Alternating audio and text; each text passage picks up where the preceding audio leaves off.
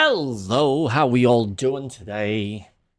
Let me just, that's better. Just want to adjust the camera. How's it all going? Another fun night of Baldur's Gate. We're just waiting for Robin. Street Rat, as per usual. Gotta stop calling him by his actual name. Yes. Boy, it's been a fun week for me. What have I been doing? I mean, mainly playing. I started Kingdom Come Deliverance, which has been interesting. How many hours have I sunk into this? 5.5 hours, apparently. And even after that amount of time, I still feel like I don't quite know whether the game is good or not. It's still too early to say. I'm enjoying the experience, but it's too early to really get a gauge of the general experience of the game. And I will say, I kind of screwed myself a bit because I did start one of the DLCs unknowingly without realizing that it was actually its own separate content. I knew about the DLC. I knew it was there. I didn't realize how it was accessed. I didn't realize it was kind of a talk to a character and then, that now starts off this tangential quest line where you play as a maiden in the town that you kind of start off in the tutorial area when you first boot up the game. And that's been fun, but it's also an eye-opening experience because I realize right now I'm playing through something that's about, from what I've read, 5 hours of content, and it's inconsequential for the overarching kind of, not so much the narrative, but the role-playing aspect. So all the decisions that I'm making here are not necessarily going to have any major factor. Street Rat has just jumped on. I'm not hearing him, though. Where are you? Good sir. Are you there? Are you there? Can you hear me? Do you recognize the sound of my voice? I can hear something. Something Hello? in the distance. Hello? Is that you, Street Rat? Is that you? 'Tis I. Yes, you have joined us, finally, after many eons. I can't tell if I'm turning into Gandalf or, what is he? Dumbledore? Deckard Cain. Oh, Deckard. Deckard Cain, yes. Stay a while. Still in Diablo? No, he's dead. He died in 3. Stay a while He and actually listen. did? Yeah. Look, unless they bring him back in spirit form. I don't recall Force him. I don't recall him in 4 at all. And even after that recent reveal or trailer that with Mephisto, I'm like, no. I'm not paying $60 for 4 hours of content and then the rest of it's the seasonal shit of, please play the game again and again and again and start a new character every single season. Yay! Just so you can get some cosmetics. Nah. Just commit to an MMO. Commit to the MMO and make it a fucking MMO. What is this seasonal shit? The fuck? Where did this come from? You're not making a MOBA. This isn't a roguelite. It's fucking Diablo. You make a character, you get him from like 1 level, and then you go up a difficulty, and then you do it again and again. And that's what people want. Progression. And then you do the same thing with another character. Not, you've only got a season, better hurry up so you can get all the fun stuff and then we're going to reset and make you do it all again. No, just give us a fucking RPG for Christ's sake. It's not hard. Oh, it is for them. Oh, mate. It's infuriating. How are you? I'm good. Mm. I'm good. Um, Other than that, I don't know. Just same old, same old. What have you been playing? Continuing Stardew Valley. Oh, how is that? You haven't given me an update on that. How are you finding it? I'm almost at the end of Like winter, so I'm okay. almost having done a whole year Okay. completion. Is winter the last one? So what do you start with? Autumn. I started with spring Okay. All right. because I So you think still you can have. choose Oh, it's when you winter. start the Yeah. game. Okay. You can choose which season you want to start Really? with. So I thought if Ah. I start with spring, Mm. then I can work my way up to winter Yep. because nothing happens other than, okay, this is your time to kind of decorate the farm, get things kind of sorted, build relationships if you want, start mining, unlocking community center things. So I unlocked the quarry. Mm-hmm. I have 7 hearts with Shane, and I'm Did you say building my 7 hearts relation. with Shane? Yes. Oh, Shane, not shame. Yeah, I'm like Shane. shame. Shame. Ah, so much shame. Ah. Yeah, go on. I'm building relationships with the wizard, Shane, and Robin and Marie, Mm-hmm. the farmhand lady. Just because I feel like, to me, I really like Shane as a character. They're kind of like a redemption arc. Like he's feeling really depressed about his job and stuff. And I'm like, I totally relate. I like you. So I have done that. I'm up to level 65 on the mines. I'm Mm-hmm. getting all my levels to about 8. I'm still poor as fuck, so that's Okay. nice. Okay. And now I've just unlocked copper tools. So my Cool. axe, pickaxe, hoe, and bin are copper now. Nice. So I've gone around, started clearing out more of the wood within the farm, so I Yep. can just start really playing with placement and what I'm really going to focus on, because my next goal is getting the greenhouse. I need that greenhouse. So you know what? It's grown on me. I'm playing less of this. Oh no, I didn't do anything today. I kind of just fluffed around, and I'm okay with that Yeah, and you because the gotta be. game doesn't give a shit No.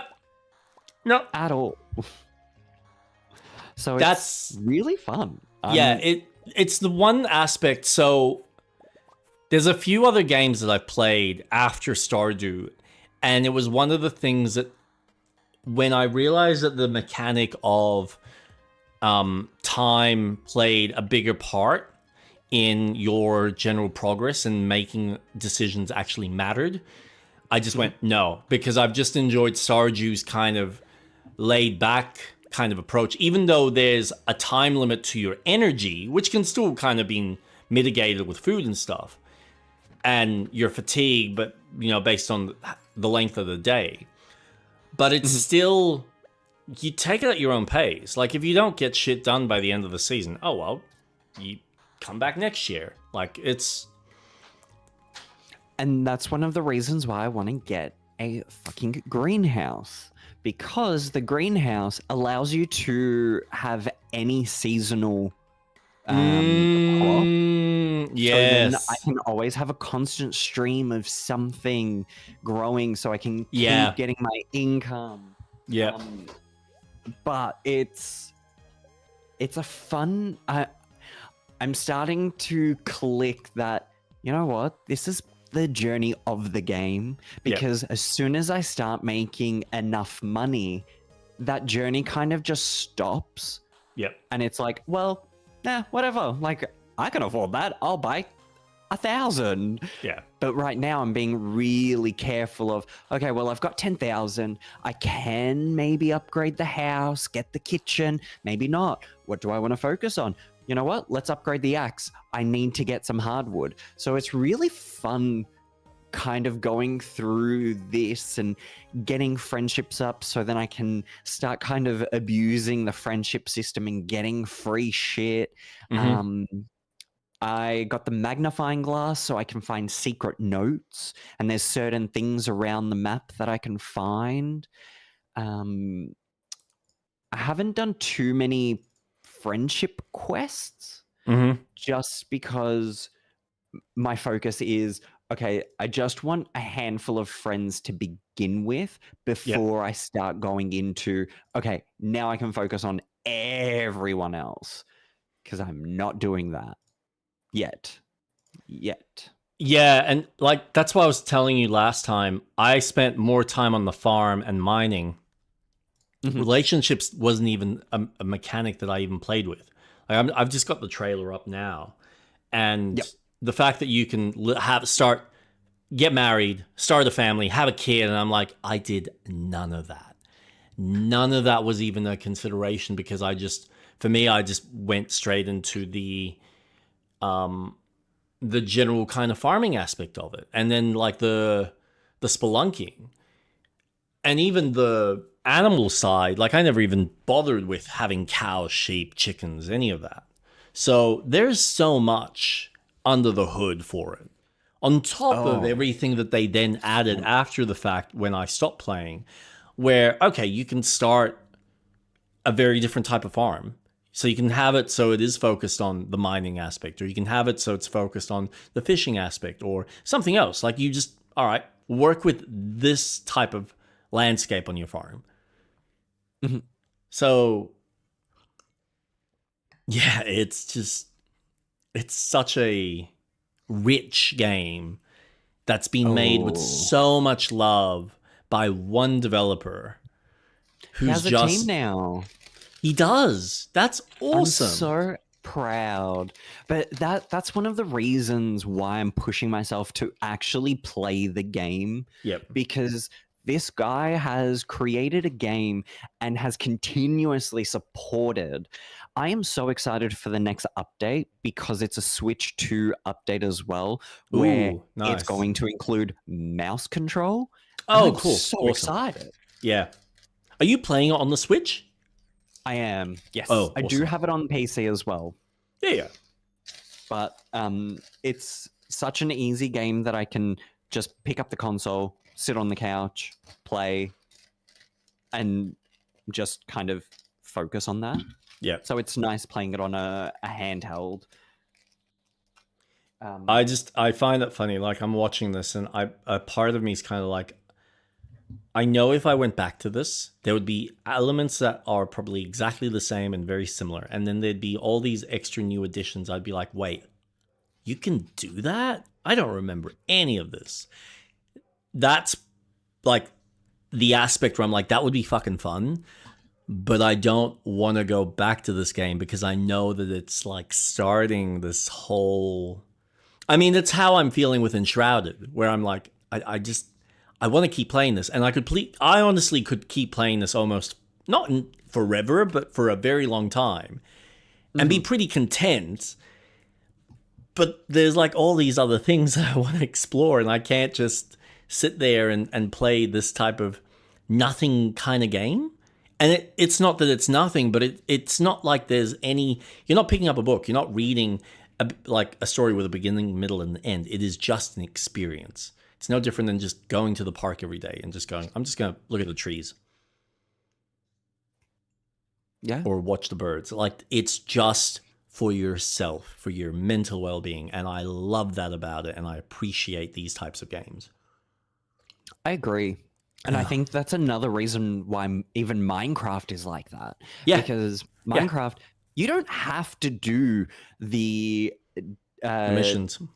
The dark depths. Yep. You don't have to go to the nether if you don't want to. You don't have to go to the end. You don't have to do a monument. You don't have to go to a stronghold. You can just play how you want. And exist in the world. Yeah, Yep. I love that type of game, and Yep. Stardew Valley is. I'm getting used to the whole time system, and I know there is ways of staying up later as you get into late game, Mm-hmm. but I'm still considering myself in early game. Mm.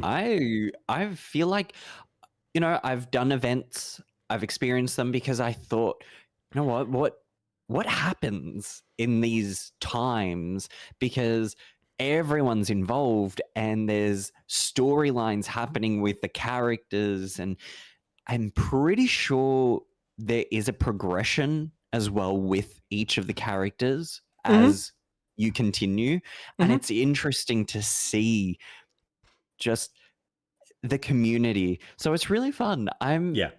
I'm really enjoying it. I've stopped myself at the moment because I'm trying to rack my head around a layout for Mm-hmm. my farm, but I just Mm. can't. I need to clean it all Yeah. of all wood, Yeah. all Yeah. everything. Yeah. Um, Mm-hmm. but I've got a cow, I've got a couple of chickens, I've got a dog. So, every morning as soon as I start the day, the first thing I do is pat Leo. I fill Oh up his water god. bowl. I Yep. then head to the chickens, Yep. pat them, collect the eggs, make sure that they've got hay so they're happy.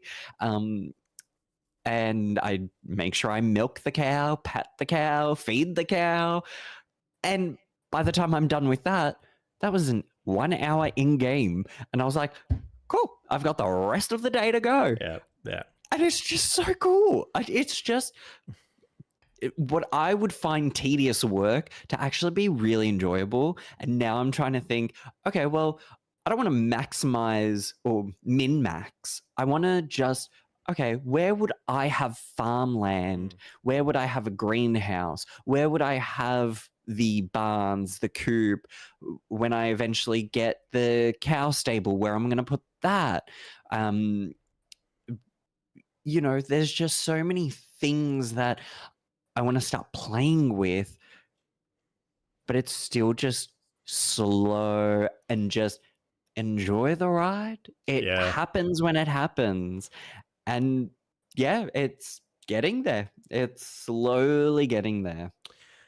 It's interesting hearing you say I don't want to mid-max, because I recognize the fact that a lot of these games, it's what I tend to do. And even in Stardew, I kind of just mid-maxed it. And when I did, and I finished the game from a financially really strong perspective, where I'm like, I can go and do whatever I want.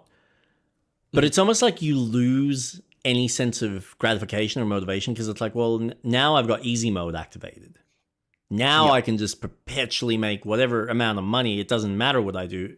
So it's like, what's the point of putting in the effort? Which says a lot about rich people. But Mm-hmm.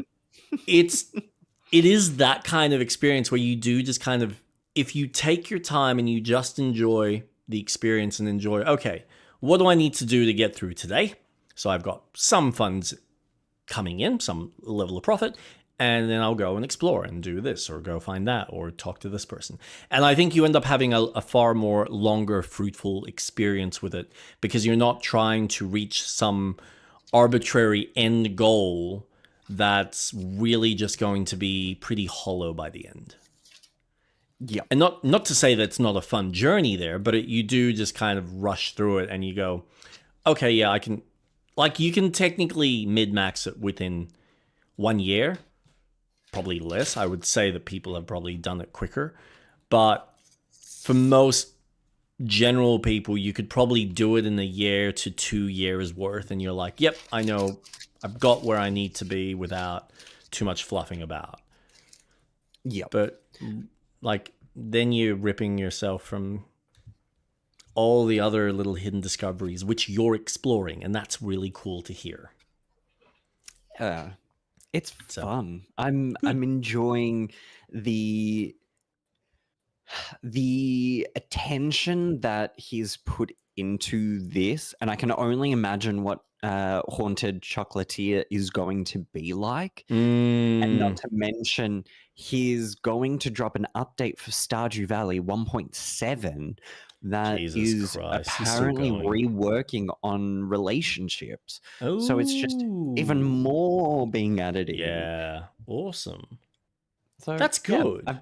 I have been playing that, and I have been playing Pokemon Legends, which I have been streaming because my god, that game is really fun. I'm loving the, I want to call it roguelike kind Okay. of element to it, Uh-huh. where the DLC introduces portals around the map that you go into, and they're just little pocket spaces of Lumios, but it's a fracture of the city, and you might have 3 to maybe 7 or 9 different types of Pokemon, depending on how big the area is. I am in the end part of the game because now the Pokemon are level 170, so 4 stars, and they reach a Mm-hmm. maximum of 5 stars. So I know I'm close to the end. So the donuts that I'm making now require a lot more stronger berries. So I need to make sure that I'm getting the right kind of donuts with the berries that I'm making. So do I want to lean more stats into getting more items when I go in? I've got to make sure that the calories of the donut is high enough so that I can be in there for longer and a higher star rating. Mm-hmm. um, and my fucking god, the mega Pokemon, the new ones that they haven't announced and didn't market at all, have been such a delight to be surprised. There's a side mission. Mega Pokemon has been detected. Okay, let's go in. I'll give myself 10 minutes and I'll give myself more special defense and higher attack. I don't know what's going to be in there. I go in and it's one of my favorite Pokemon and it's mega evolved. Okay. Okay. Sick. This experience has just made it so much more fun. I love it.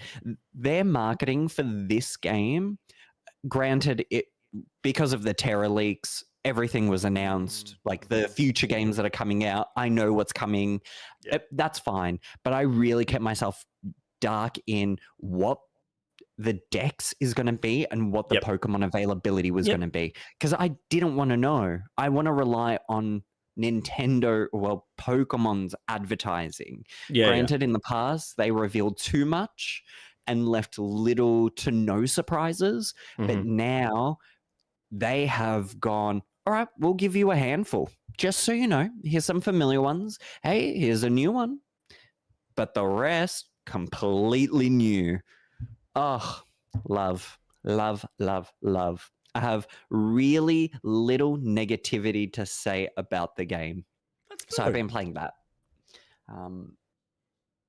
So yeah, I don't think I've really played. Oh, Tomb Raider, because I'm really in a fucking Tomb Raider Yeah. mood. Yeah. Well, it's funny you say that because I did finally restart. I bit the bullet and I bought Yes. the 1 to 6. Yes. Now, technically, Yes. technically, I got 1 to 3 for free on. Epic. I think it was Epic that gave it away for free. Yes. And I'm like, I could just play this through that and just buy 4 to 6, and then I got it. But I'm like, you know what? For $30, I never even paid for the game. I might as well throw him a bone. Here you go. Thank you for redoing all these games. So I started replaying 2 because I did start trying to remember if I was playing. I think it was the original ages ago when I was going through, like when I finished 1 for the first time. And we had that chat about it being like a Dark Souls game. Yes, yeah, because that was my like, oh, this is because I hadn't played it in so long, and so when you play it, you're like, oh yeah, this is very methodical, almost like a Souls-like, where you're making very distinct decisions with surprises around corners, and you're trying to figure out how to get through certain areas and puzzles with the most amount of health to get through. It's just unfortunate that the bosses aren't that interesting in this, or like the actual fights are just like you bounce around and shoot. So I'm playing number 2, obviously with the modern controls, which it's funny.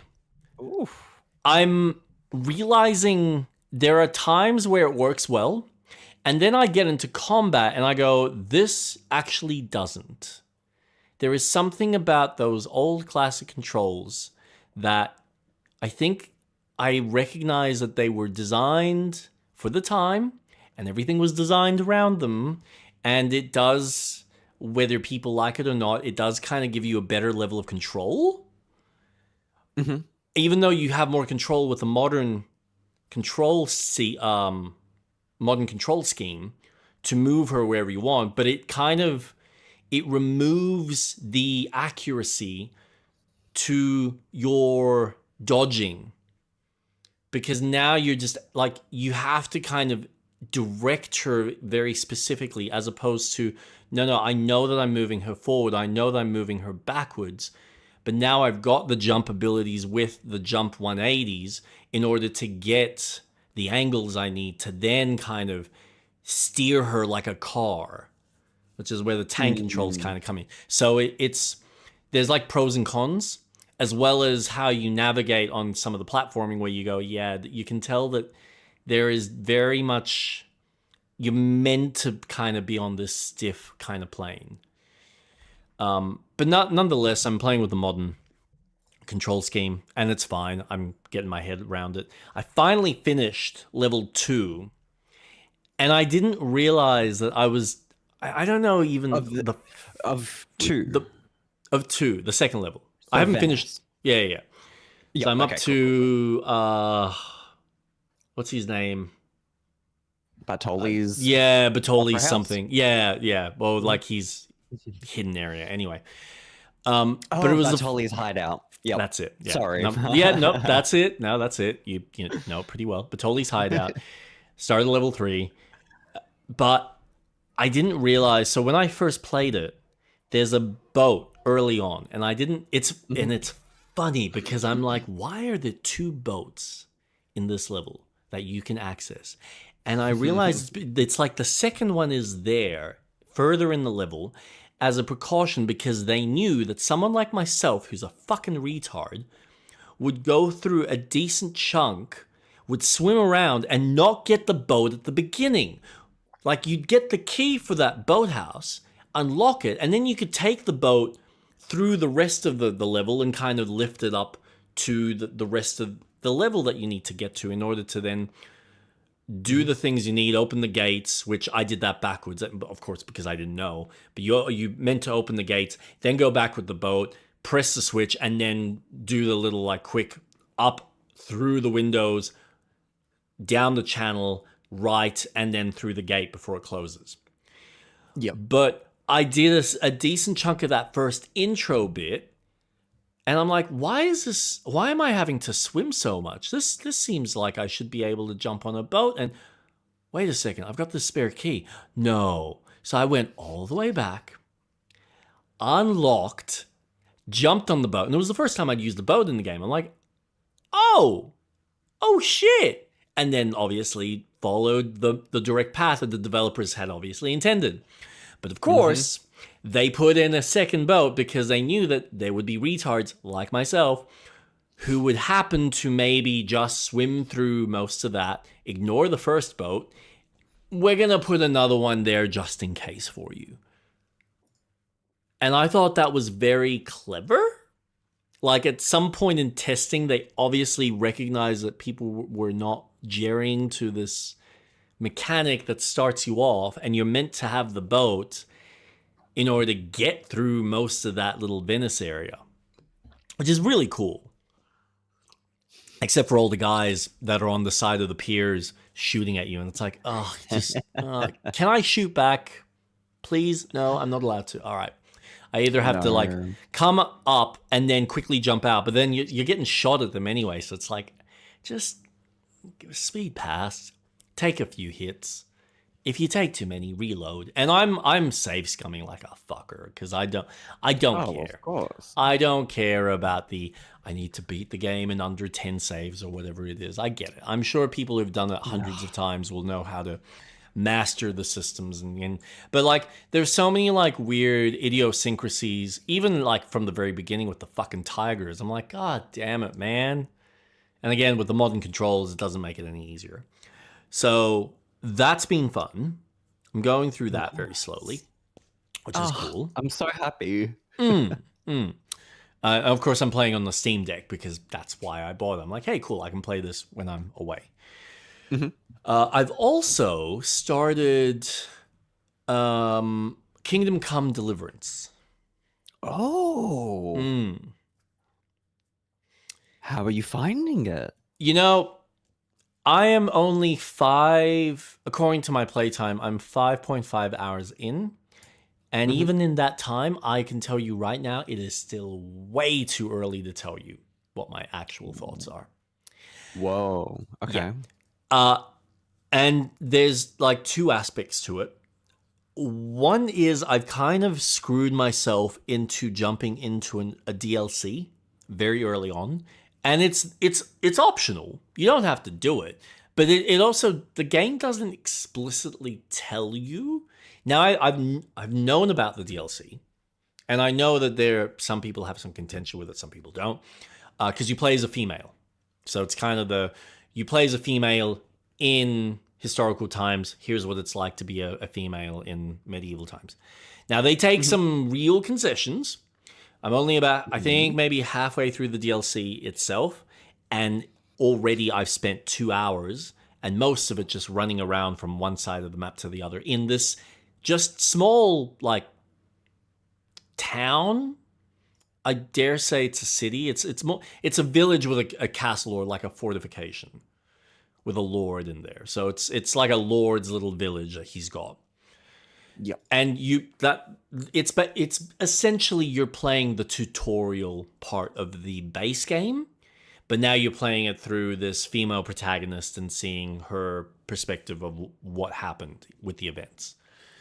And they've added in a few extra things, so you can do some archery in there. You've got a few other little activities and stuff, like you go into a mine and you have to use a map to kind of navigate, so you're sneaking around.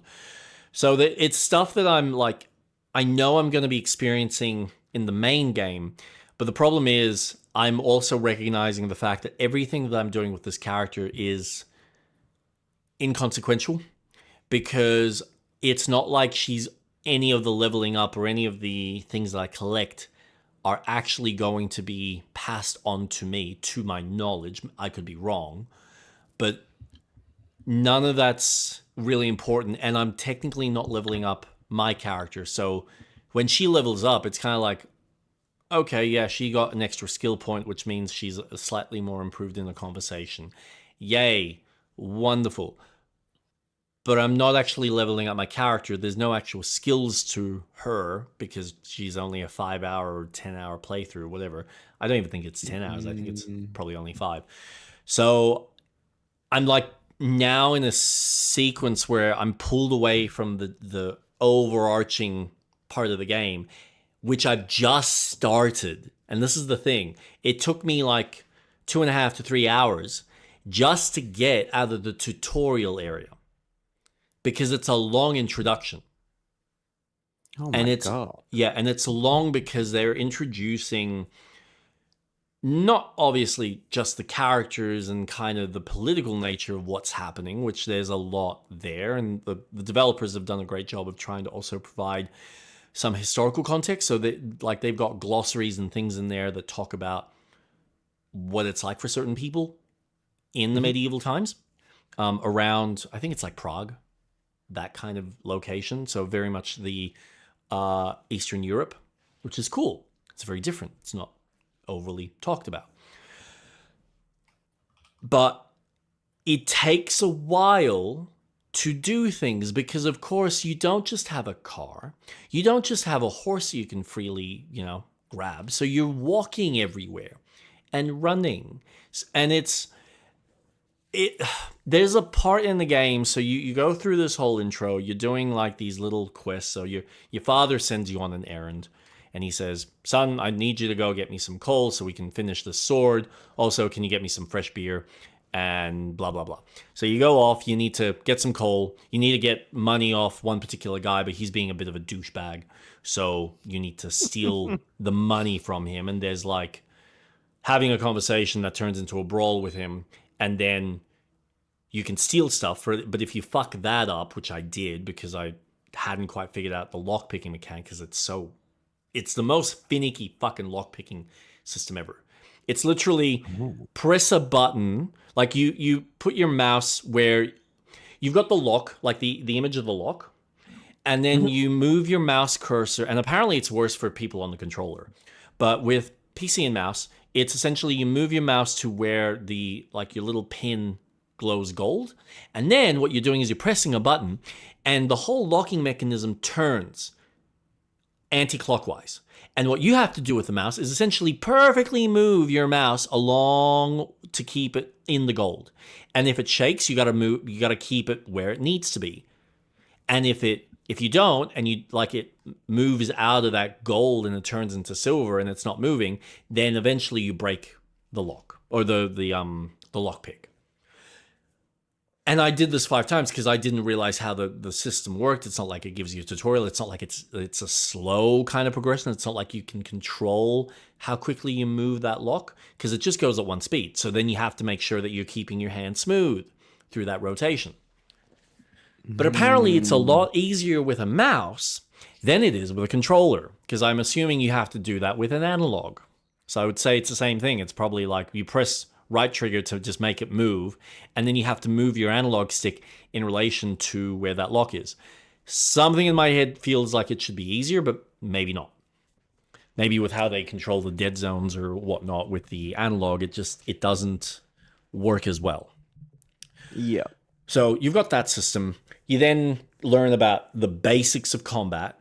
And when I say basics, I mean like, oh yeah, we kind of teach you some of the not even countering. It's like you can attack in various directions. So you can attack the head, left shoulder, right shoulder, left waist, right waist, and then poka front. And then you've got blocking, which I haven't even gotten to. And then there's like some other stuff.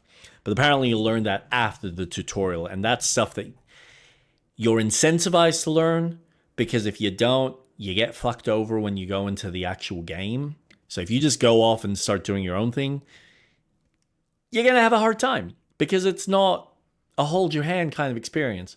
And of course, there's no like quick save, quick load.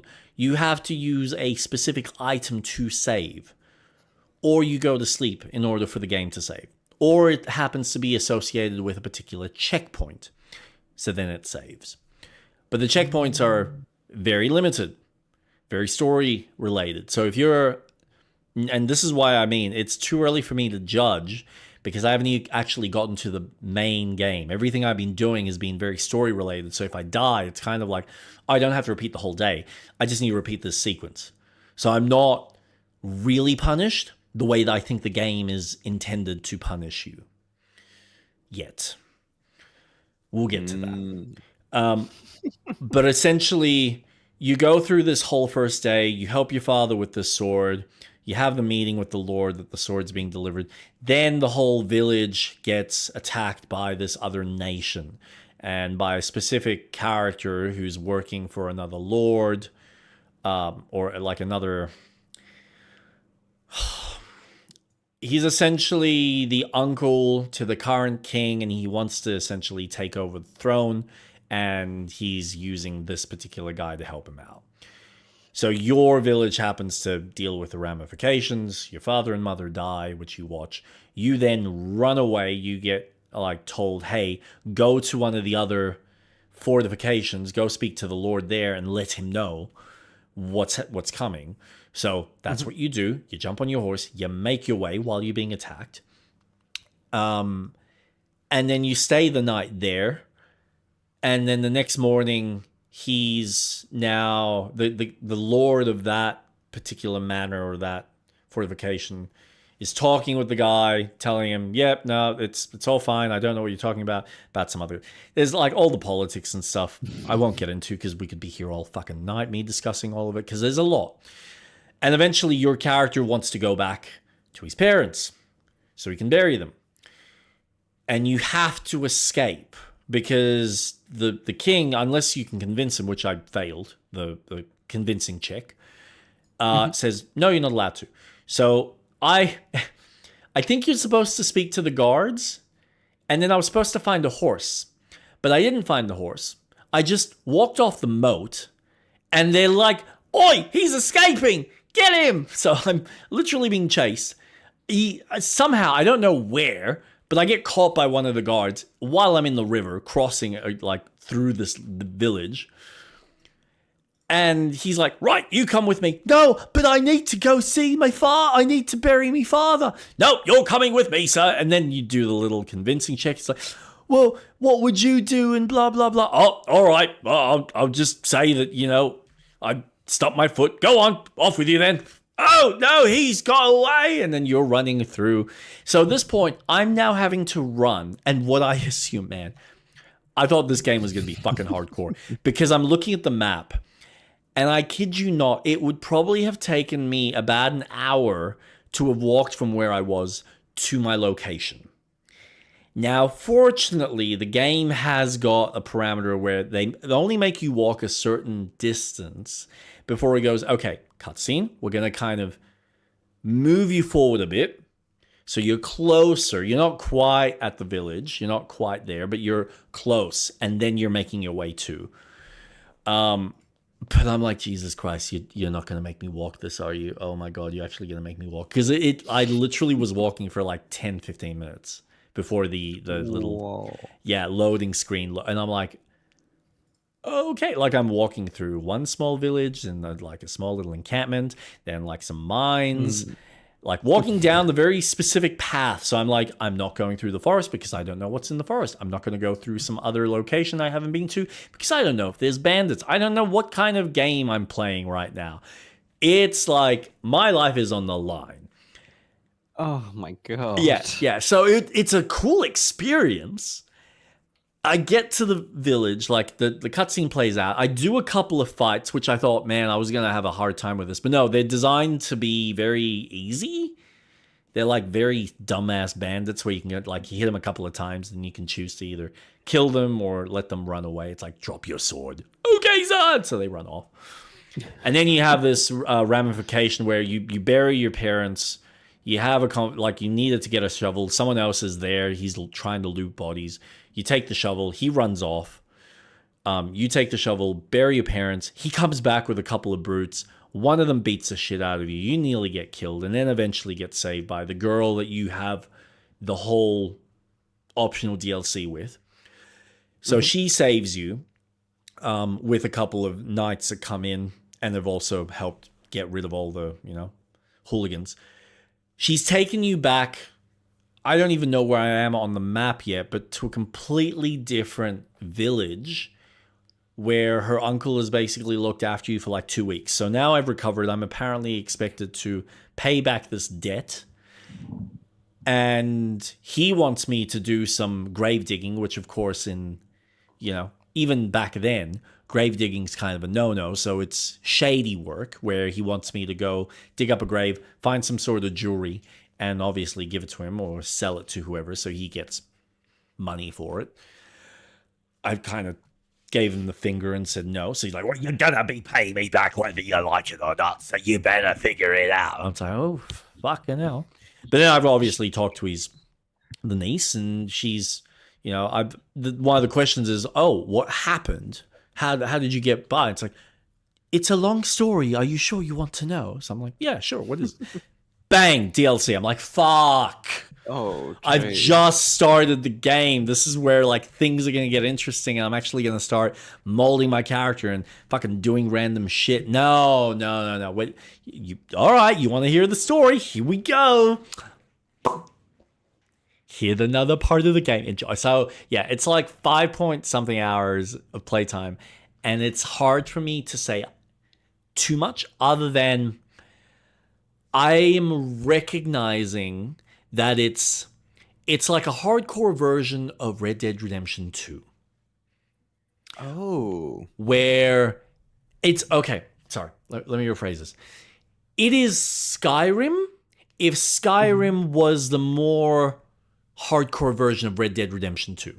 From a more slow, methodical kind of experience where it feels like you can walk for miles and either find nothing or find something in, like, just some animals, maybe some plants, or you can literally get yourself into all sorts of trouble. So it doesn't feel like the kind of game that is, unless you're fast traveling, where that's where you have the random encounter events that can happen on the map, even at night or day, whatever it is. This is, if you're just walking through, it's not going to be like an Assassin's Creed or even like a Red Dead where it's designed like every 10 or 20 minutes, or not even, like every 5 minutes or 2 minutes. We are going to keep you entertained, because if you are playing for more than 30 seconds, you're going to be bored and you're going to put that controller down, you're going to turn the game off. No. It is, you can tell that the designers intended this to be very much an immersive experience of, this is what life was like. If you don't have a horse, you're going to be walking a very long time. And of course, this game does have fatigue that you need to manage, not just from like sleep. So you do need to sleep. And then you also need to eat. And food does also, what's the word I'm looking for? God damn it. Like grow old. That's not the word. Not ripen. Oh, it ages. Yeah, ages. Yeah, there's another word I'm looking. Yeah, no, ripens when it becomes sweeter, and it's. Mm-hmm. There's another word I'm looking for. Decays. That's it. That's the word. It decays over, depending on what it is. Might be 5 days, might be 3 days, might be 2 days, whatever it is. So it gives you that percentage. Then, of course, I think the clothing's also degrade as well. So you've got all these systems that you're managing your character and then managing what you do in the world. It's like, fuck me. I'm going to have so much fun. But also, I need to, like, expires? Ferments? Yeah, no, that's actually ferments. Not quite, but expires. Expires is good. I like expires. But it's just really, you can tell it's very dense, even if there's a sense of clunkiness to it, which I'm assuming is mostly fixed in the sequel. I've heard really good things about the sequel. But yeah, it's, like I said, 5 hours. It's way too early to tell. That's also partially because I started the DLC. Naughty me, but I also didn't know. So once I get through the DLC and I start actually playing the game, I should have a better sense of what it is. But I'm enjoying what... And I actually I started this game ages ago, but I only ever got... I thought I did the tutorial. I did not. The tutorial was actually much longer. I probably only got through half, maybe 2/3 of the tutorial. So it's a good length. It's a good length before you're like, oh, here's the actual introduction credits. It's like, what? What is this game? Like, who... The balls on these developers who have made something so, like...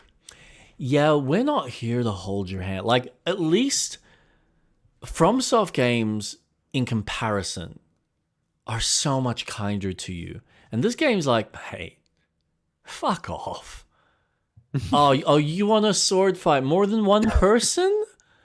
Oh, without training. Okay, sure. See how well that goes for you.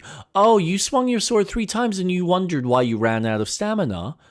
Oh, well, that's because your character doesn't have the physique for it. What a shock. What do you mean? Huh? Huh? No, no. No hand holding, no bullshit.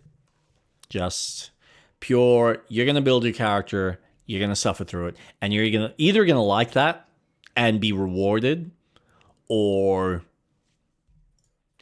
go play Ghost of Yote. We hear that so easy. Which I finally completed. I've done all the content. I got the platinum. Yay. I was actually quite proud of myself.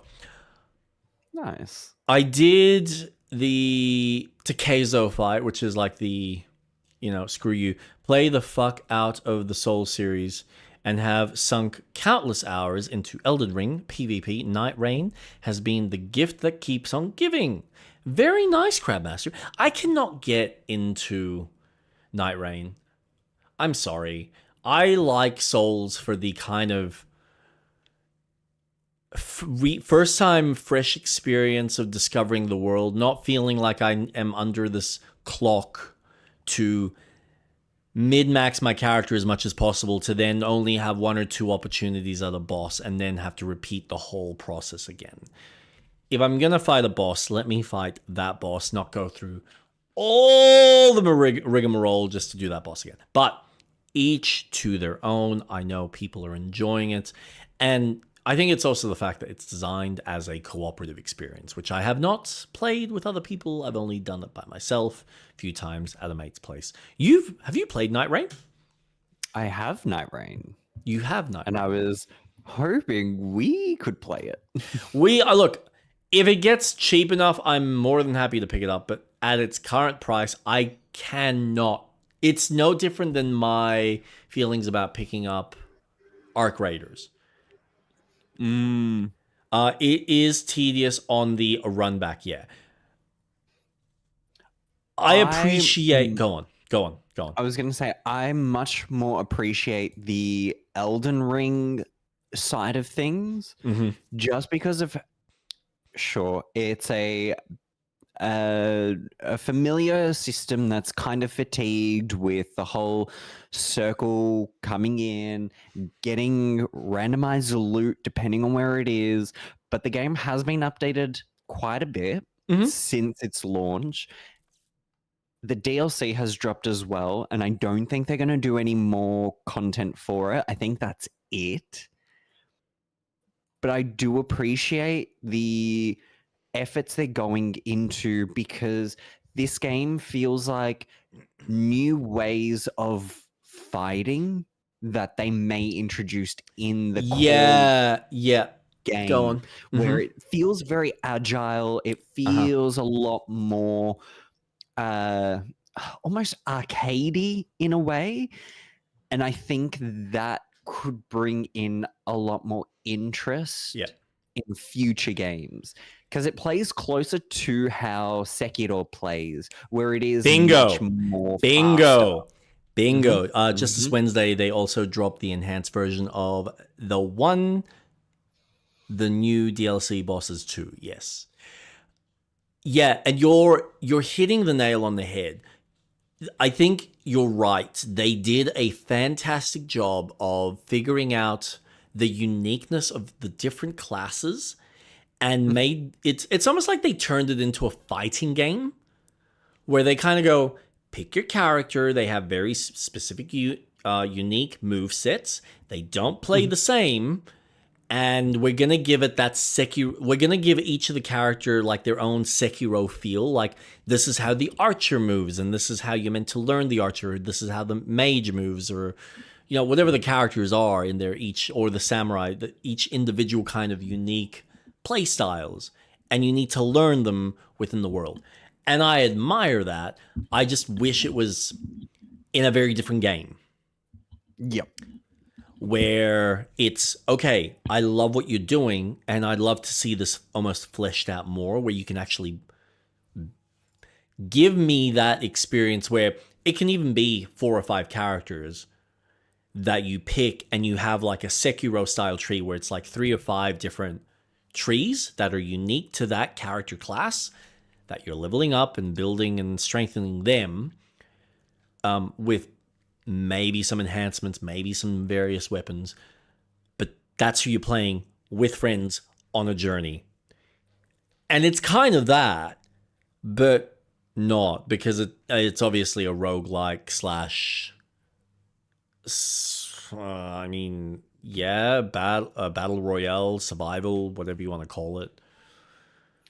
It's more so directed as a roguelike because they have changed where loot is found. Mhm. So at the start, people did used to go, okay, this is where we need to go because this Yep. is where this item is. Mm-hmm.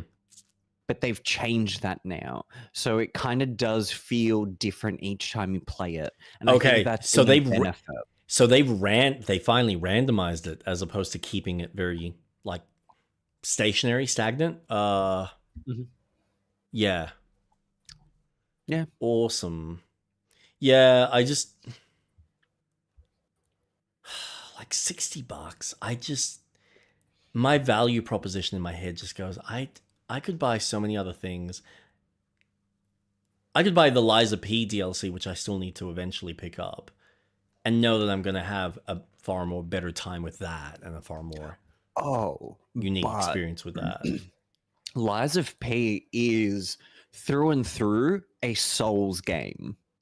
Yeah. Well, there's no multiplayer. It's just the single player side of it.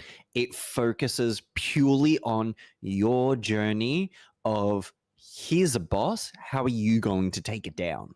yeah. It's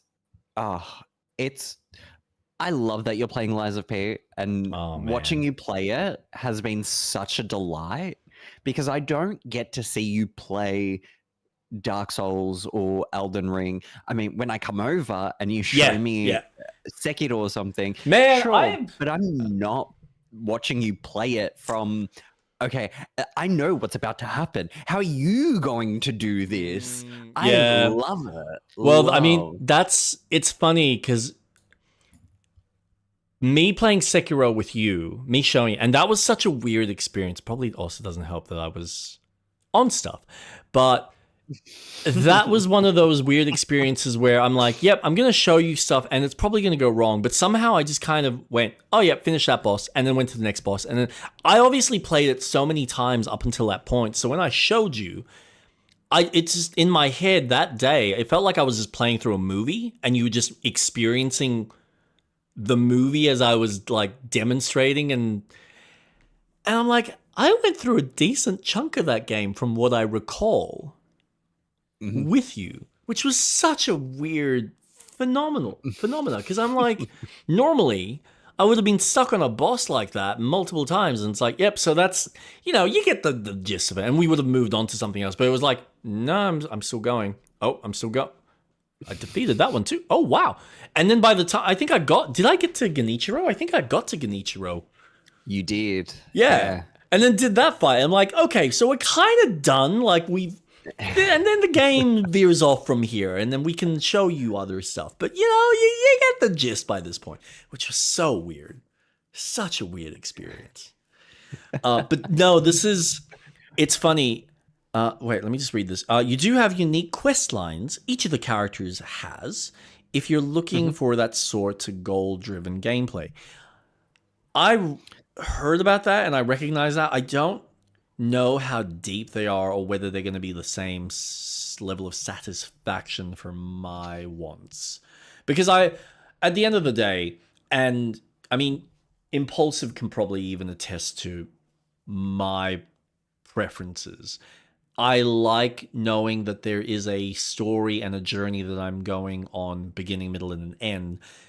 And my sense of progression is I'm actually building the character and not feeling a sense of, oh, yep, so I built the character up until this point, now I got to do the whole thing again because, well, you stuffed up or you've done the whole night. Like, yay, move on. Night Rain randomization is very limited. You're limited to a set amount of possible seeds for each of the bosses with the same points of interest. Camps, ruins, and field bosses with only a change in loot you can find. Okay. So, yes. It's cool. I can recognize the enjoyment that people are having. I also have to acknowledge it's not necessarily something I'm in a rush to play when there's so many other things that I would like to try. And I know, like, for you and I, Street Rat, this game on its own is going to be big. And I reckon by the time we're done, I reckon you would have, if not already have, you will have picked up a cheap copy of not It Takes Two, Split Fiction. I'm hoping it goes on sale. Well, it is on sale. But it is not. Yeah. I know. I got It Takes Two for cheaper.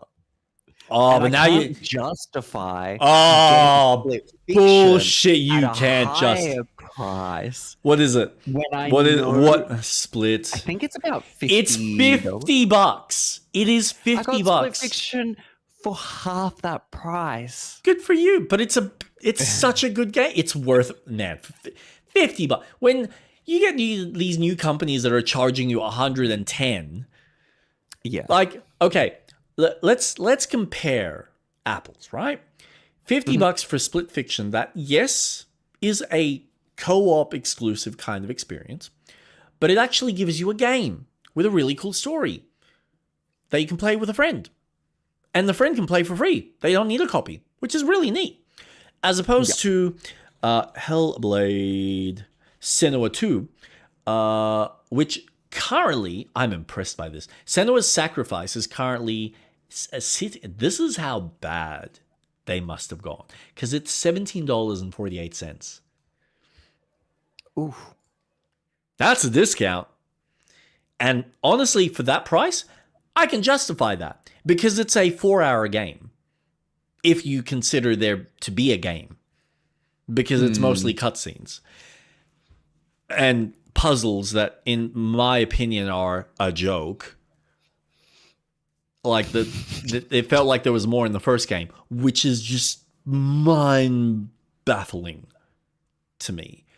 Love the story, love the experience, but what the fuck were they smoking? It feels more like a tech demo, a really fucking stunning tech demo. It's the nicest tech demo I've ever fucking played.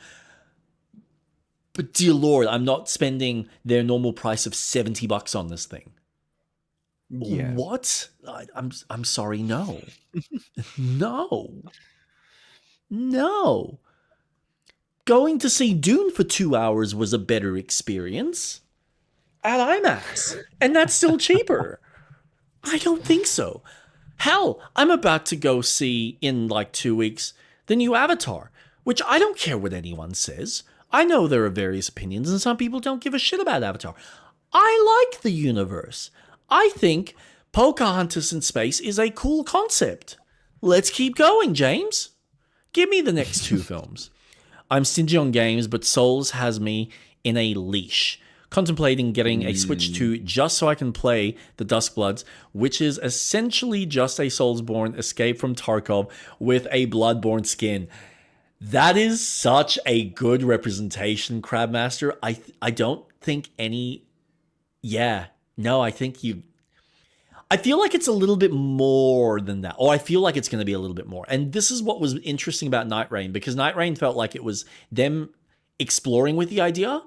And then I think Duskbloods, as you're right, it's probably going to be very much a Tarkov kind of experience of get in, get the thing you need for your quest and get out, with probably a few more caveats and other like tweaks, which will... been mentioned that it's an extraction game? Yes. And apparently there are people that have already played it. To what extent, I don't know. But it's been in NDA for some time, so there's really not much to it. But the interviews that have come out about the game really kind of demonstrated as you're coming in, you select your character, you're coming in with a very specific task, and it might be either go and kill another player. It might be, and it's all based on the character that you pick. And this is the fun thing, because each of the various characters that you pick have very unique, specific quests.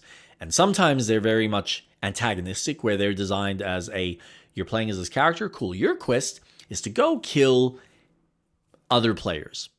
Go kill them. Kill X amount. I don't know, however they design it. Another character you play as, it might be, we need you to go find this particular relic. So you go and you find the relic and you need to escape with it. Or it might be, we need you to go find this NPC and help him out in this world. Awesome. Or it might be, go and take down this particular boss. So it's all these various different quests that every player, so you might have 2 or 3 players all coming in with very specific tasks. And sometimes you might work together, I would assume. Like you might decide to see each other and go, are you a threat or you're not? No, I just need to get that relic. Do you need a hand? And then can you help me with the boss? Awesome. Yeah, let's do that. Or it could be antagonistic where you have that fight. Or you're dealing with a player that wants to kill you because that's what he's there for. So it like the layers that everyone's coming in with and how that all mashes together is what's going to be interesting and how that's all going to work.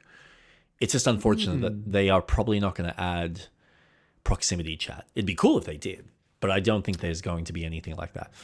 Yeah, you get a goal with a certain parameter and such from the trailer. Not to mention, for years prior, Miyazaki has been wanting to make an Escape from Tarkov. He never mentioned that. Nothing that I've come across. So the fact that he's wanting to experiment with that, yeah.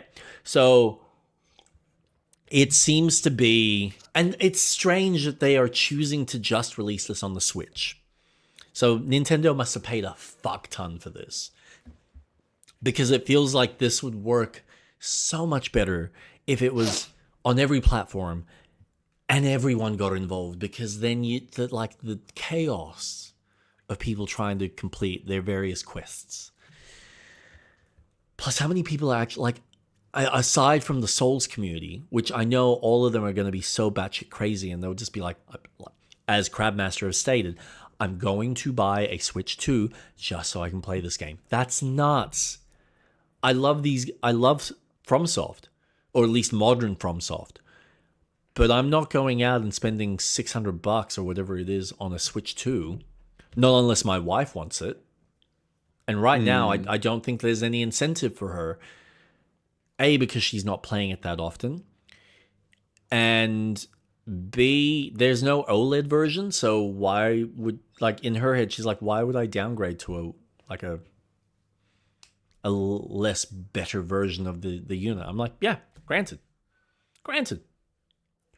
Unless you're okay with the LCD, which I recognize is perfectly fine, and I don't think my wife would honestly give a shit, but she's like, no, I'm happy with my Switch one. Cool. Awesome. You'll greatly benefit from proximity chat. We've seen Nintendo exclusively coming to other platforms officially before, but it's very, very slim. But none of their other games have had proximity chat, so I wonder if they will use a similar Arc Raiders system where it is more focused on emotes.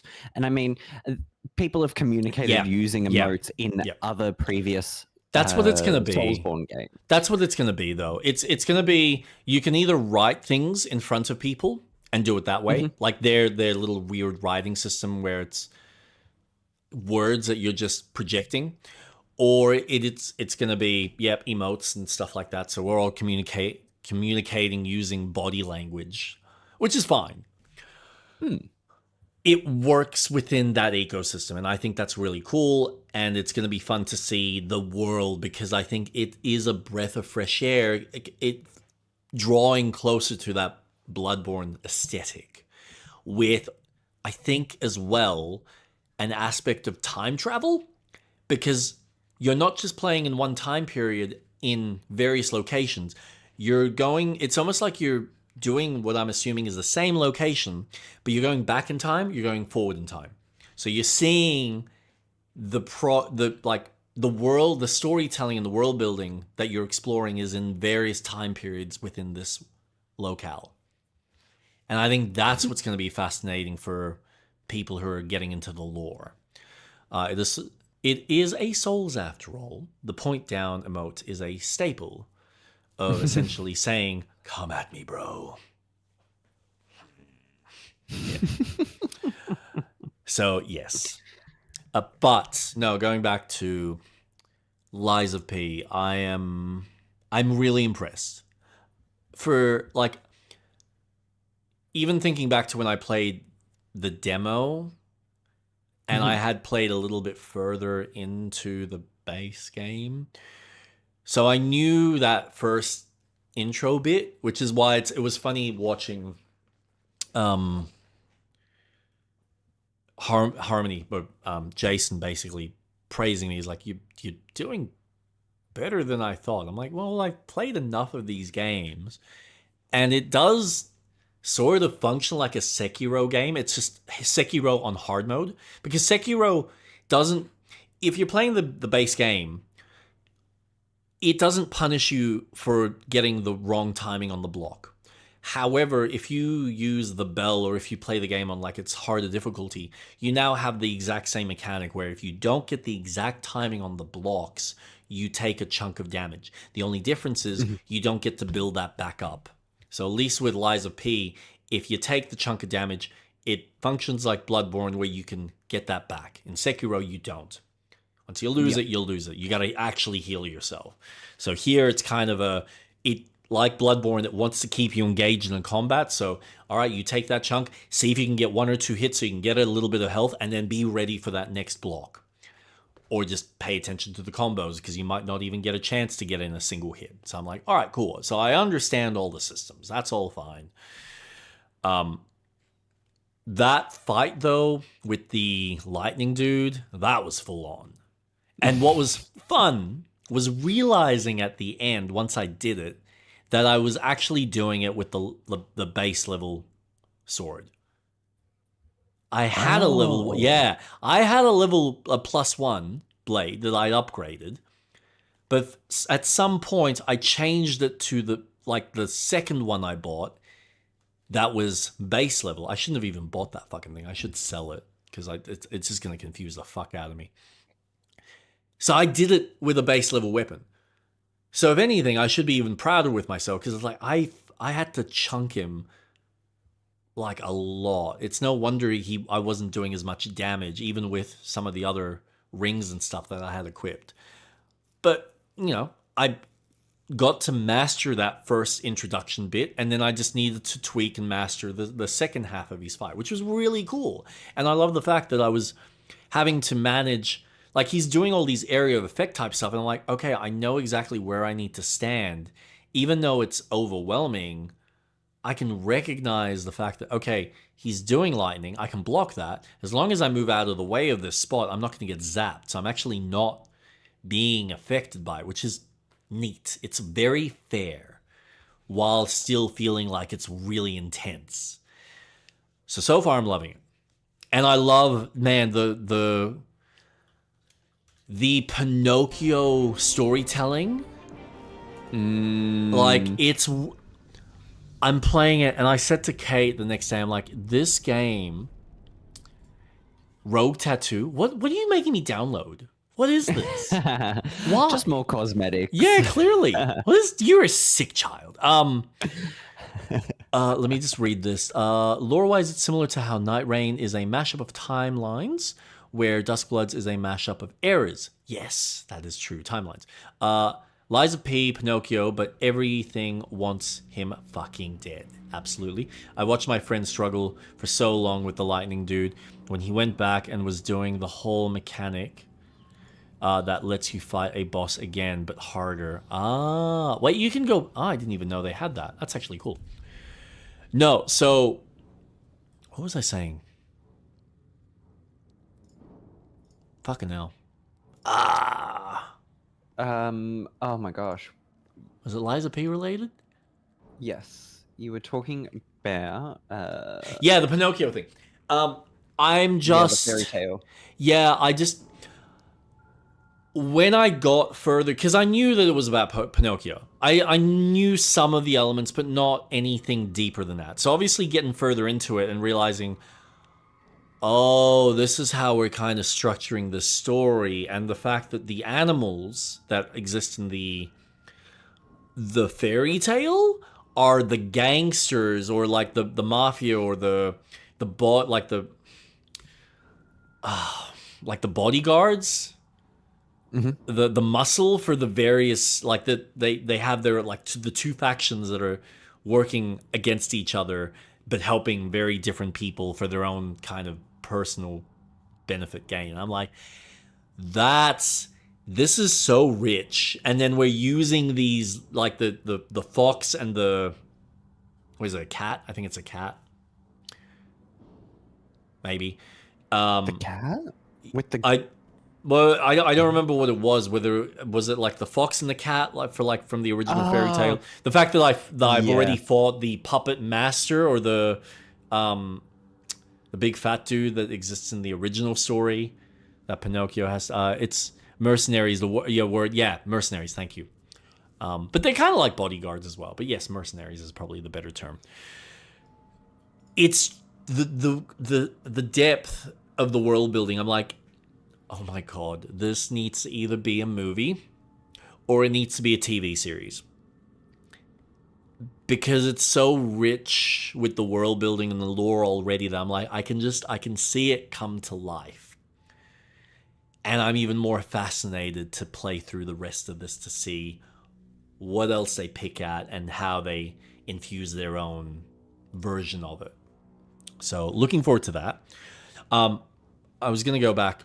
I forgot to mention, or forgot to finish my thought. Takezo, Ghost of Yotei. For a fight that was designed to be ultra fucking challenging, it's amazing how once you unlock or find the right charms and equip them with your maxed out character and the right gear, and this is the thing, there's really only two pieces of gear that you can use. One that's designed to really help and assist in countering, but it also can be difficult because of the fact that the counters need to be semi-perfect because you can't just randomly block. But you do get the enhanced timing, so that, along with the other charms that also further enhance the timing of your parries, means that you now just can get the perfect blocks. Wonderful, as long as you get close to that timing. And then you get 3 free hits, which make the fight so much quicker.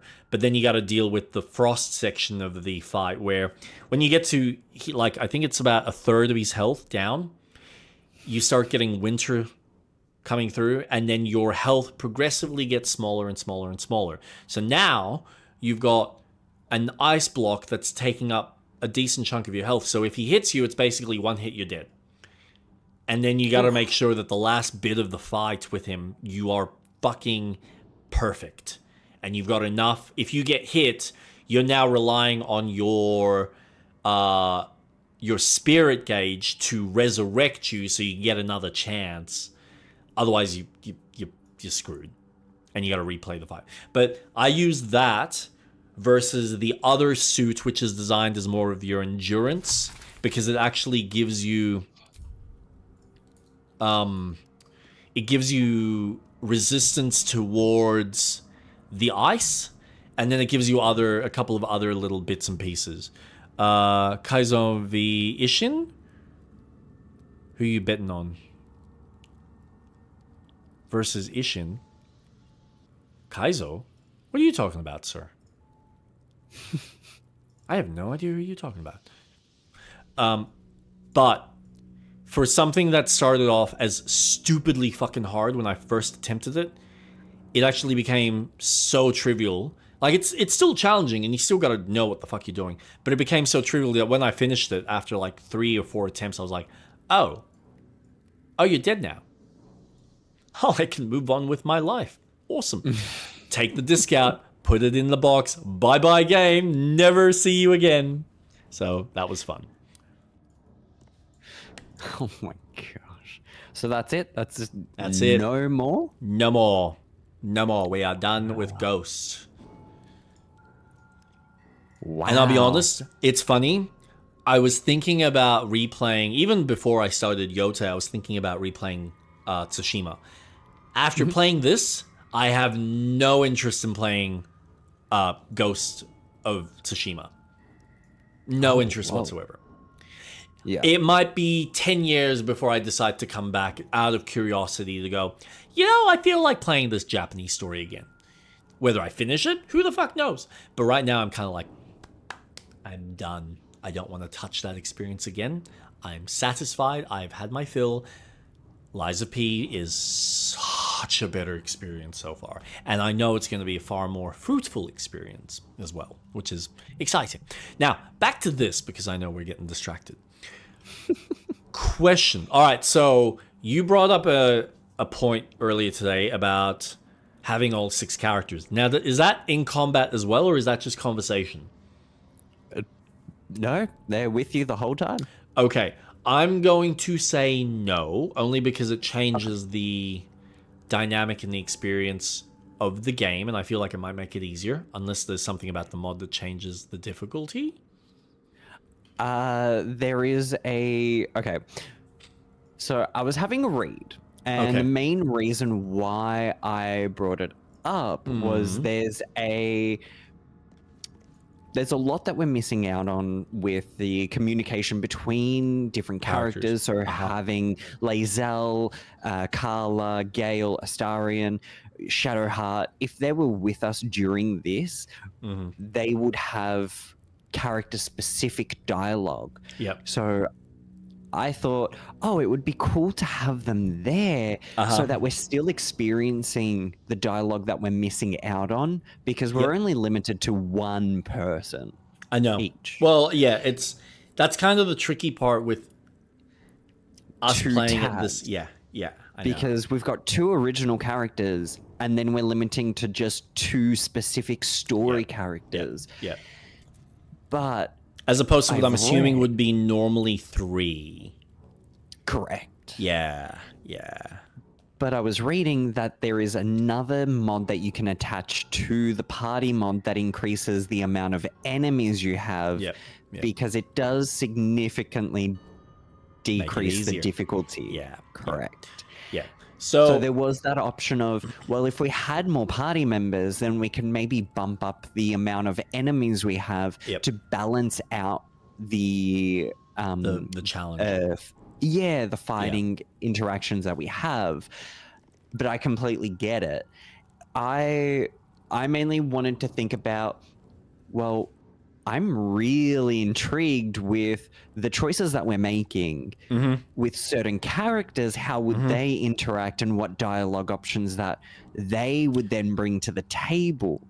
But I am completely fine with not, and just continuing on as we are, because it is... I'm loving this game. Yeah, this has been so much fun. So for me, I'm not fussed. I put it on the table just to see, well, let's gauge. What would you be open for it? If you're not, fine. We'll continue on. No stress. It means that I've got more of a reason to go, you know what? I want to play this game again, a bit differently. See how I go. And that's fine. And I guess that's part of the experience. That is the intended, yes. Yeah. One thing that I would hate is if there was 4 people playing this game, you would completely miss out on having those original characters with you. Yes. Part of that. So it baffles my mind that you're limited to just 4. I know. But yeah. And I completely get your point as well. Well, I haven't even made my point. You just know what my process of thinking is, which is fun. Well, you brought it up before. Well, it does make it easier. It really does. But it's okay. Change. It's not even that, right? Changing those mechanics, obviously it's going to make it easier. So yes, you kind of mitigate it with another mod, and you kind of balance it. The problem is that I want to, with any of these kind of games, at least for the first,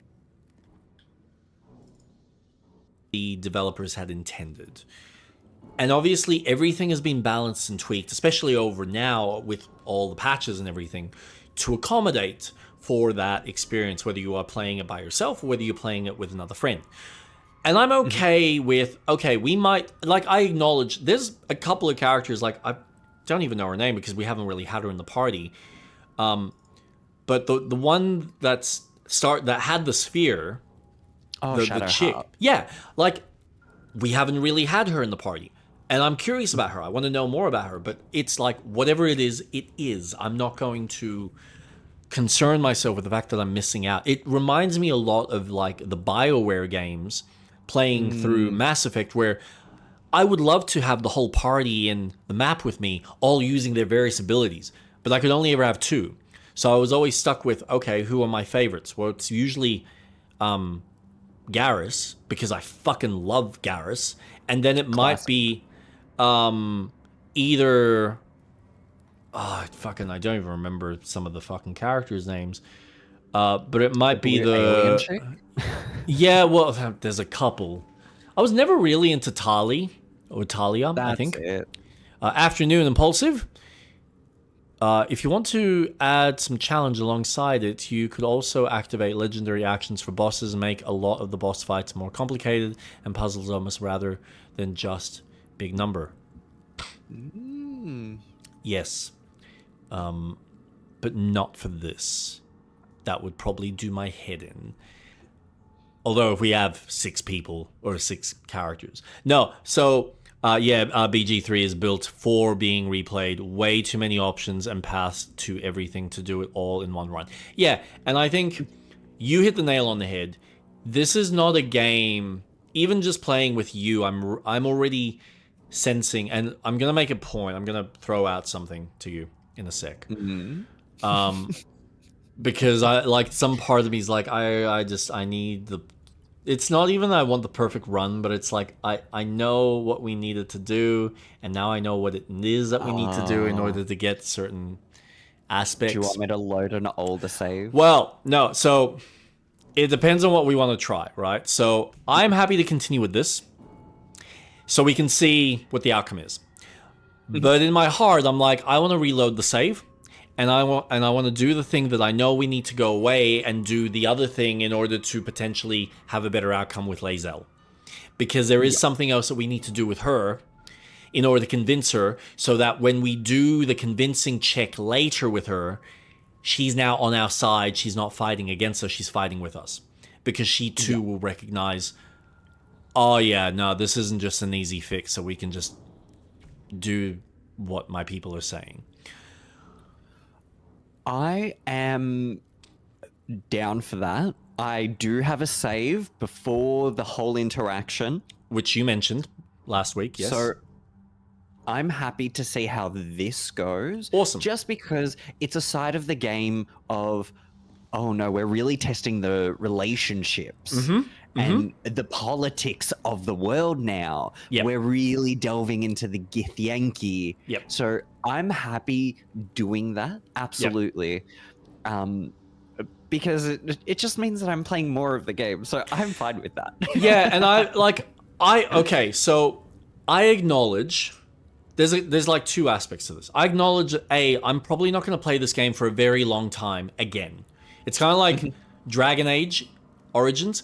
I loved it. I think it's fantastic. I think it's worth playing again for people that want to experience all the other little aspects, because there's so many different decision makings that will branch out. And I recognize that this game has that, but it'll be a very long time before I even want to attempt something like this again. And if I do it, it's probably going to be for myself, because I want to kind of see what other things that I want to kind of manifest and do. Yep. But it'll be a very long time because I want to play other things with you later down the line.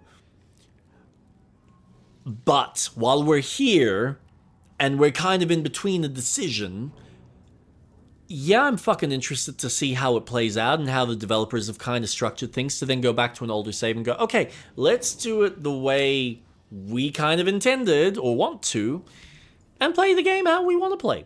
Like, I'm having fun. I love exploring. I love seeing all the, wow, cool. Okay, now let's do the other thing. Because that's fascinating. The choices this game has. And even if we fuck up, it's like, okay, yeah, we just got an older save. We can continue through this and lose a character. But I like Lae'zel. And I think it's fun to play off the fact that you've been wanting to kick her off, a bridge all this time. And maybe you'll get your chance. Like, it'd be very unfortunate if we just Maybe. happened to have to stab her. You know? So, yeah, so we're okay with continuing this, see how the combat encounter goes? Yep. Awesome. And then And then we can replay.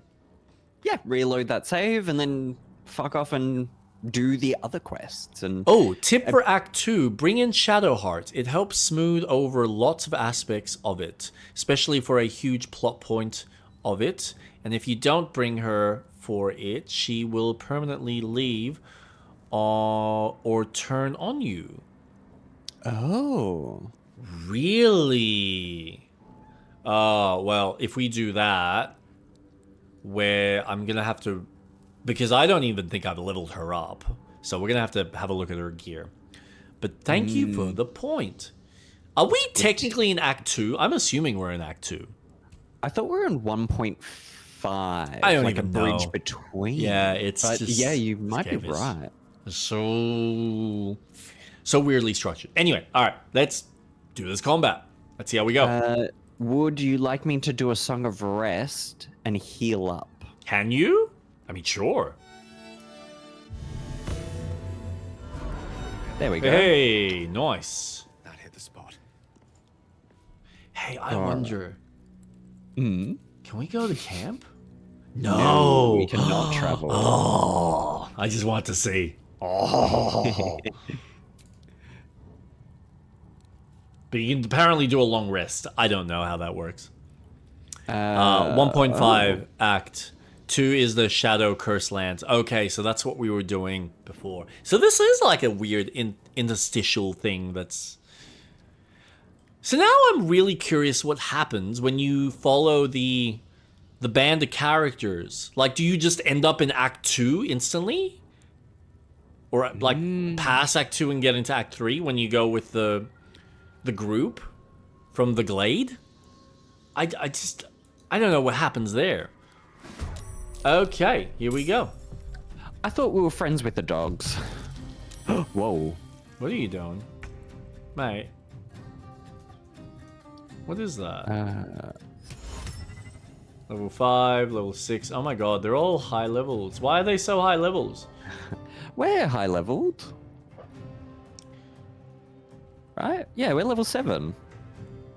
I mean, This sure. is easy. Yeah, peasy. maybe. I mean, yeah, if I'm doing that much damage, maybe.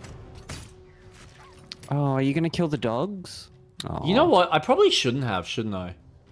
Probably should be concentrating on the other characters. The ones that can shoot me from a distance.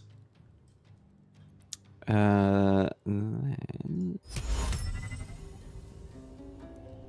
know, I wish I could, like, stand behind something. There's really, like, nothing. When your minimap has a red outline, you can't go to the camp or fast travel. Ah, that's what that means. Funnily enough, you can go straight to Act 2 from the beginning. No issues. Don't have to even ever enter the Druid Grove or fight the goblins. Huh. Interesting. That is fascinating. I also feel like doing that would completely fuck you up because you haven't leveled up. Unless you've done some sort of grinding. Where do I want to stand? I don't even know.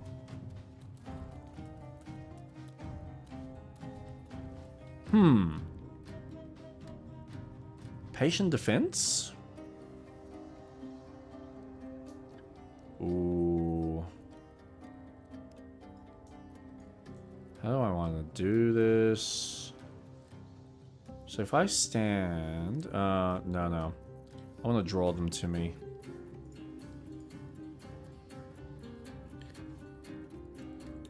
Okay. Yes, good.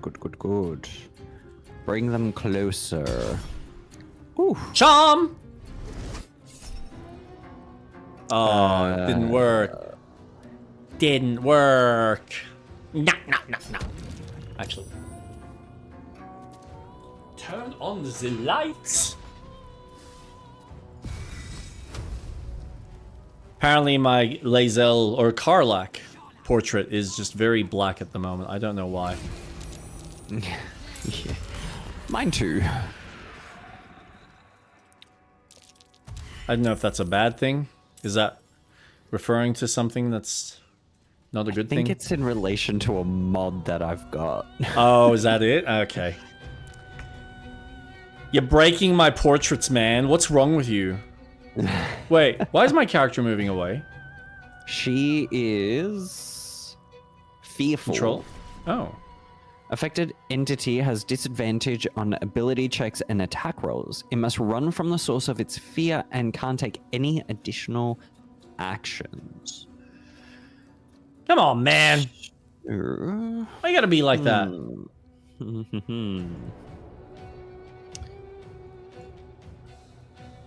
Oh, so I literally just have to end my turn not being able to do anything.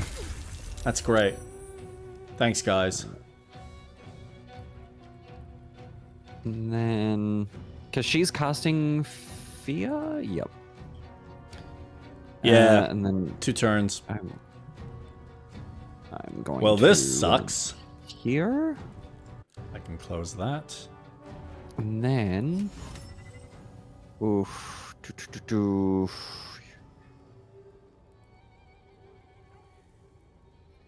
I'm gonna try something.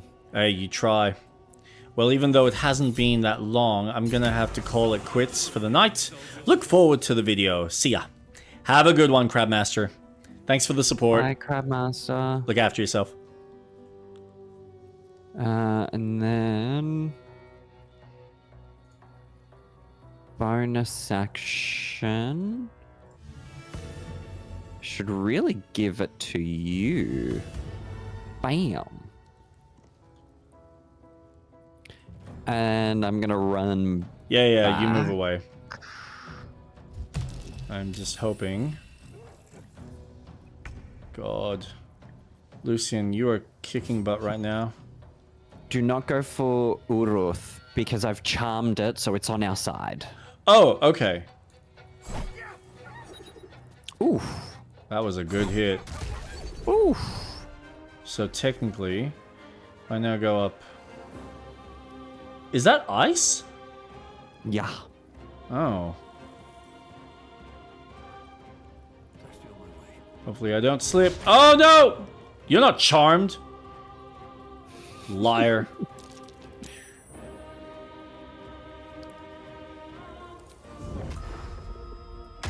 Pa pa pa pa.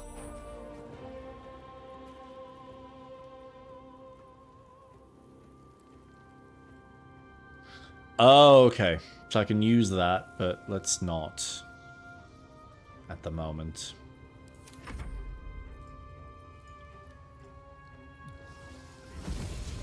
Ooh.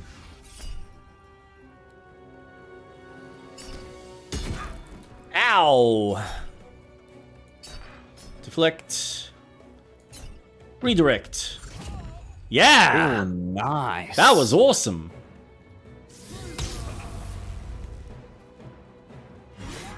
Oh, that was a nice hit. Well done. Oh, no.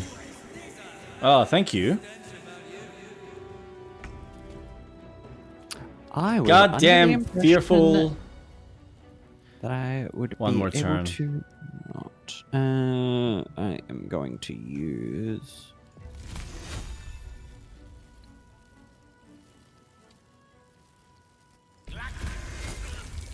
Nice.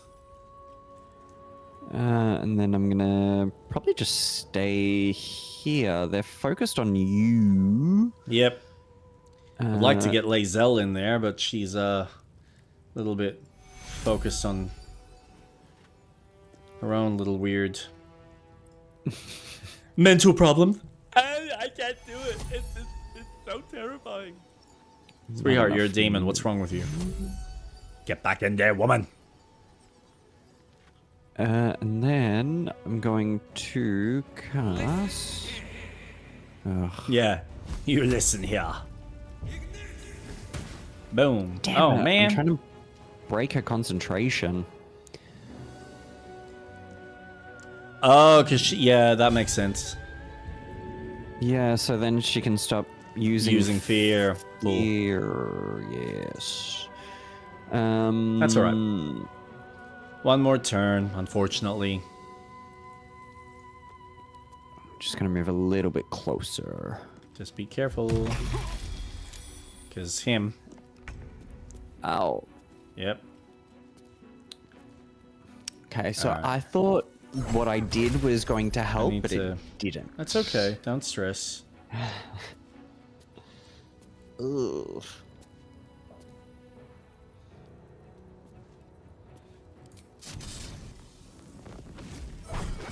Bam. Ooh, damn. That's annoying. Fuck! God damn it. Yeah, I know. She be a tough cookie. And I can't even... Alright, cool. Feel like I should have taken advantage and healed. That's alright. Just have to deal with it.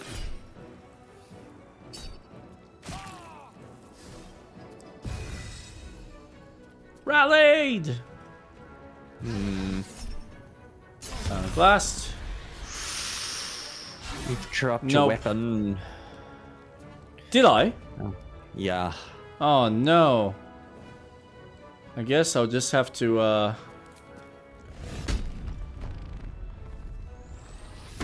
get really mad. Oh wait. Oh, I have to go pick that up. Oh, fuck you. Bitch tits. For me?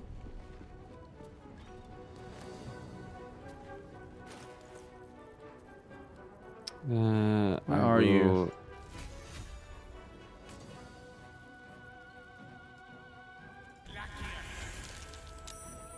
Equipped. And then... Gale shouldn't really be any closer.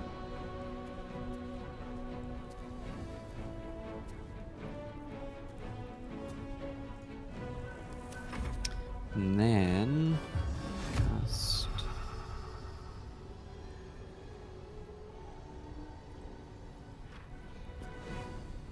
Man, that raider's nearly dead. Oh, okay. I'm Sitting gonna at do 7.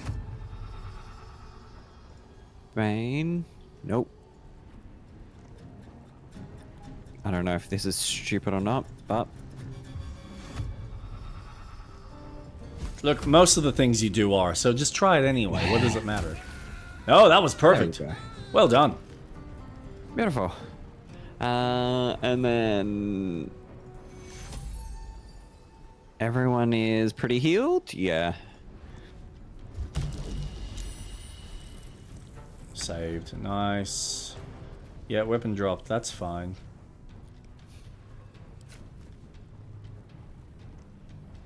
Not enough resources. Oh, man. Yeah. It's a good thing kick I her can ass. use my fists for that, so yeah, suck it. Oh, man. No. Ow.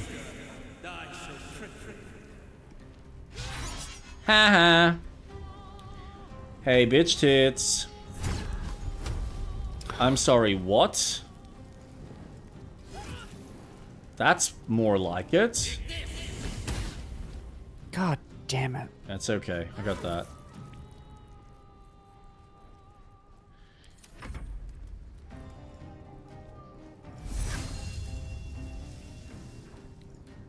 Dun, dun. She has 5 more health. We have nearly killed her. Yeah! Just a little stabby. And straight through the throat. Man, that's impressive by your character. Thank you. Oh. Oh, because there's... Yeah, that makes sense. We need to move out of there then. And Thank give you a you. bit of a heal. Oh, you're welcome. Ow.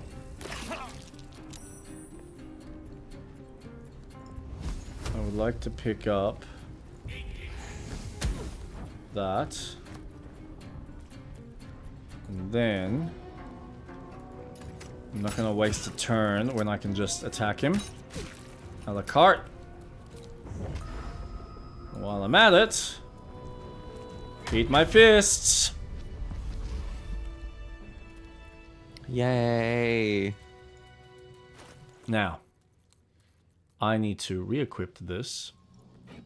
Because holy hell, why? Oh, shit. What? Okay, so there's this. You want to loot some of the bodies. Oh, I yeah, think they're going no. to benefit you more than they're going to benefit me. Hello? Yeah. Oh, yeah. That's the sword. That's a good sword. Hold on. That's a very good sword. What is that? Ripped Force Mail?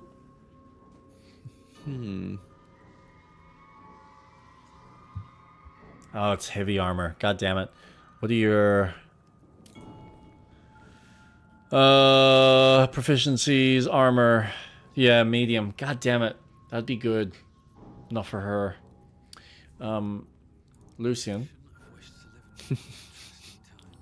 Mate, can I just... Where are you? Fucking hell, I have so much junk. It's just... redonk right now. But, more importantly, Garlac. What's your proficiency with... What is that? Great swords, two-handed.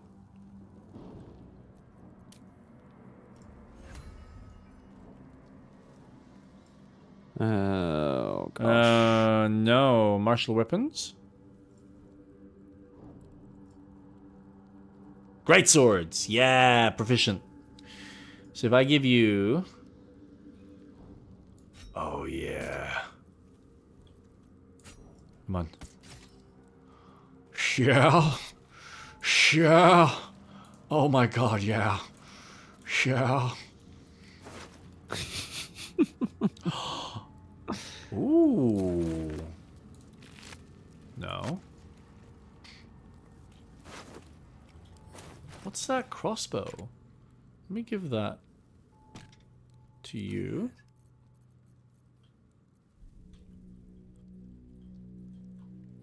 Ooh. Oh, that is a better crossbow. Oh, yes, please. Oh, you like the training. Oh, why? But it's a crossbow. Oh, it's a heavy crossbow. Man. Alright, fine. Fuck yeah. Time to press ahead. Oh, no. I gotta link him. You're working together, for Christ's sake. Oh! Actually. Oh, no, we still can't. No, you're right. No, it's the same thing that what's-his-name was talking about. Crabmaster. Never mind. Let's continue. Let's see what other crap we can get into. Who else can we kill? I'm actually quite proud of us. We did pretty well there. Yeah. We're killing it. Githyanki orders. The stone disc has Githyanki runes carved into it. Below them is drawn a translation into the common tongue. Be aware, cultists must be captured on sight. Interrogation, swift but effective. Search for the artifact. Thara, priority 1. Map of the Shadow Cursed Lands. Ooh. What can I do with the map? Can I We're do gonna anything? loot these buddies. Nothing. Nothing. What are they? Nothing.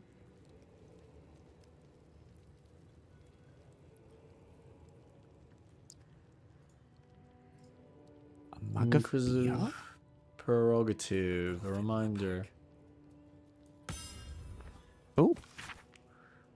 Therasin, it would behoove you to remember that should you or any other member of Kresh, Yelik, flound the new rules, this will be considered an act of treason. Do not think that I am blind to your disdain. I am your queen's eyes. I am our queen's eyes, and I see all. The Inquisition will proceed as planned until it is complete, and the weapon is found, as decreed by the queen to me. Inquisitor Vivargas.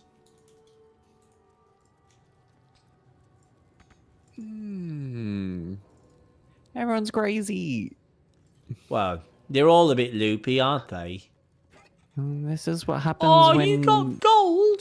Thank you. you follow religion. It's just part and parcel with the whole fun shit. Hey, Githyanki greatsword? What makes it so great? Why is it green? It's great. It's very great. There's a lot of stuff here. Oh, we can go back to camp now. Oh! Do we do that? See what happens? Oh. Wait. Hold on. Nothing Okay. happened when I went. That's good. Okay, so now they are all showing aggression. So nothing happened? Nothing with Lae'zel? No. I can talk to her. I just want to see the new mod that I downloaded. Ha!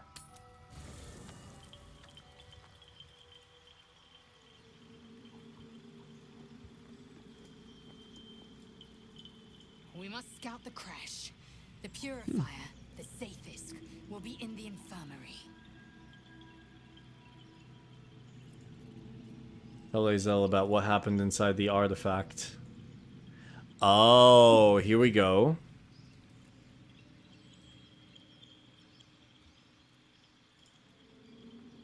A 100,000 daggers pierce your brain as Lae'zel's anger rises. Its lies ring so loudly, I hear them screeching from your head to mine. There is no secret. There is no plot. Tell me you don't trust it. Tell me you reject this abomination inside.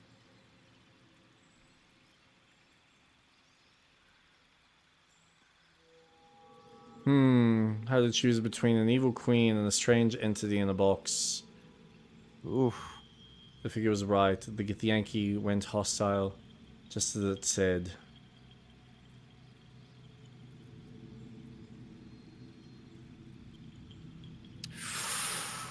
Tough decisions. And I honestly... Then perhaps you understand more than I thought. I will prove to the undying regent that my faith is steadier than even the throne of skulls that she sits upon. I will endure this test, and she will reward me. Then you will understand. You will see truth. I won't let my faith, my life, come to nothing. Keep an eye on this one. Her allegiance to her people may be stronger than her allegiance to us. Obviously. Your own queen appears to have turned against you. That can't bode well for us. Buzzes as the events of Crash Yillik flow from your mind into Lae'zel's. No, it can't be.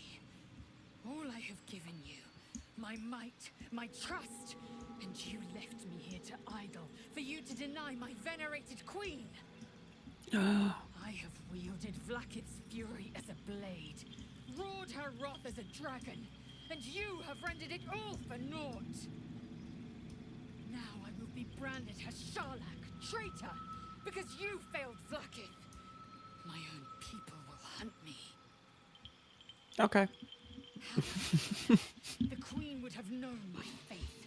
I would have seen her bidding done. Ugh. Your queen is a tyrant and the situation was a farce. It would have made no difference. Vlakith intended for us to Would die. have made every difference. Silence. I wasn't talking.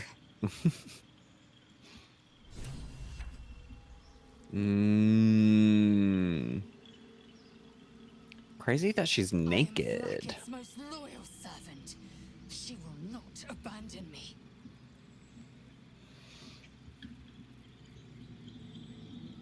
How many does a clutch usually contain?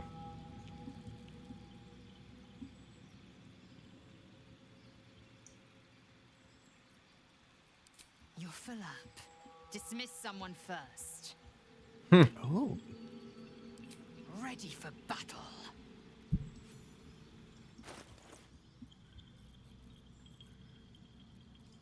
Enough waiting. I crave blood. I think we've overstayed our welcome in this place, if we ever truly had one to begin with.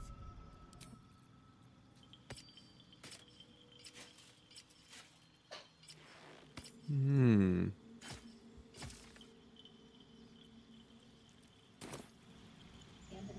Repositioning. Is that blood? No, never mind. Interesting.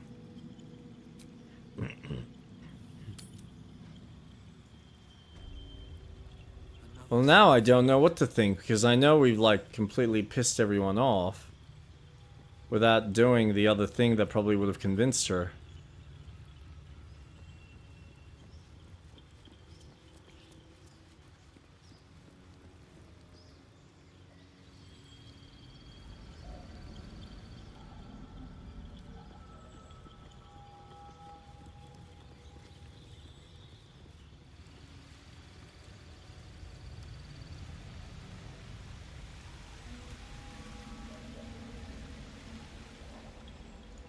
And these characters are all just gonna recognize us as bad.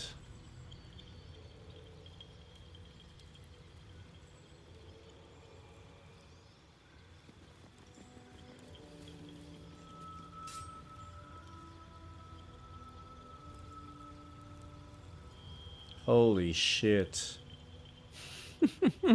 Oh no.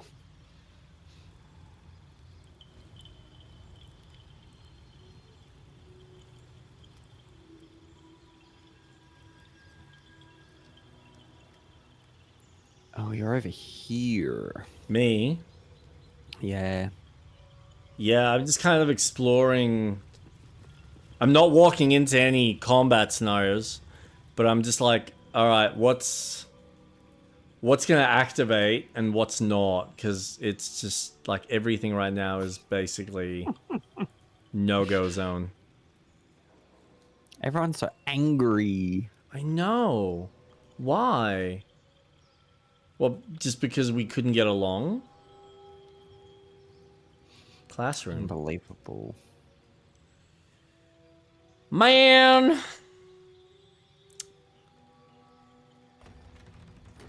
Oh, yeah, yeah. Let's just ignore it. Like, yep, cool. You can all just burn. That's not our problem. No. Like, we can't even talk to these NPCs anymore. Like, what? If we just walk up here. Yeah, it just initiates combat. Man! That's so sad. Felly.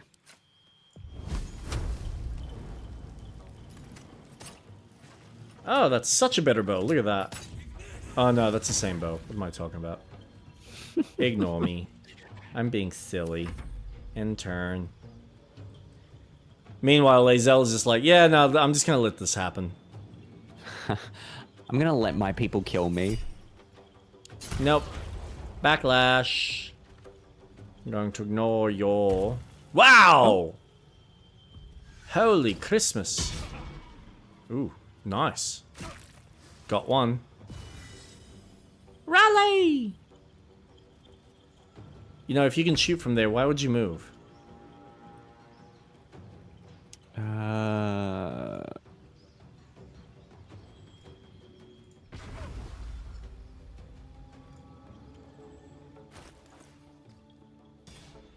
Ooh, nice. No.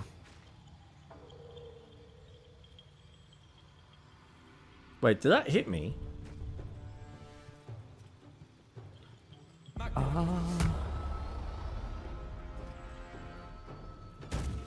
Fucking force powers, man. What the hell? My own people seek my head.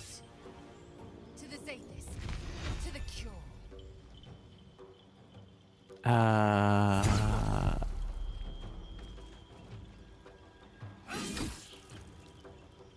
What is that that's affecting them?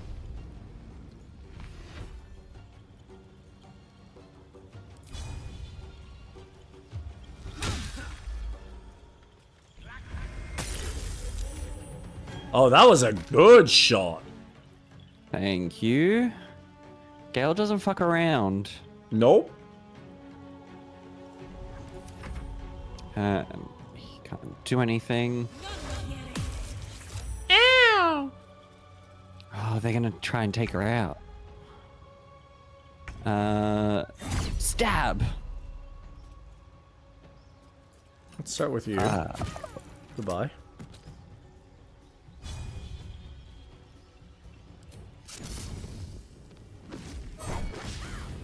Critical miss? What's wrong with you? Ooh, that was good.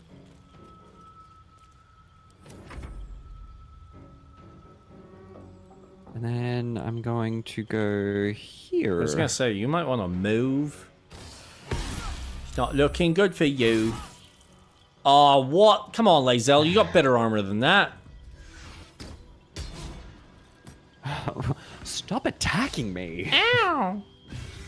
My freaking ears! Oh, fuck, you rallied. Yeah, come here, dog. What are you gonna do? I'm disengaging. Run away! Yeah, Mommy. I don't want to scratch part of this. Boop. Charm. Don't be a dick. Nice. Let's be friends. Come on. Ow!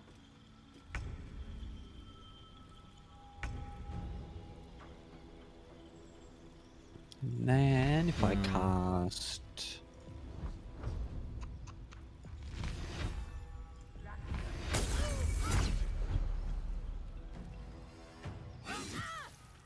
Nice. Now we're talking.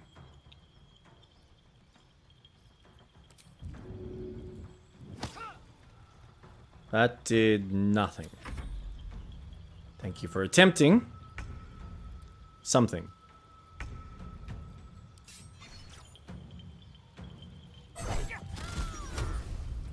Awesome.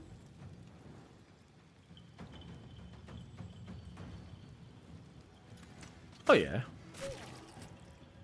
Good boy. And we're gonna move you closer. Disadvantage. Okay, let's... Use your fighter skills, Jake.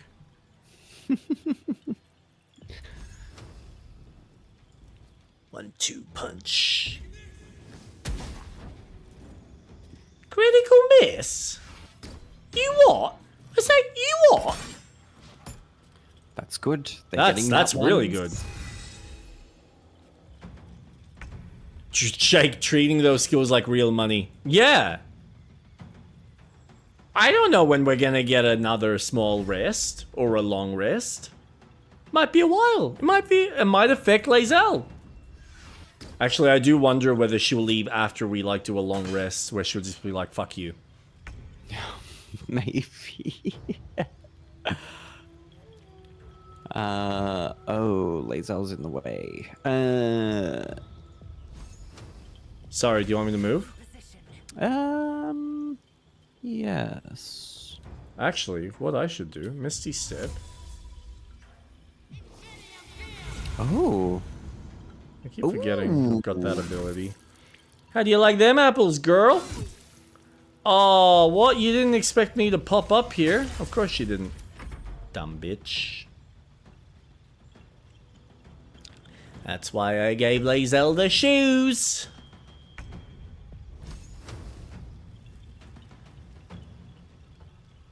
Do that. And she dies. Much.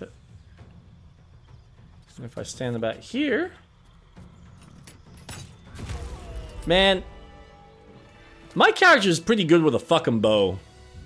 Yeah. Yeah.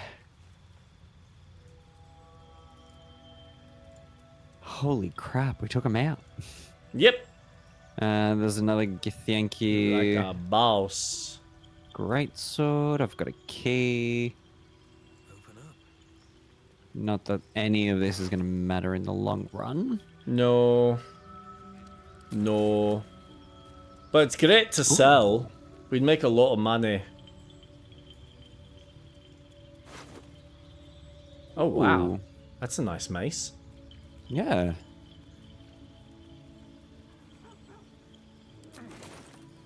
Man, there's some good stuff. Ooh, crossbow of arcane force. Let's have a look.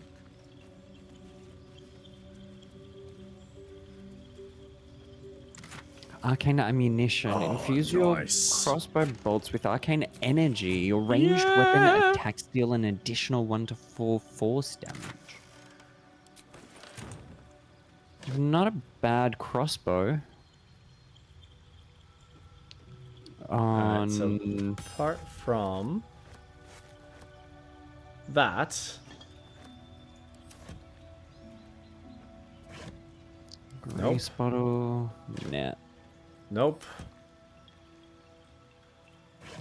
Nope. What else is worth checking out?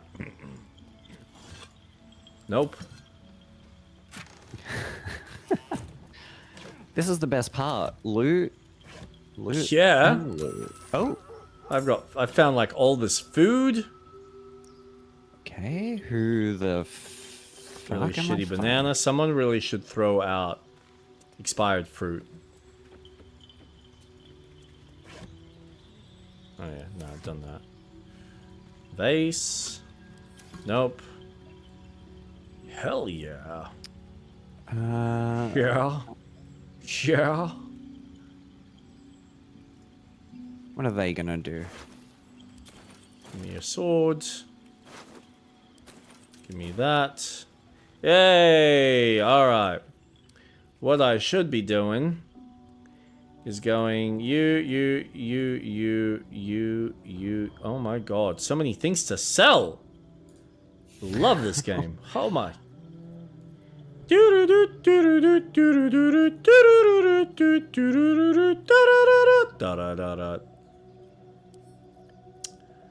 Sent to camp. Okay. I didn't think you could open the door, but sure. Cool.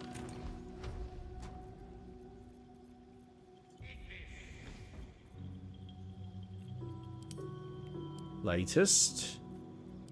No. Type. Here we go. That. Gonna hide there. That. Oh, I'm also in a That. fight with several people. Oh, I'm coming. I'm a coming.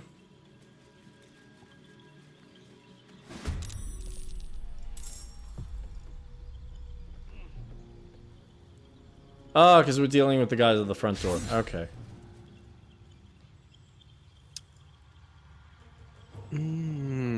Awesome. Ooh, Shit. you're gonna want to heal. Yeah.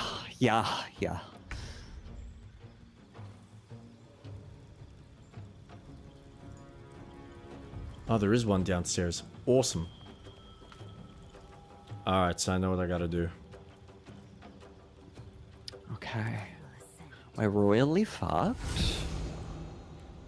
Uh-huh.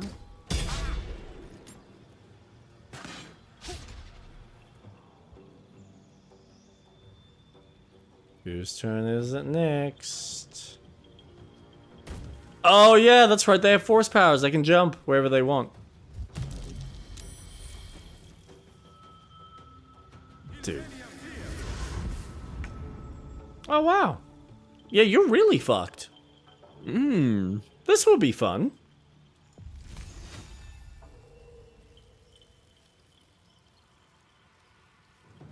Why does he have so much health? Damn it. Yeah. Yeah. Oh, I can't do Okay. anything. I'm gonna go down. Not necessarily. These boots have seen everything. I didn't think I was gonna enter combat. I didn't think they could see me. Well, you thought wrong, didn't you? May the gods take you first. Parry? Fuck you.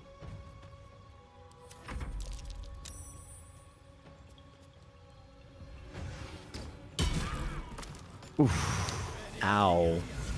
Oh. Oh. Oh, this is gonna be fun. Why does Lae'zel have so little health right now? This is not good. Oh, great. Now Lae'zel has to deal with this asshole. Except... and that's... Oh, right. Fuck. Kinda screwed myself. Nice. Yes, it's not enough.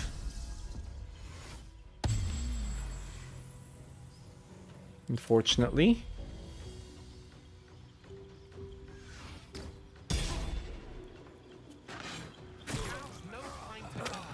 Okay. That was rude. That was also rude. This is I don't know great. what's worse. The fight in the forest or this? I think this. Well, because this could have been avoided. Yeah. That's okay. I'll help you.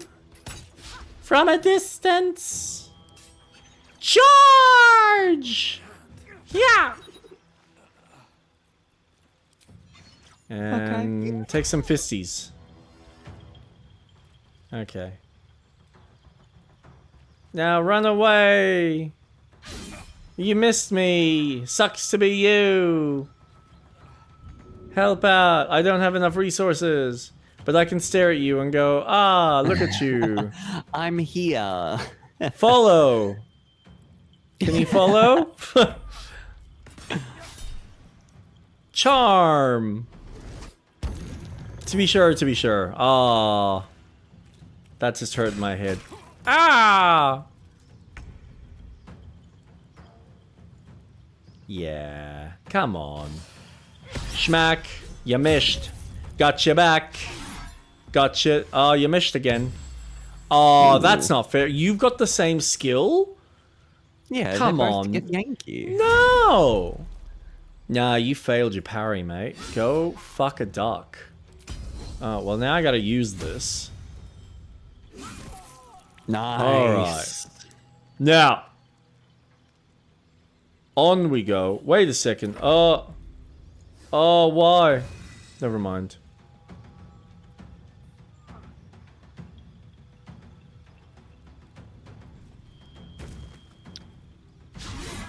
Ow! Oof. Ow!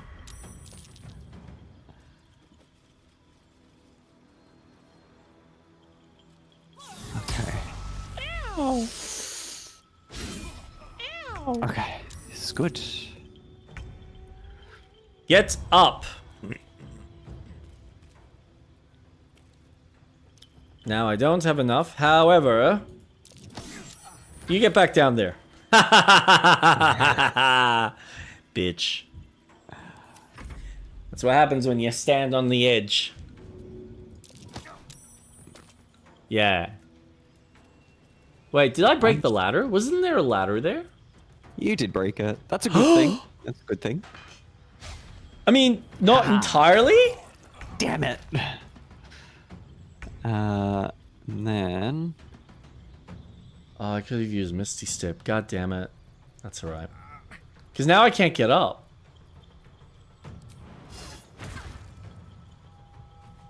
Wait, can I? and then... Oh, I can get up. Not enough movement. Oh, damn it. Why did you move there? Why? I thought I was protected. You, yeah, I thought so too. Well, that was horrible. Oof. Okay. Lae'zel, don't quit your day job. No. Bye-bye, Woofy. Dude, what's your problem? Go away. Yeah, fight No. on top of my dead corpse. Go away. No, no, you... Sonic Blast. Go away. Oh, man. Stop. Everybody stop using force powers. Push. No. Push that bitch off. Don't touch me. I can't even heal myself. Oh, yes, I can. Twink, twink. And then... Oh, no, I don't have enough to push. It's a bonus action. Man! But if I stand here and I tell you to follow... Yeah.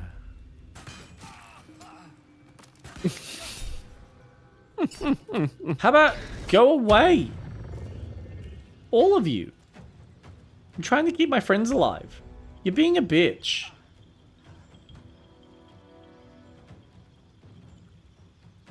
Don't worry about bringing me back up. Oh, man. I really wanna. Menacing attack. What does this do? It misses. Because, fuck you. Rallied! Oh! Ooh. Oh, shit. Nice. Yep. This isn't good. Ow! Why? Alright, you know what? Go away.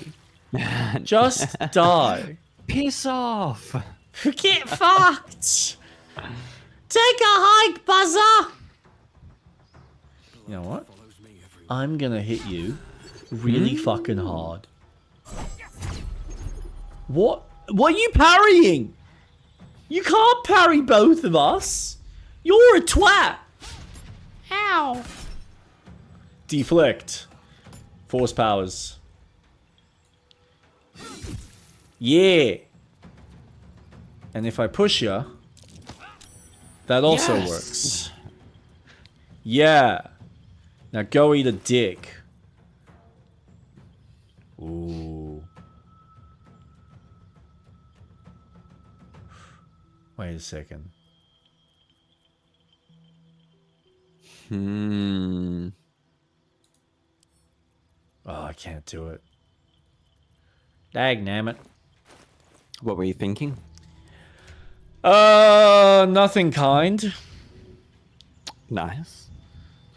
As per usual. So right now I just gotta work with what I got. Ow! Probably should have taken a potion though. That would have been smart. I'm back! Yeah! Ow! Yeah, fuck off. Ha ha ha, dickhead. Oh, round 2. Oh, man!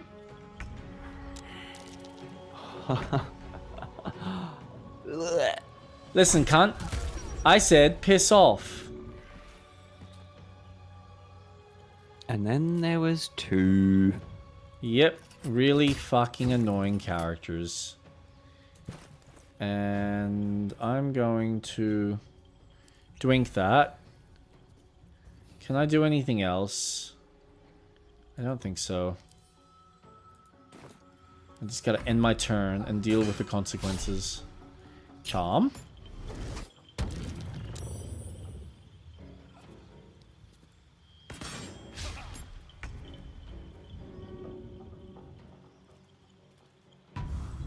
Okay. No time to waste. Thank you. That's alright. Ooh, ooh, can I?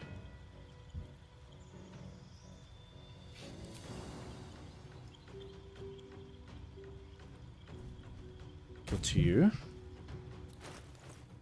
Yes, I can. Can't do anything with that, though. That's alright. That's good. Ah. Ha That's ha. good. It's really good. On my way. Now, if I get you up...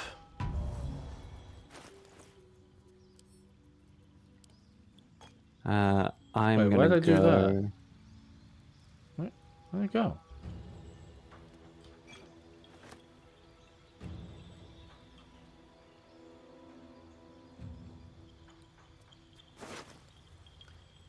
Don't mind me, I'm just looting bodies. Perfectly normal, nothing wrong. That's good. That's good. There's a key here. Some other fun stuff. Can't really do much with it right now because I'm frickin' being attacked.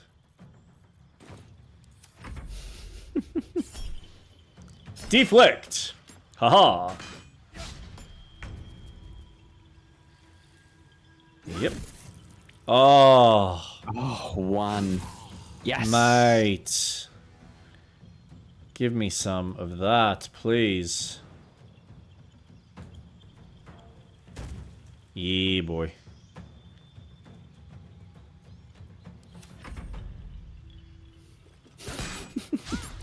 Nope. Nope. Oh, you're going away. Why are you going away? Alright, now's your chance to heal. Oh, you've already started healing. Look at that. Yeah. Yeah. You know what's funny? If I was playing this by myself and two of my characters would have downed, I probably would have replayed that whole scenario again. So the fact that we continued and we survived, I'm quite impressed. This game, I am just constantly impressed by our level of success sometimes. It's good. I can't reach you. And that's gonna hurt. Everything I do is gonna hurt. That sucks. This does really suck.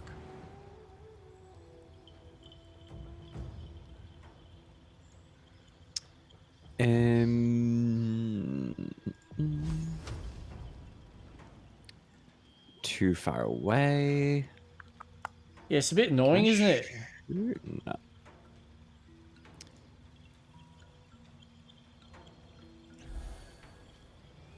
At the ready.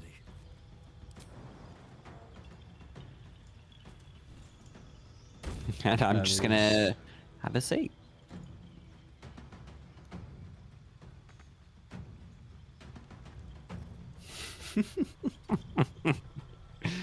I can't really do much from here. I gotta jump down again. God damn it.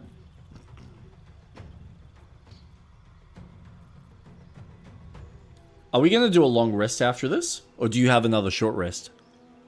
Would have to do a long rest after this. Good. Alright, so in that case.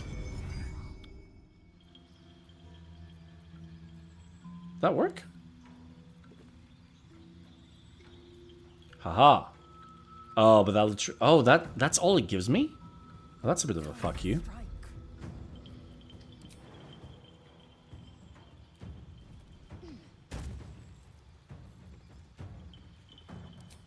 Psionic jump?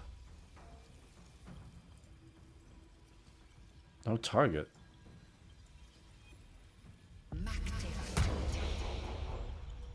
Oh, that's an ability. Oh, Jesus Christ. Wish I knew about that.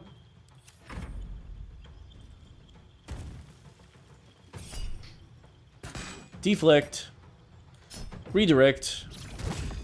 Ooh. Resend to Siva. Return to sender. Sorry. I don't even know what I said before. That made no sense. Return to receiver. See, that was, yep. I am cooked, son. I am joining my wife in the lack of sleep department. It's quite fun.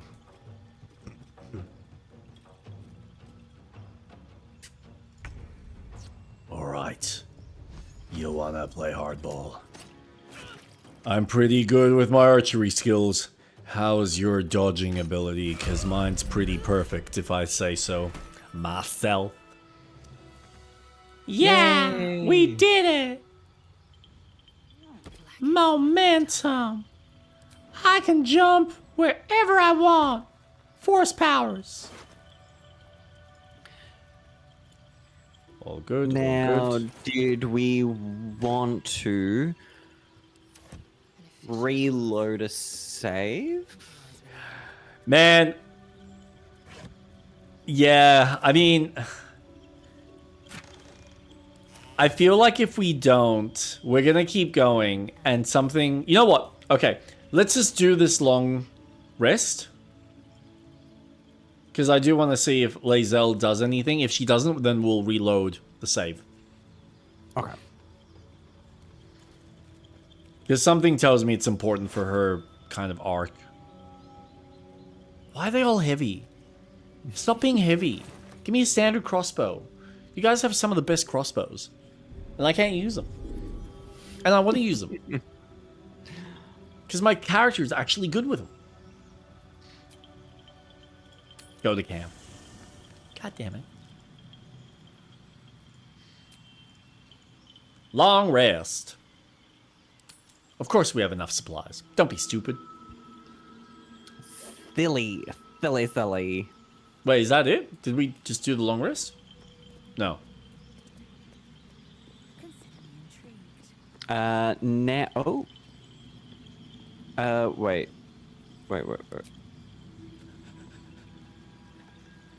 So this is our time to talk to people before we go to sleep. Oh, cool. So if I pick you, and I go, talk. Greetings. Kalir's clutch held 3 dozen eggs, more or less.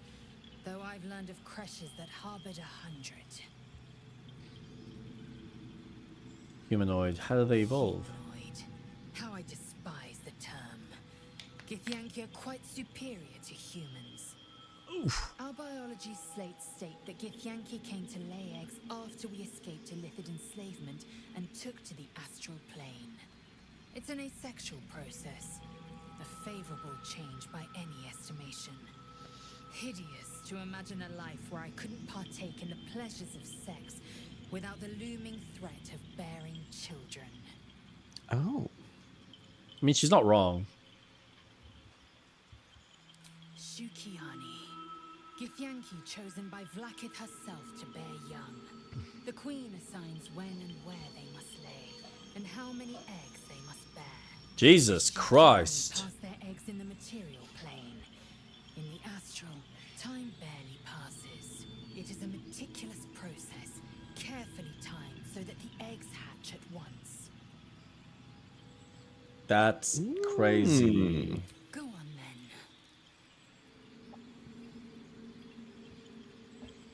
It's illuminating. Are Gethin structures always so brutal? My own Savage would I'll be never back. have threatened a young Yeah, go. A waste of time and energy. The pupils themselves culled the weak from their ranks. I myself felled 4 of my own 100 times circled to rill. What reason? Rage, entertainment? Survival. My people have no use for cowards.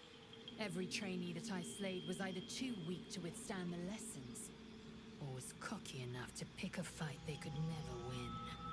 They underestimated me, so they paid the price. The Githyanki are only as powerful as their weakest warrior. Jaquith de Venzir, the termination of the Okay. frail. I'm back. You're back! Have you thought doesn't about seem very making use of... pissed off. Mark my words, this power would be no blessing, but a curse. You might as well ask me to gouge out my eyes for the promise of sight, or slice off my tongue for the promise of taste. Consume all the gate tadpoles you wish. I'm not so craven. I mean, okay. Speaking of tadpoles, I think I'm going to start exploring that. Favorable beginnings, the first attack roll or Me ability check you make against any target gains a bonus equal to your proficiency bonus. Yeah, because there's 2 there, so you might as well use them, because I can't... There's nothing else that I can kind of progress in until the powers open up a bit.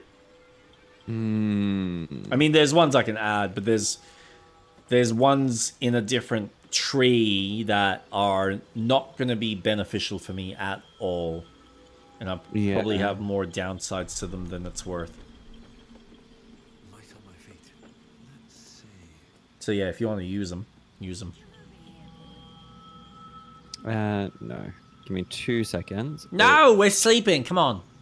Ugh. Luck of the Far Realms. Fucking Once per go long to rest, you sleep. can change a successful attack roll against a foe into a critical hit. Charm. Concentrated Oh Blast. yeah, these can all You must be go. concentrating on another spell to cast this. Center camp. Your attacks deal an additional 1 to 4 psychic damage, but you take 1 to 4 psychic damage every turn. Center camp.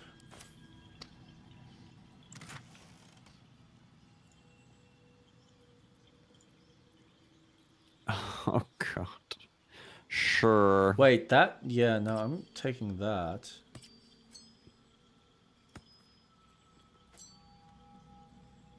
Ah.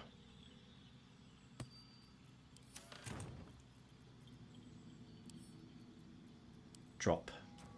Why? Hope you're keeping well, friend. Pretty Aw. well. I'm gonna pat. Oh, keys. I love keys.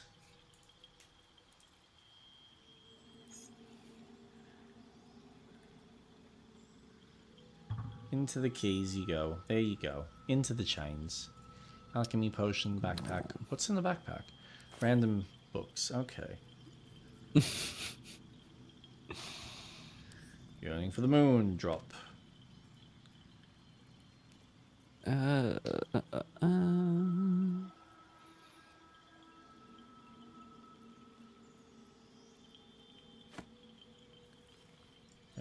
Come on. Come on. Oh.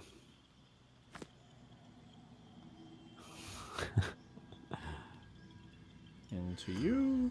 Oh, wait a minute. Can I? What's wrong? Oh no, we can't go back. No, I've got Speak with the Dead, so I could ask them 5 questions. I That love could have been how interesting on the boss guy that we I- killed. apparently have a half-eaten apple. How is that healthy? Oh, it's still good. It's still good. It's still good.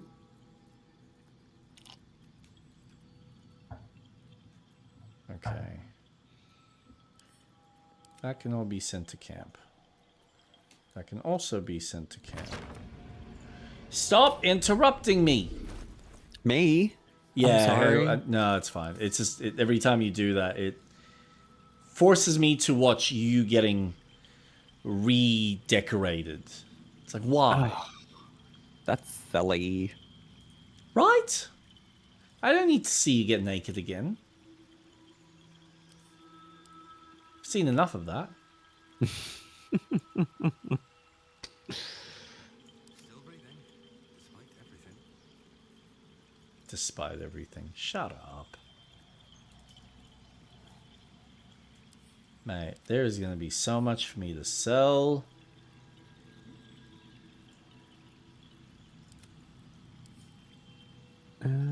Sent to camp. This is ridiculous. Acidic surfaces don't affect you. Ooh.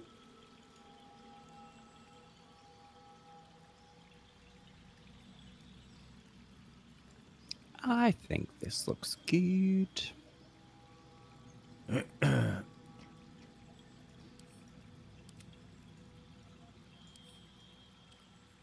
Okay, sent to camp.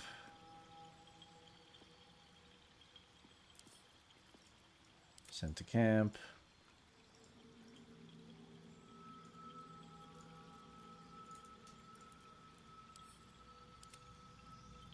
Damn, I wish this was on the other side.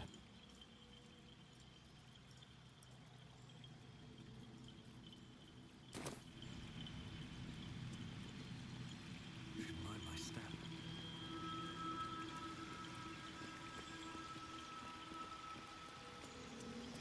Okay. So what's happening? I am ready to go to bed if you are.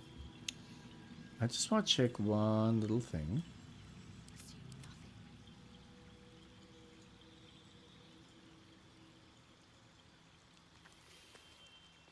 Has no strong feelings towards Avatar. Is fair. Trust in Avatar is variable. Okay.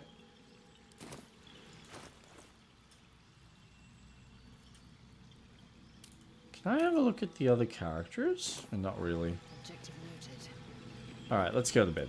Let's get going. Deep and move. Oh, someone's in dialogue. Okay.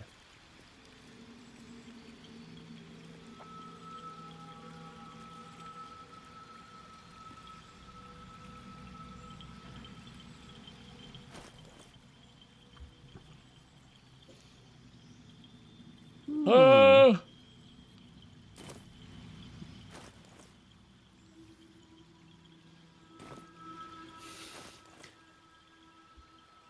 Let's see.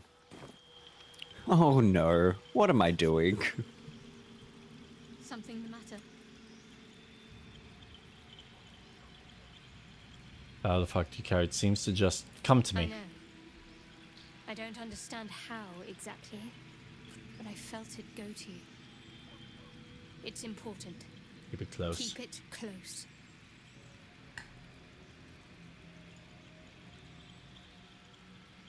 It's not the sort of thing I can just tell anyone. Let's see if we can build up some trust first. Oh I no. mean, that's fair. I do, but the artifact has a will of its own, and powers to enforce it. It likely won't let me take it back. The best I can do I'm gonna lose is to both stay my close, eyes. Bide my time. Why? Eventually, I'll need to take Uh, it. Then I'll have to see what can be done about that. Oh, that's funny. No, I've only got one good eye left. You know what? Do it. Difficult to say. Are you Fellow watching? servant of the Night No, Watch I'm talking to another wouldn't happen character. to me under most circumstances. Volo the Bard Something is about going that to eye. shove a needle into my I'll need to good see where his eye. allegiances truly lie. For what purpose? You know what? Why the fuck not? Ah, On one hand, they seem useful. Oh. But on the other hand, or where perhaps are you tentacles running along, to? we know where they're coming from. And what Okay, lies at the he's end now of that path. sprinting. I never expected Ceramorphosis to be tempting. Did he just I think we leave? should resist these powers. There's simply too many unknowns for us to risk it. Okay. What a weird game.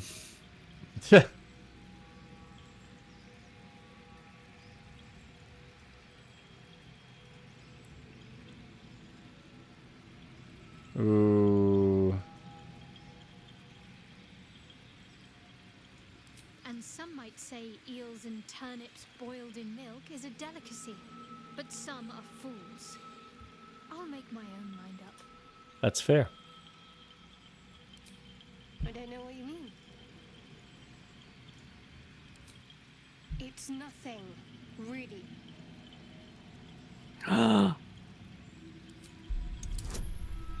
Oof. Oh, fuck Good off. luck. Thank you. Oh, hate to see it. What makes you think I'm hiding anything?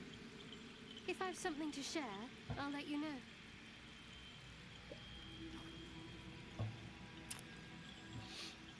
It seems like you have ample company already. That was horrible. You'll need to figure out who you can live without before I can...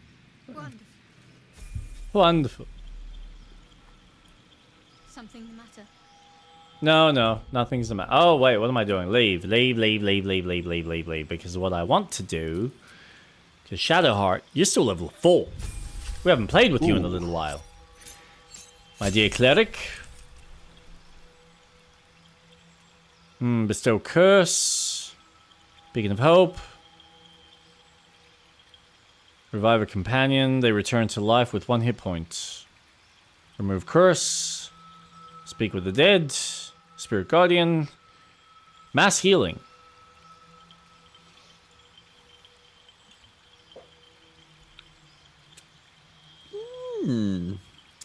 So Follow's gone. That's good.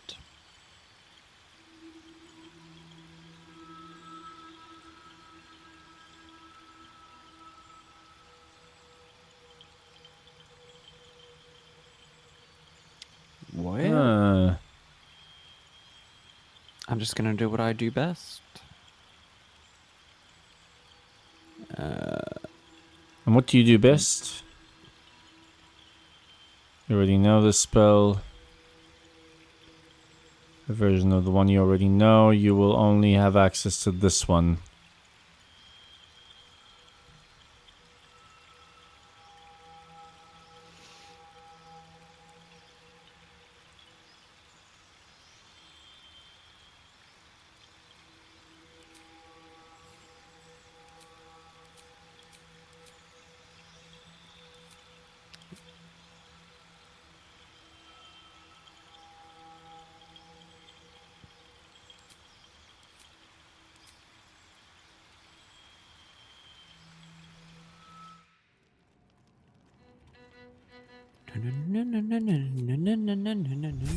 That's just fucking...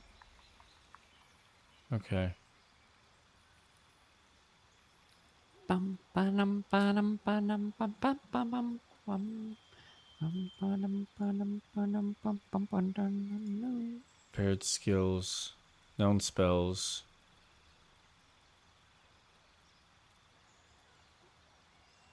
Cure wound.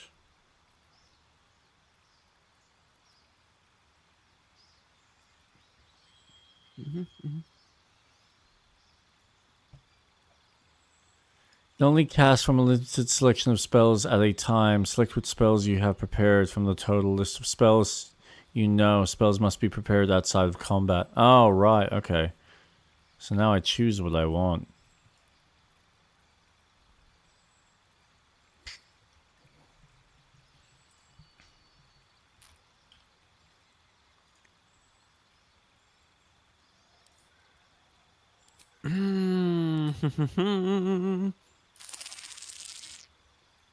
Interesting.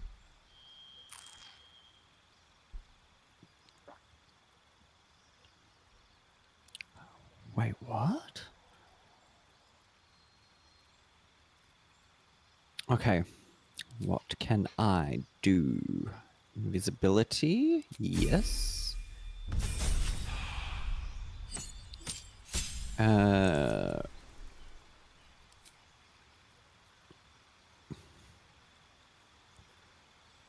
Oof.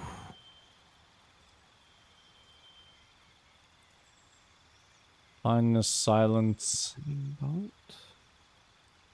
Prayer of healing. Grasp. Heal all allies you can see. Heal your nearby allies.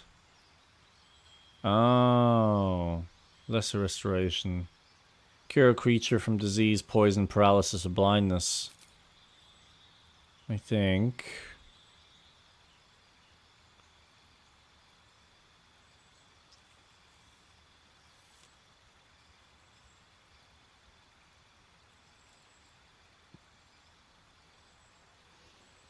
Glyph of warding. Inscribe a circle of arcane glyphs on the ground. When stepped on by an enemy, the selected magical effect will be triggered.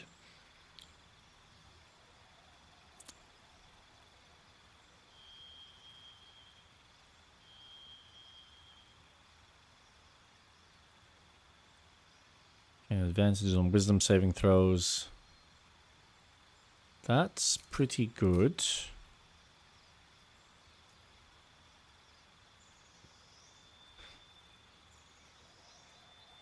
That sounds interesting. Guide bolt.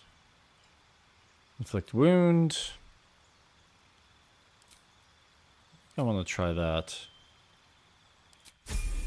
Holy crap. Awesome. Alright. You can do that. You can now fly. You can hold. What's that? Banishment. Temporarily banish a target to another plane of existence. Holy fuck. Freedom of movement. Death ward. Guardian of faith. Ooh. Call forth a divine guardian that attacks nearby enemies. Every time it deals damage, the guardian loses an equal amount of hit points. 10 turns. Yeah, let's give that a go.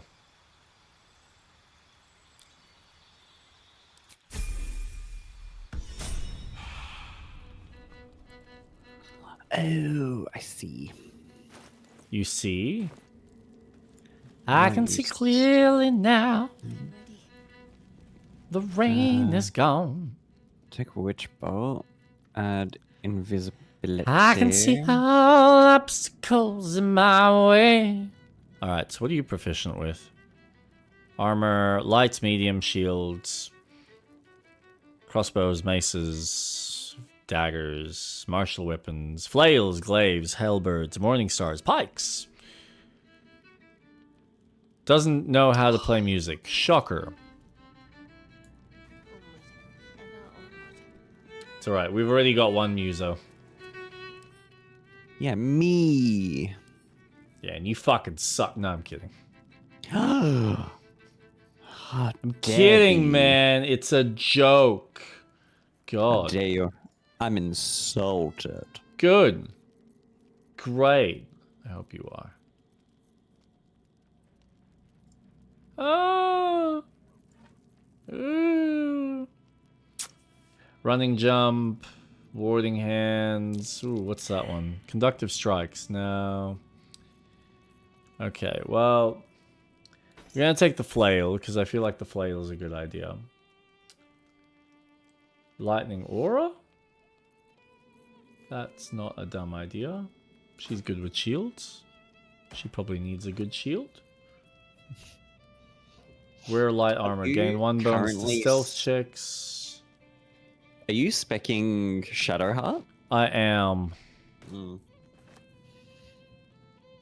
Where deals an additional 1 to throw. Improvised weapons. What's an improvised weapon? Anything can be an improvised weapon.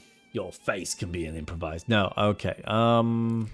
Need to be stop being so aggressive. I can pickpocket my own characters? Sick.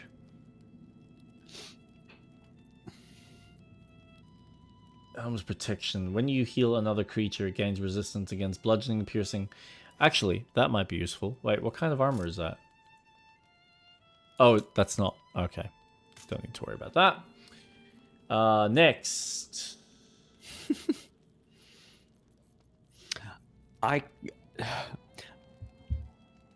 Necrotic damage. That could be useful. I have a feeling.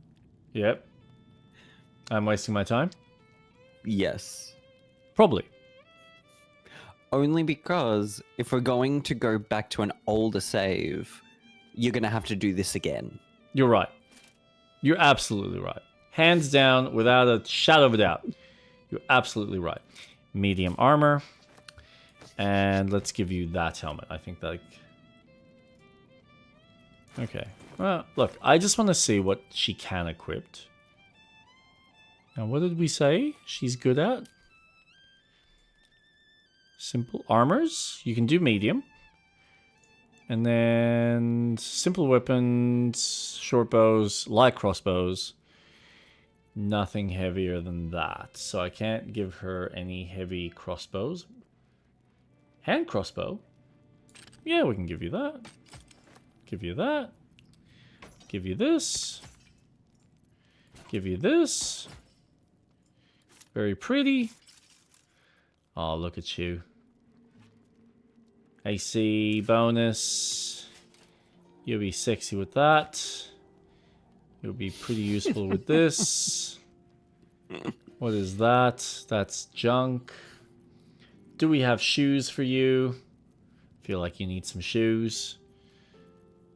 You probably also need the necklace or something. Wait, let's think about this. Speak with the dead.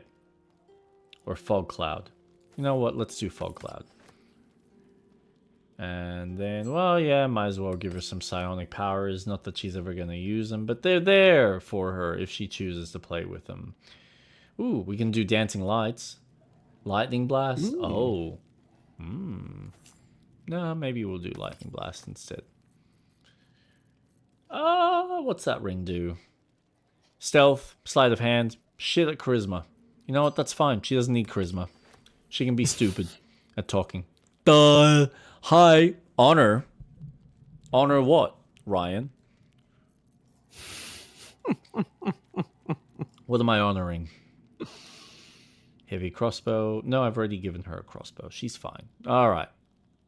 Does she have everything that she needs apart from a pair of decent boots? She's still wearing shitty boots. No, actually, we can improve her chances on spiderwebs. Ooh. Yes? Is that a good idea? No, that's stupid. I'm not doing that. It has no other benefit other than spiderwebs. Dempy spiderwebs. Type. Gotta organize my shit. There's so much junk. Oh my god, I have so much stuff. That's ridiculous. That is simply unacceptable. Unacceptable!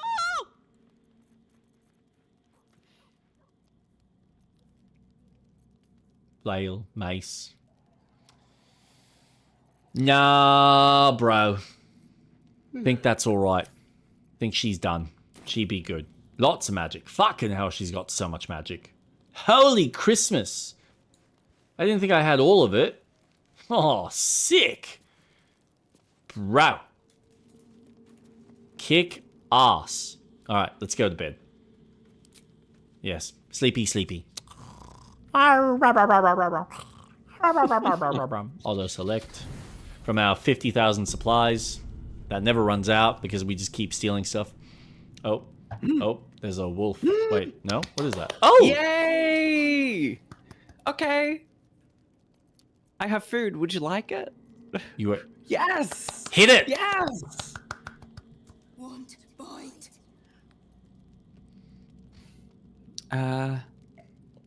Go on. Take it. On second thought, I'll have it myself. Nom, nom, nom, nom, nom, nom, nom.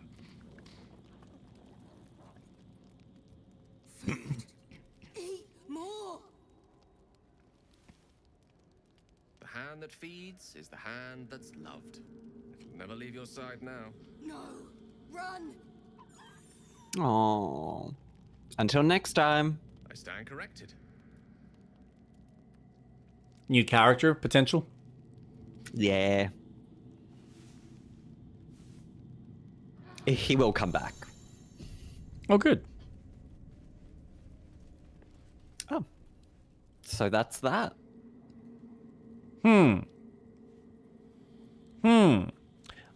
I'm gonna check something quickly. This is probably Okay. cheating, but Lae'zel.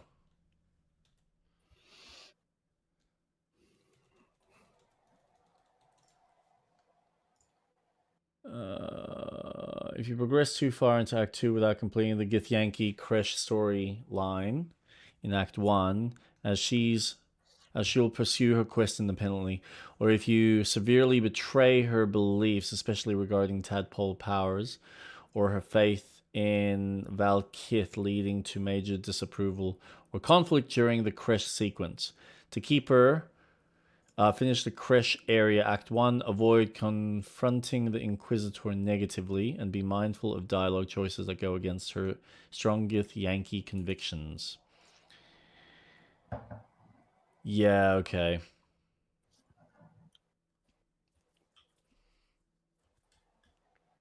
Before heading into the Shadow Curse Lands, Act 2, respect her beliefs. Be cautious with dialogue choices, especially concerning the tadpole and her faith in the Dragon Queen.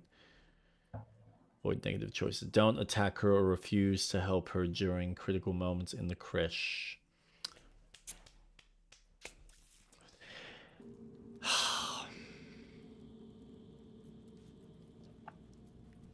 Basically, if we want to keep her, we have to kind of, I think, repeat and get more favorable outcome for her in the Kresh. God damn it. We were actually doing really well with the combat, so I was actually enjoying that. All right, you know what? What are you feeling? You...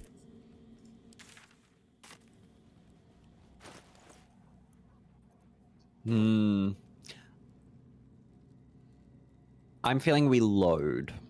Okay. All right. Let's do it.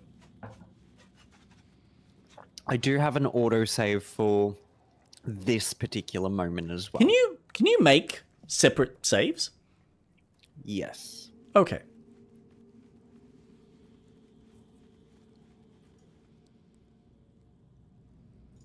Yeah, damn it.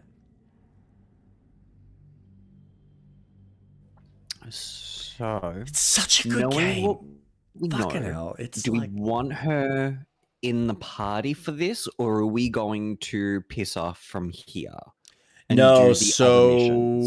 so let's put her back in the party and do the other stuff in the camp. Because that's what it comes down to. Like, there's a specific thing we need to take her in. All right, so we've already got her, so that's fine. That kind of works out. What is that? Can you get capes? I didn't even know you had capes in this game. Noted.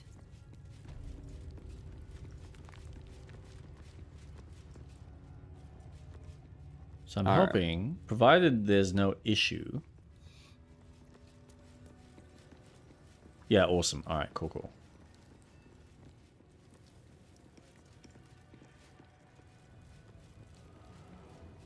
Mercy is death, death is mercy. So first off, Last time for chatter. Are you from another creche? Do you know Vlakith?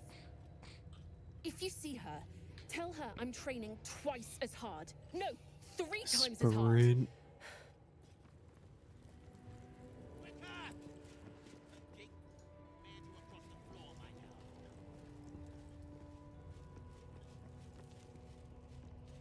now. Go quietly. Okay.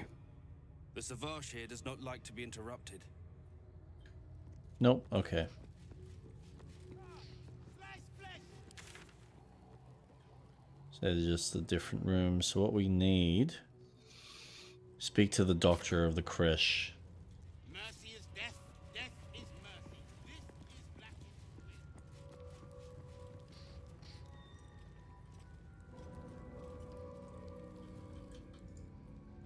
Yep, so we need to go here. Sprint. All right.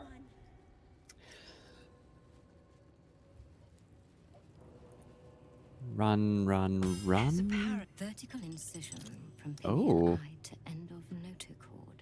Okay. Intestinal coloration Oh, consistent let's listen to the with conversation. samples 231 to 259. If you require treatment, take a seat, Kin.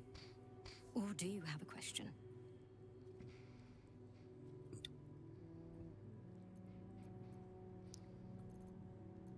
Ooh. I'm Lae'zel. I have come to be purified. Cursed is the day that even we become gate incubators. Tell me, how long have you been infected? When I ran out of fingers. Fascinating. So you're conscious of your infection, but showing no signs of cerebral impairment. Either your tadpole is special, or you are. We must find out which. Go to the Zaithisk. I will ensure you are cured. Long for this. It will be worth it, I assure you. You know who she sounds and reminds me of? Mm. The Smiles on you. you've watched the Witcher series on Netflix, right? The first couple of seasons. Yeah, yes. She reminds me of the woman who takes Yennefer in. Okay. Just she looks like a Githyanki version of her, and the way she speaks sounds like her. Marked metal. It waits for something. The Zaithisk. Oh, you're in combo. Purity distilled. My duty. My right. Okay.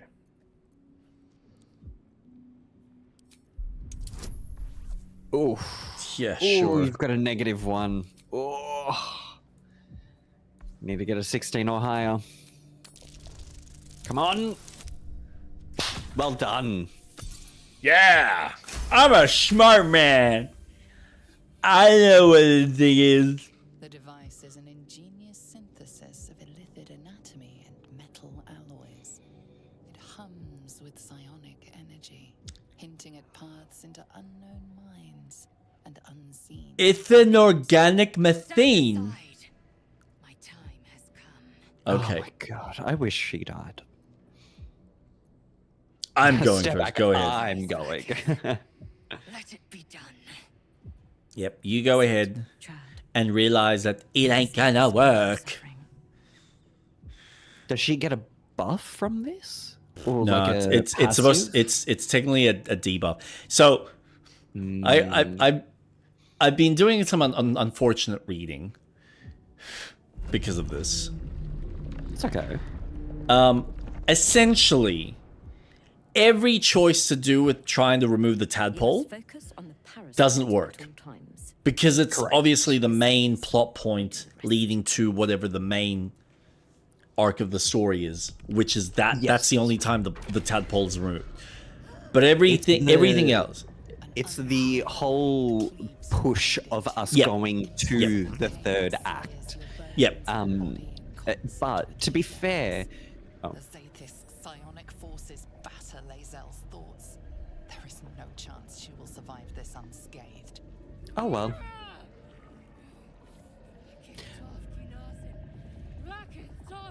Well, she'll learn. To be fair, the creature, whatever is the entity that's the tadpole, will intervene to save us. The cure. Oh, Call on your parasite. Show Lae'zel what she stands to lose. what is your wisdom at? I don't Plus know. 2. Oh, no, that Jesus, ain't good gonna luck. work. Yeah, no. That Oh, ain't can you gonna add a work. bonus? Wait, I can add a bonus. Wait a minute. Wait a minute. I can give you a bonus. I can give you Bardic Inspiration, and I can give you advantage on Wisdom checks. Oh, you can only give me wait. one or the other. Yes. That is going to give you a I need a 1 20. Okay, That's I'm not going to gonna give work. you... What? That's not going to add together, is it? No, it's the highest roll. Yeah. So I think the other one. I'll give you Bardic. Oh, no. Yes! Oh, You did it! holy fuck. Yes. I feel it. Splitting. Burning.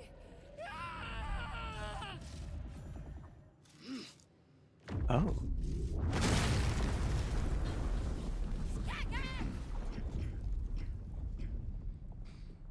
Right. Madness is this?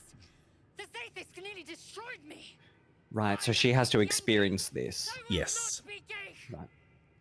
My life's work gone. And yet she lives. And so does her parasite. There's something in her voice that goes beyond rage. Curiosity, perhaps, or regret. Whatever it is, you cannot identify it. Oh.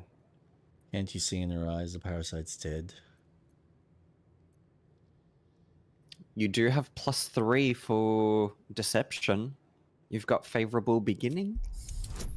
Yeah, that's... Would you like another Bardic Inspiration? I'm sure? Give it a go. Perfect. Oh, that was easy. Easy. 26! Yeah! Really? Then all this destruction was a symptom of its power? Nice. Incredible. Yeah, you idiot. I am disappointed that we could not extract it alive. It would have been an exceptional specimen. In any case, the problem is resolved. Okay, while you're talking, can I steal the Mind Flayer? No, it can't be. It can't. This was my right. And I want my character so I can talk to her. I followed protocol. I kept to my faith. Yet Oh the Saviors might have killed no, me. Someone Gale. must have tampered Damn with it.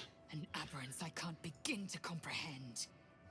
Do I have invisibility still? I do.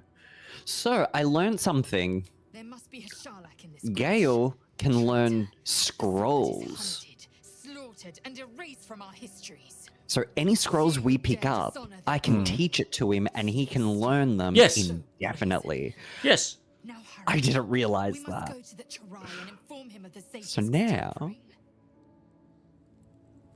I'm going to do Grand So, wait, Flight. Who does she want us to go to? Invisibility. Do we? Yeah, so that was remove- kind of the one fun little catch with the magicians. Yeah. Because they can, you're incentivized to collect the scrolls and teach them, so that you then gain the associated power. Do that. All right, so who did you want to talk to?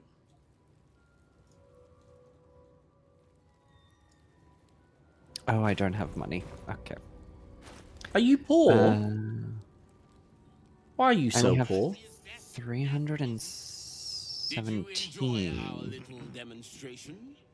A mere taste of the power Vlaakith commands. Oh my gosh.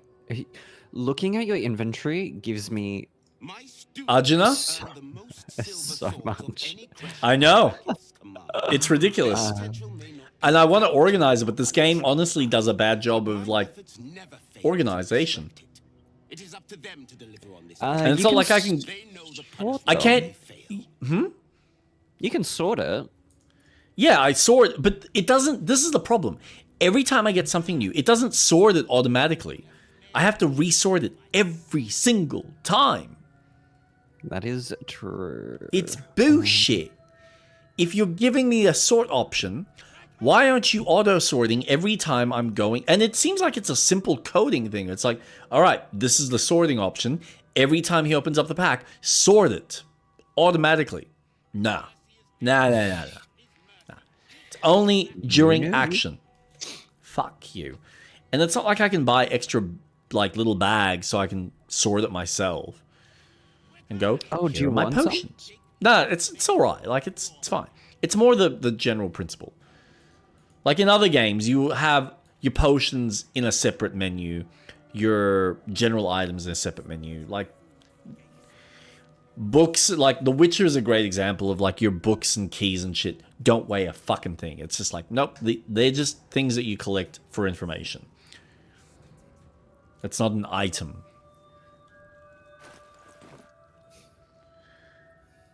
Anyways, who did Lae'zel want to talk to?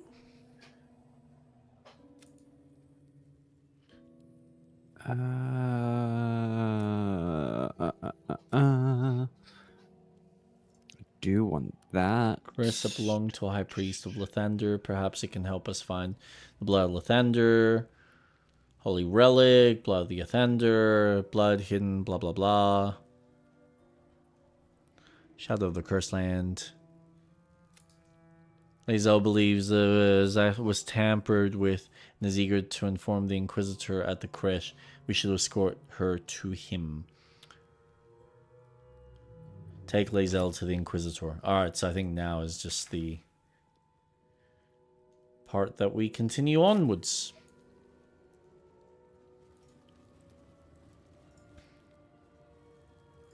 Okay. Oh my gosh, now I feel like Gale is incredible. Who wants to fly? I can do anything, and then he gets into combat and dies instantly. Yeah, that sounds about right. Actually, I'm just gonna test something out. Alright. Just that, whatever you like. Unlink, do a quick save. Blackets will be done. Sorry. Whatever you're doing, I've got to enter turn-based mode. Okay, that's okay. You have orders. Gale, See that cast done. invisible. You're very angry. Like, always very angry. Cast invisible. Excuse me. Just yawning. Will be waiting. Yes. This Inquisitor sounds Alright. like a real beast. Now. Do you think he'll answer our questions? The Inquisitor may guide I'm gonna us. go Not provoke him. and turn. Okay. Well, now I gotta wait anyway, so. And turn. That And turn. Environment. coffee tastes weird now.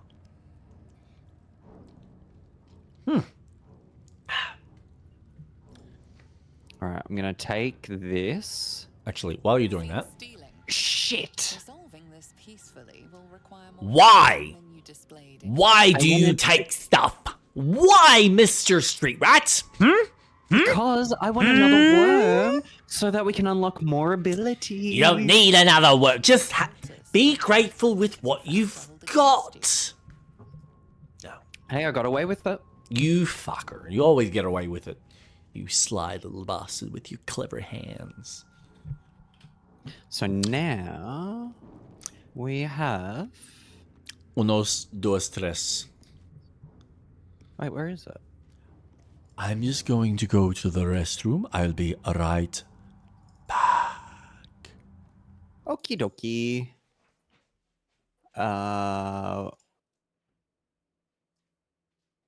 Where did the Mind Flayer go?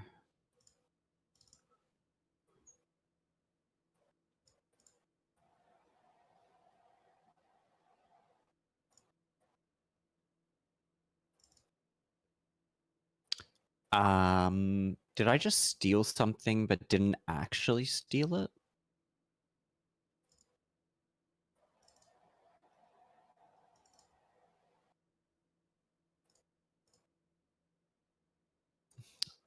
Excuse me? Oh, no, I did steal it. It's right here.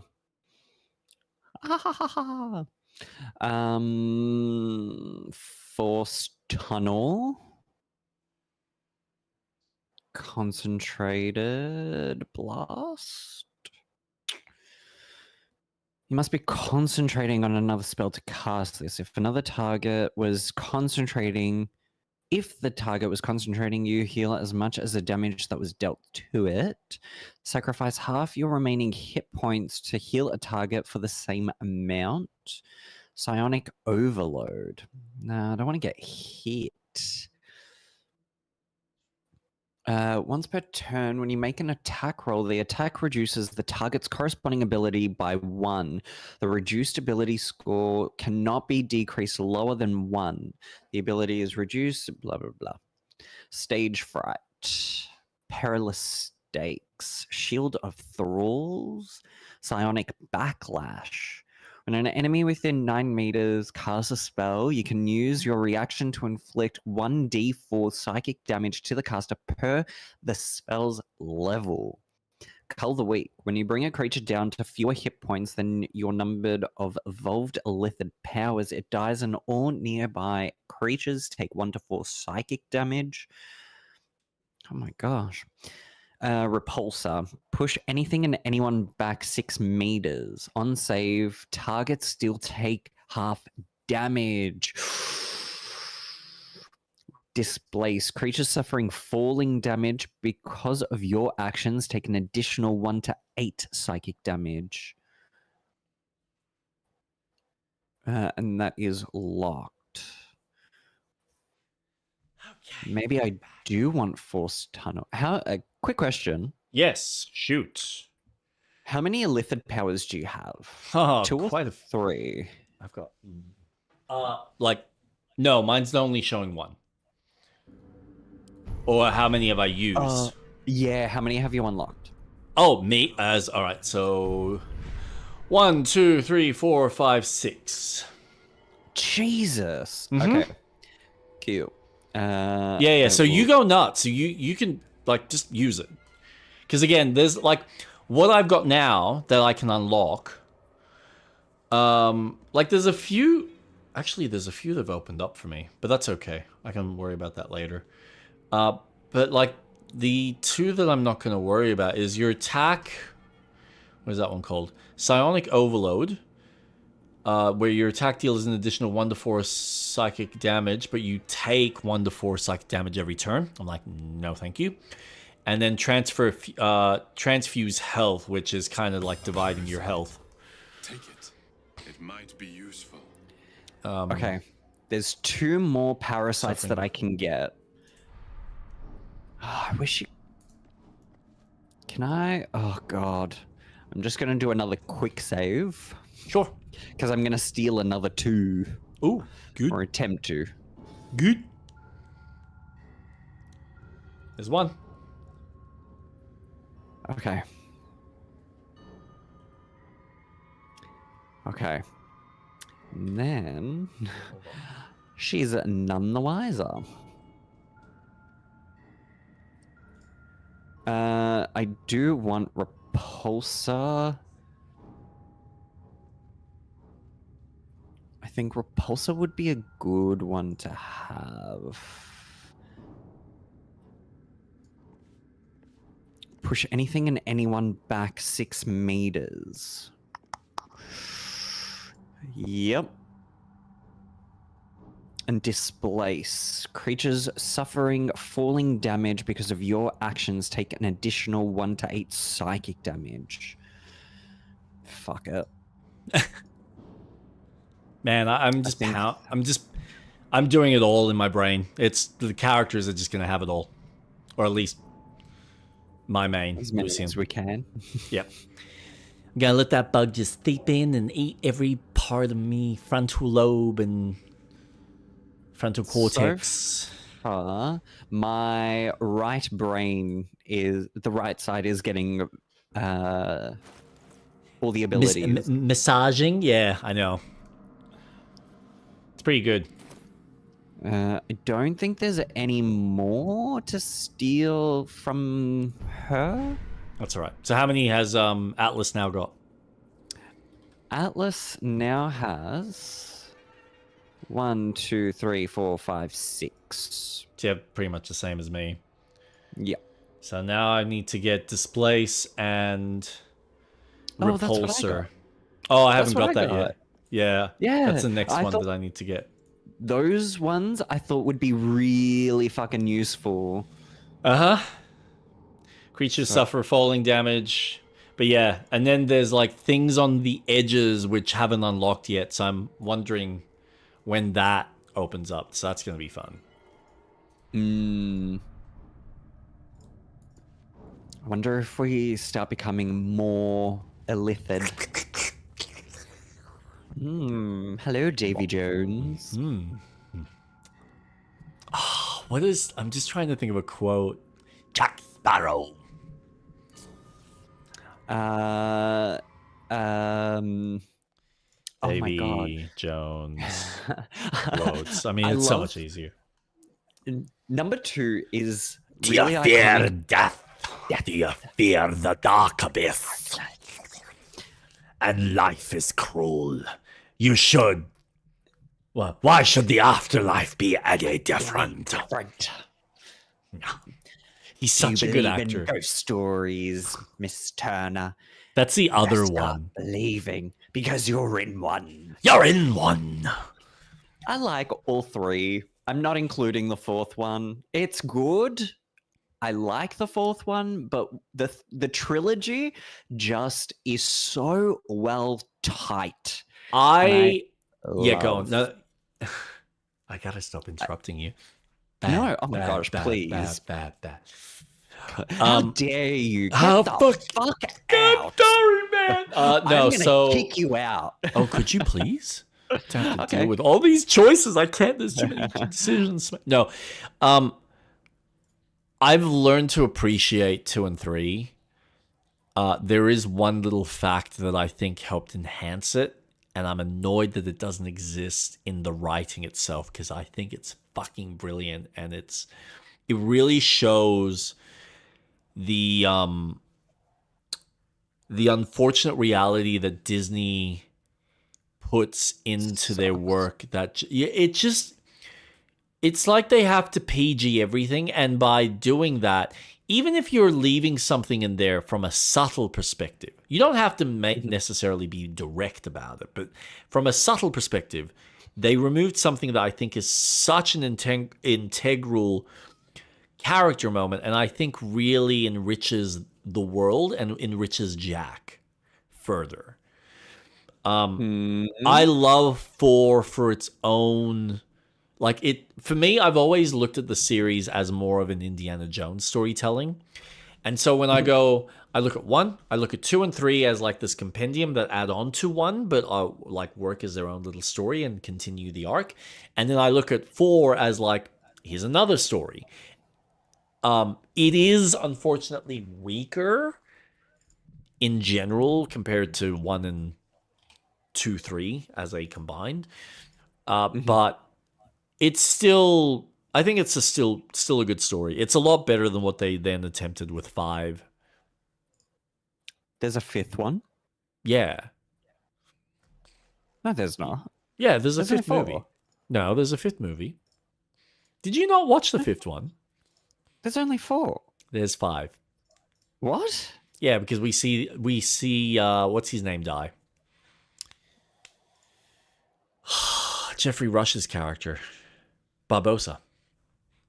There's a 5th Pirates of the Caribbean film? Yes. No, there's not. Yes. Because we follow Barbosa's daughter. What? Mm-hmm. And we get to see what's his name go back to the island, and he gets freed from the curse. Did you not have you not seen the 5th men one? Tell No Tale. Yeah. That's the one I don't really care for, because that's the one with the kids. Yep. But Right. it concludes part of the arc and then almost sets itself up for another, but we never got another. So yes, it's on its way. Yeah. Well, there's with Jack Johnny Depp returning, which is very funny because he's like, I'll never fucking work with them again. But I'm poor. Give me the money. Come on, do it. Oh, what is that? That is cool. I'm the Scarlet Witch. Okay, settle down, boy. Sexy powers, but settle down.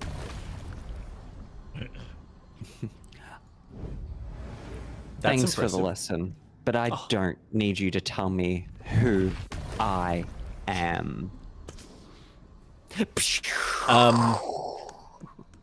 No, you have no idea what you've done, what you've brought to this world.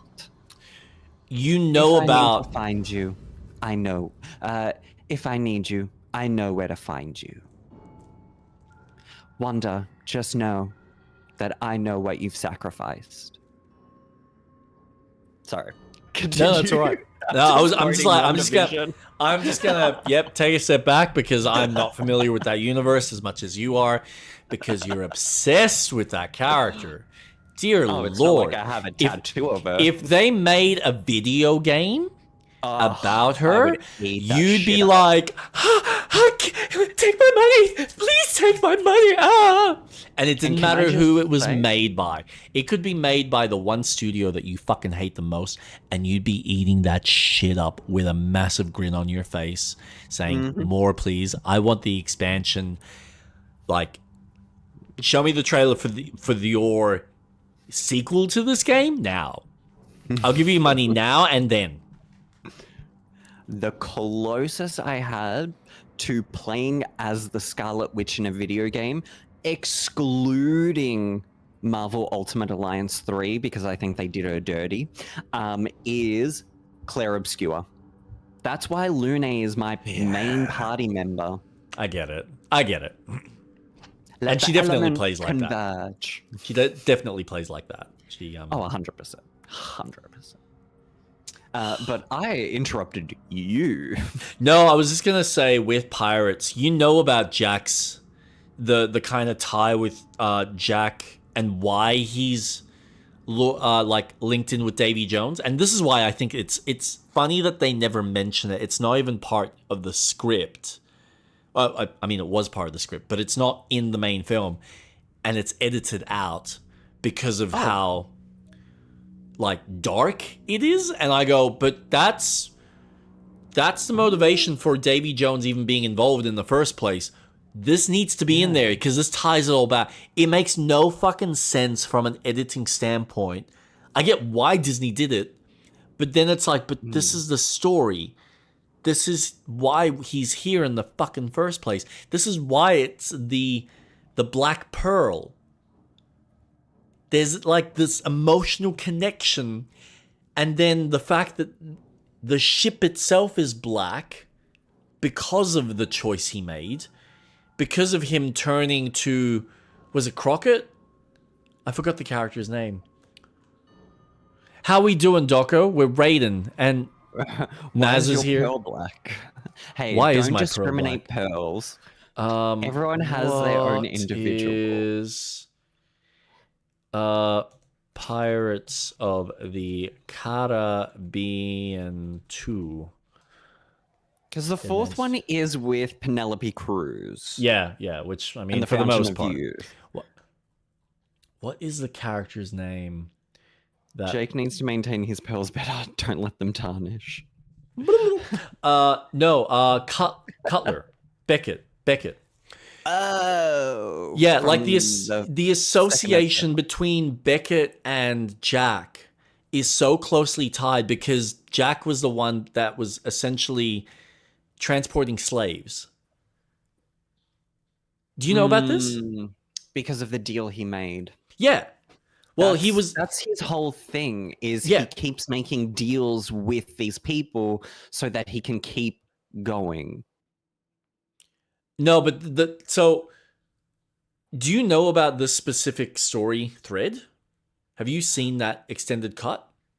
I haven't watched the extended cut. Okay. My knowledge is primarily 1 to 3 because I will watch them repeatedly. But 4 and 5, clearly 5, I have watched. No. But this has nothing to do with 4 and 5. This is just 1 to 3, right? The original concept, right? So we get the first movie, which we're kind of introduced to Jack and Barbossa and everything that happens there. He's getting the slaves because of the deal he has with Davy Jones. He needs to get him 100 souls. No, that's no. But this no. So the reason why he even gets Davy Jones involved was he was just working for Beckett. So he was just working on the Beckett with his ship, transporting slaves. And then when he kind of clued on to that and he wanted to free them, Beckett obviously had it against him and burnt the whole ship alive and burnt everyone on it. So Jack then brought it back by obviously making a deal with Davy, which is why the Black Pearl comes to life as the Black Pearl. And it's that, because it got burnt and it's associated with those dead souls that he tried to rescue. And now he's got this debt that he's living with, which is what his connection with the ship is all about. So there's this whole dark undertone that never really gets explored. And it's there. They actually filmed the lines and it just gets cut. They just cut it because, obviously, they don't want that darker association. Even though that's what it's about. Like, fuck you, Disney. Fuck you. Very frustrating. Very, very frustrating. Oh my god, you're decorating yourself again? Seriously? Well, vain. So vain. I mean, no, you're just aging very gracefully. No, I'm changing my tattoos. So, I've learned to have an appreciation for the rest of the saga. For the 2 and 3. Because of finding out about that little detail. And that detail has made all the difference in my head because I'm like, cool, that's part of the canon. That's meant to be part of the canon. Now I have a justification for why we're even dealing with Davy Jones in the first place, and why Beckett's even involved, and why all of this is like tying in together with Elizabeth and Will. So it creates this perfect arc. Don't forget to save, Jake. Thank you, Impulsive. I don't have the save button. I have Street all the Rat. power. He's the one that dictates the saving ability. But I will always remind him, hey, don't forget to save. Did you Which save? I will Did do. you save? Please tell me you save. Eventually. Yeah, it's all right. Eventually. Wait, I'm just gonna. Eventually, you will save. Let's sprint. So, yeah. P. Okay. And then save. Saving. And then Let's have a conversation with the goddess of the Malacca. Oh wait! No, Before we no, do, no, before we wait, do, no. are we all prepared? Do we have everything we need? Yeah, Are we geared up? We're fine. Do we have all the spells that we need? Yeah, it's do we all want to do a good. short rest? Do we need one? Do you want one? No, let's not waste it, because you're going to want it after the fight anyway. I do have a song of short rest as well, so we've got 2 in our bags. I'm pretty good. So that's Sweet. good. Okay. Yeah. Let's just see what happens. Should she talk? You know what? I don't think it really matters. Spoke of one of our kin that escaped a crashing Gake slave vessel. Right. Blacketh's justice in flesh. You have accomplished much, child. I am pleased to finally meet you. I heard there is so much goblin blood. Food is infinite. Use short rests as much as needed. That is true. I suspect you plucked something precious from the Gake ship. Something that belongs to us. No, Jesus, it doesn't he's belong so to you, arrogant. dickhead. Give it to me. I can't wait to kill him. Don't do it. The weapon is how I protect you. Oh, so it's a weapon, is it? Do not disobey the Inquisitor. Do it.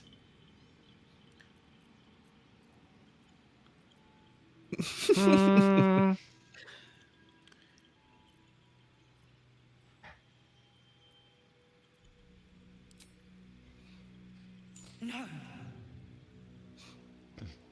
So it is found. Ugh.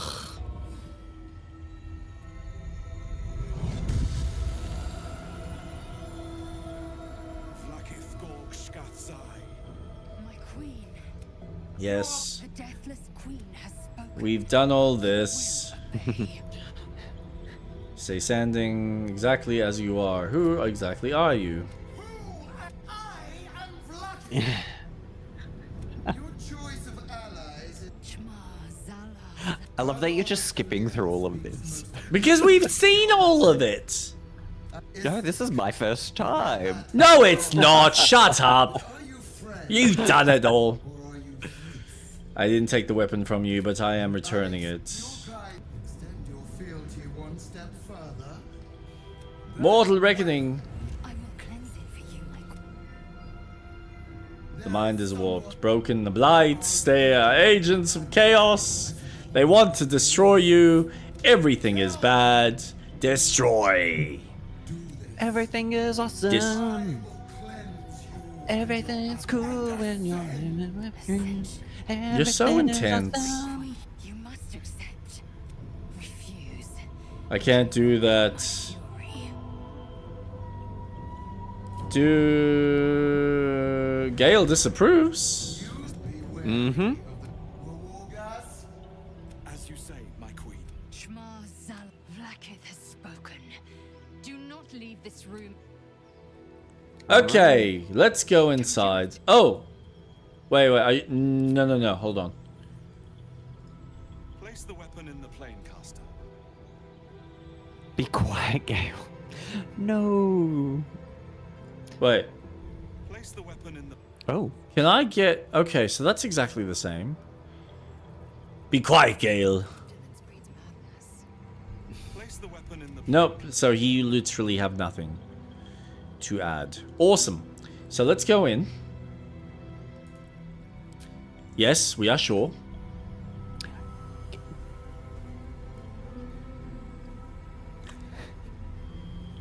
Do you want to say what my guardian looks like? How big is your guardian? He's bigger than me. Ooh. Look at your chest. My chesticles. With your little nip-nips. Leave my areolas alone. I love your areolas. I just want to pinch him. I just want to pinch him. Pinch, pinch, pinch. Pinchy, pinchy. It's so pretty down here. I can see the moon. Space, bounded, boundless, timeless, like every dream that ever was stitched together. Hey yo, how you doing, Sixer? What's going on? Astral plane. And magic jump.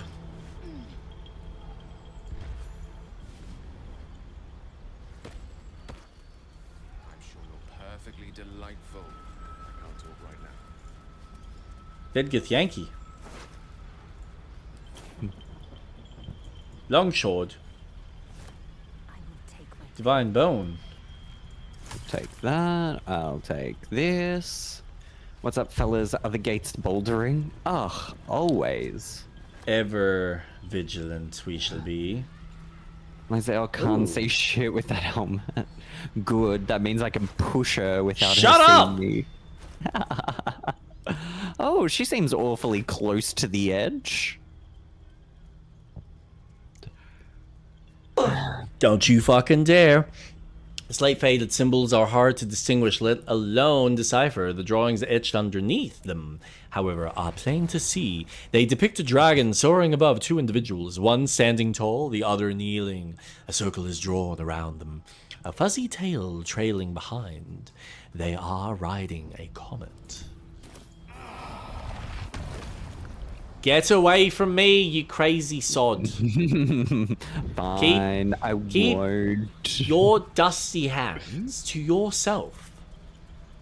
Bless. Who are you blessing? You blessing sweet wat? Did you jump to the chest? Did you? I did not. Did you? What do you mean? The chest is right there, with 100 gold and some oils. Make my skin tingle. Didn't you sneeze? I did. Oh, that bliss. Thank you. Oh, you're so kind. You people. I love you all. Bruh. I know, bruh. I'm sorry, bruh. Bruh. Bruh. Bruh. Bruh. Came, in spite of all my warnings. Disappointing. Clueless streamer? I am a clueless strummer. I just strum random chords. Got me thinking I'm insane and I just hear random sneezing. I may have made a mistake trusting you. I told you to stay away from the Githyanki. But you just couldn't help yourself. He sounds like the elf from The Hobbit.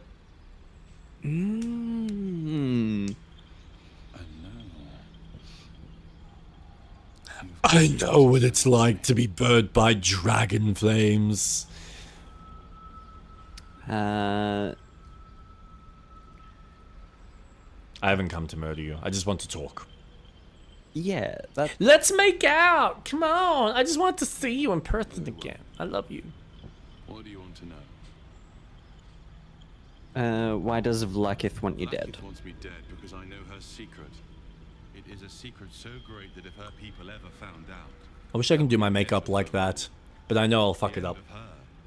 That same secret Nah, is how just It's actually, it's really not that hard. I can hear your thoughts.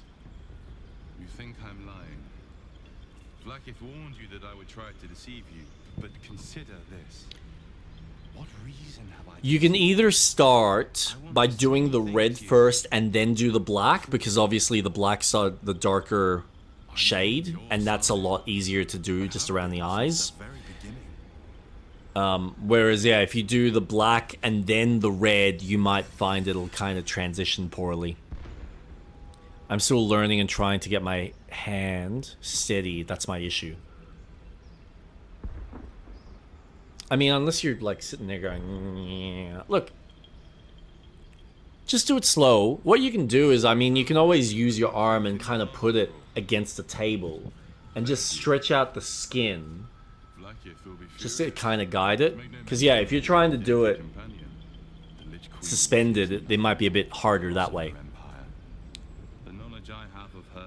But if you like rest your hand, your arm on something, you might find it's a bit easier to get that steady flow and movement. Godlike in power, yes, but with none of the sanctity. He looks cool. Thank you. She pretends to know how gift destroys. He's in my head. Yeah, I recognize that. If the Illithid Empire were ever to return, she would be incapable of stopping them. And if her people found out about her impotence, That's such a cool look, though. revolution, the end of her rule. But that very power, the power to resist Illithid control, which Vlaakith only pretends to know, is how I've been protecting you. I suppose she hoped to extract it from my corpse. Since you spared me that fate, she will come for you.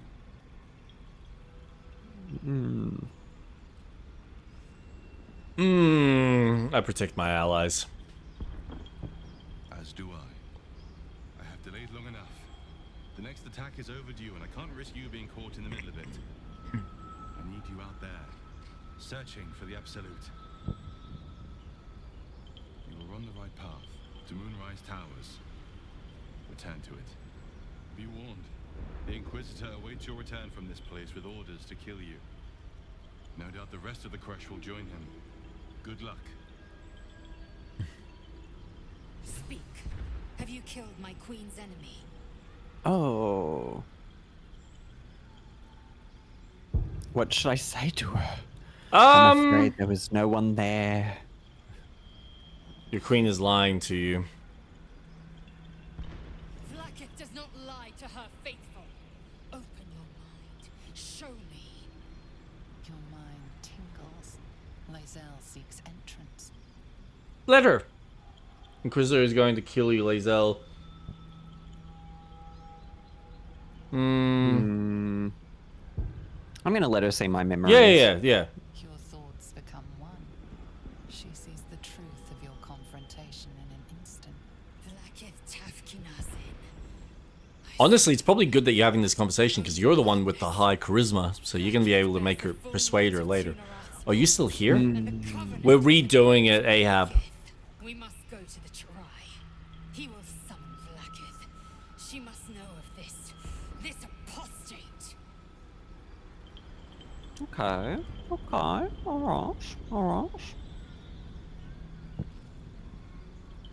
Cool. So wait, that was it? Still alive, so that's perfect. 'Twas. Have to keep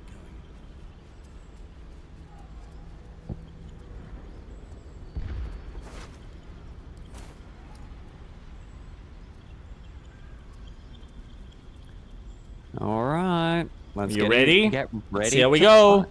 So basically what Jake is saying, rat, boo-hoo. Can you talk to scary bitch lady? I'm too scared. In Baldur's Gate, I have a huge swinging dick, so honestly, that makes sense that Jake would be a scaredy cat.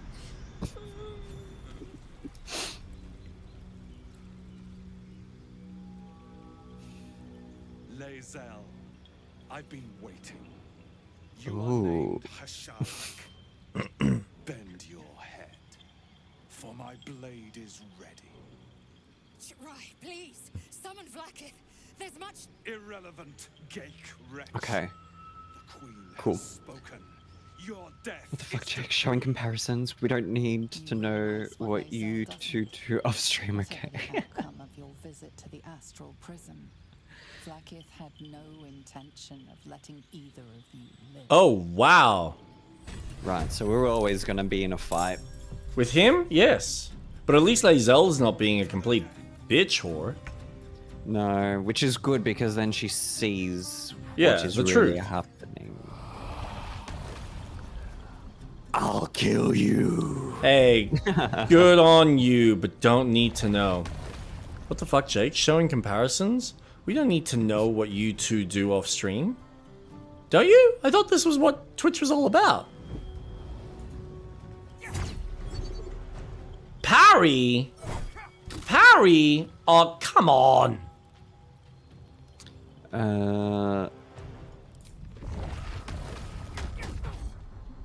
Thank you.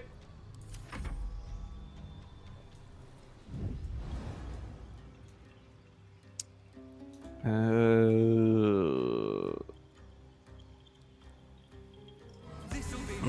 30, 40, what's this?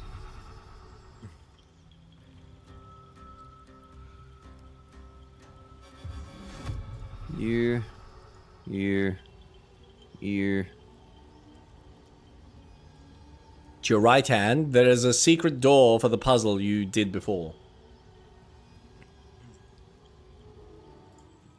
That's right. Hey, nice. Thank you. What's Bane? Up to 3 creatures receive a negative 1d4 penalty to attacks and saving throws for 10 turns. Cool. That'll be useful. After killing those Checkets. Thank you, Ehab. Alright. Charm. Ooh. You've been charmed. Oh, come on.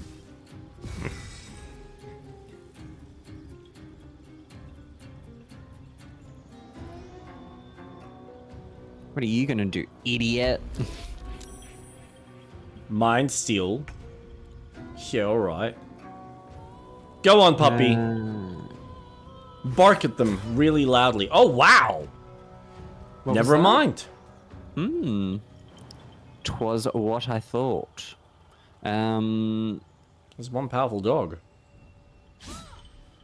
Don't you touch that puppy.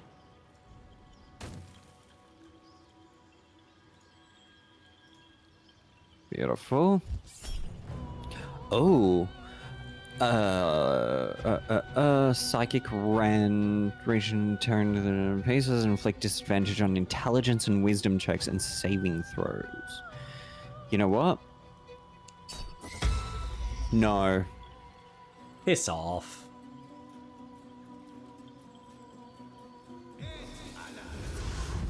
Why'd you have to teleport, man?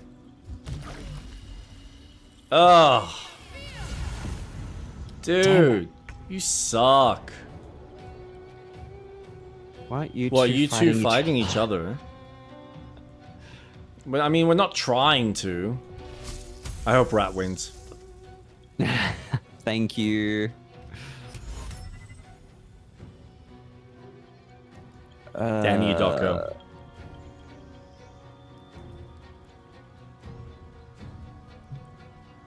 Doko just wants to see me fail at life. Which is fair, I understand.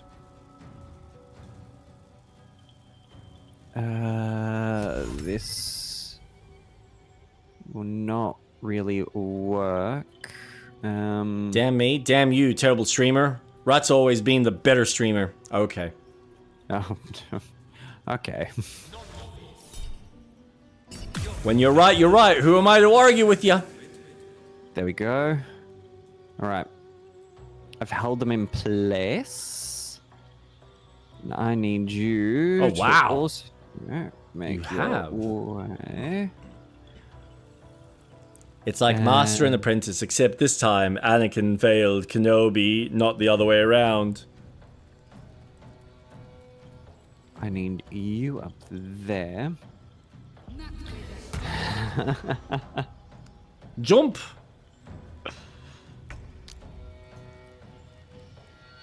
Well, I guess now you're the closest, so let's deal with you. Nice. Take this bitch down. I'm trying to. Oh, that's a nice pommel strike. And then I'm going to... Oh, this is working out great. You are... Love this. Welcome.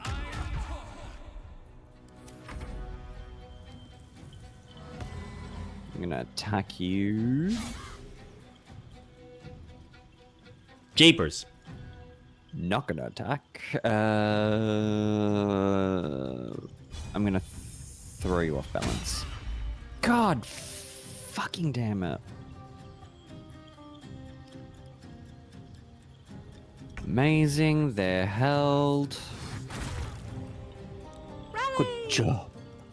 Yeah, piss off with your rally.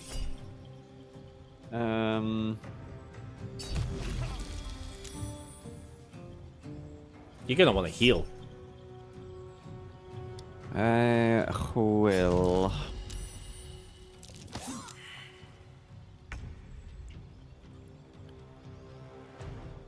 I'm gonna do 1, 2, 3, 4. Too far. Okay. That's fine, actually. Position Gale there, and then... Oh, I've only got one spell left. Never mind.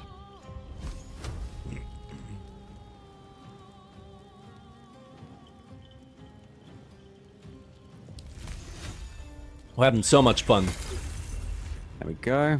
All this decision making. Meanwhile, I just go in and go unga bunga. Make the spell count, Yes. rats. Kick the guy's arse. Alright, Lae'zel. Everyone. You're fucking all gonna die. Let's just go in. You're right. This guy Caveman. is going Big caveman to the big ground. caveman to the ground. I think he's talking about me. He still thinks that we're like attacking each other. Oh, we killed him. Yes. Perfect. All right. Isn't it great? Now, I could do... No.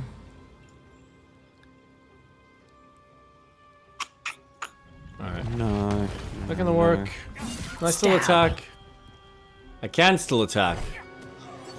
1, 2. I've only got one spell left. So, I will heal.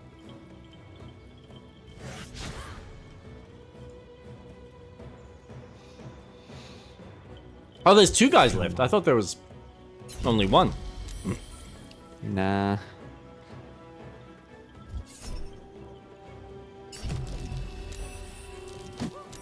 Oh, what a bitch. bitch. Actually, that's good. That is good. So what's that? And Long rest. Okay.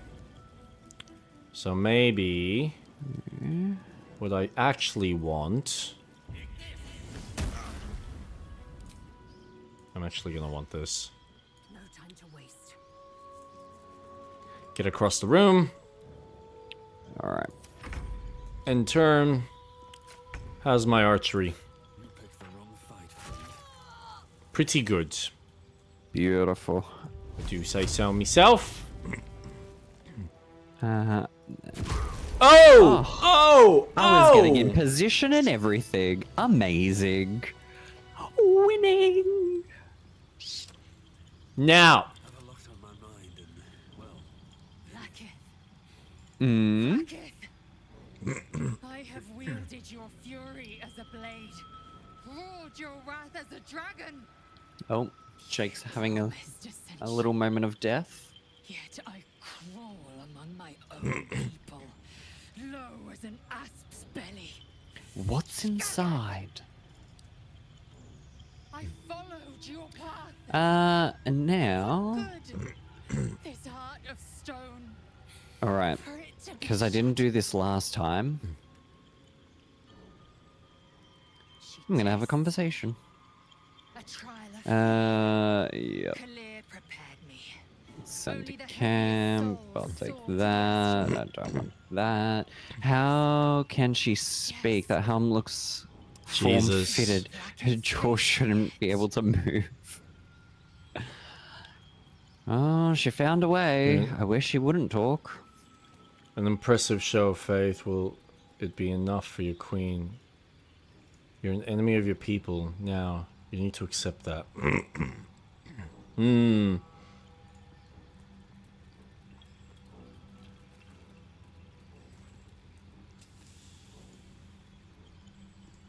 Oh, speaking of which, how does she eat? How does she drink? How does she blow her nose?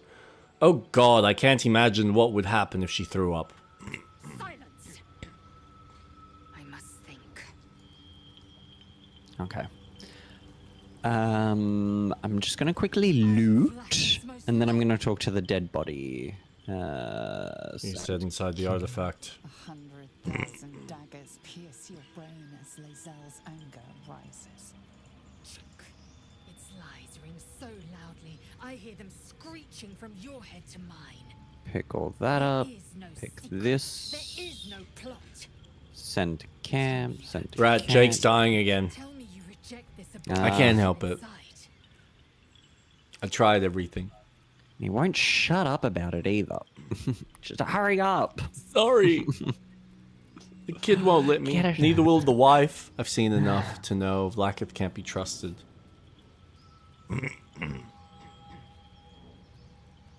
Silence follows, as loud as thunder, as heavy as Pick lead. up. I will prove to the undying regent that my faith is steadier than even the throne of skulls that she sits upon. I will endure this test, and she will reward me. Then you will understand. You will see truth. I won't let my You two having a moment. my life come to nothing. Like how Jake's stuck talking meanwhile Rat is looting. Allegiance to her Damn. Naturally. stronger than her allegiance to us. Keep it distracted. I'm nearly done. Kalir's clutch held 3 dozen eggs, more or less. Though I've learned of creches that harbored 100. Humanoid. Alba, it's a hideous. Yeah, I've doing done all great. that. It is a meticulous Not a Lloyd process, tank. Oh. carefully timed. Go on then.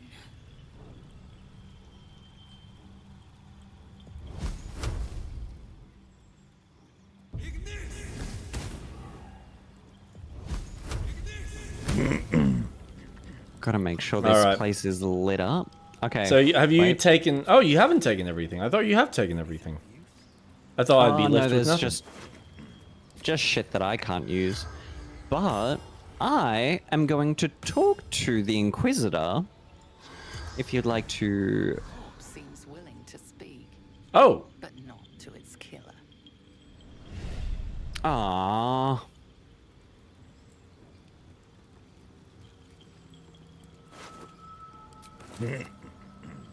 Damn. Okay. Is Lae'zel strong enough to move the statue? which statue? The one in this area? The door for the puzzle, Ehab. The door! The door! Move the fucking door! The statue starts to rotate, but its rusty mechanism jams stuck. Athletics failed. The statue starts to rotate. If you have a way to change how you look. Jams stuck. The statue starts to rotate, but its rusty mechanism Change your form. stuck. You can throw oil on it to lube it. Okay, yes. That makes sense. Passive. Lubid? If I change myself to Jake. Yes, Docko. How can I help?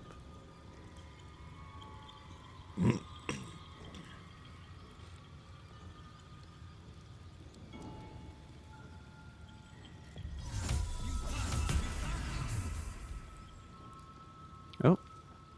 The statue starts to rotate. No. But its rusty mechanism jams stuck.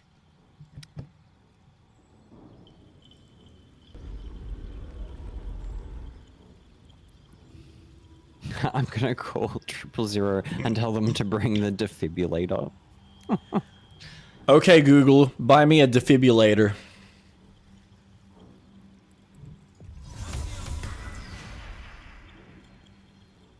The statue starts to rotate, but its rusty mechanism jams stuck. Suck eggs didn't work.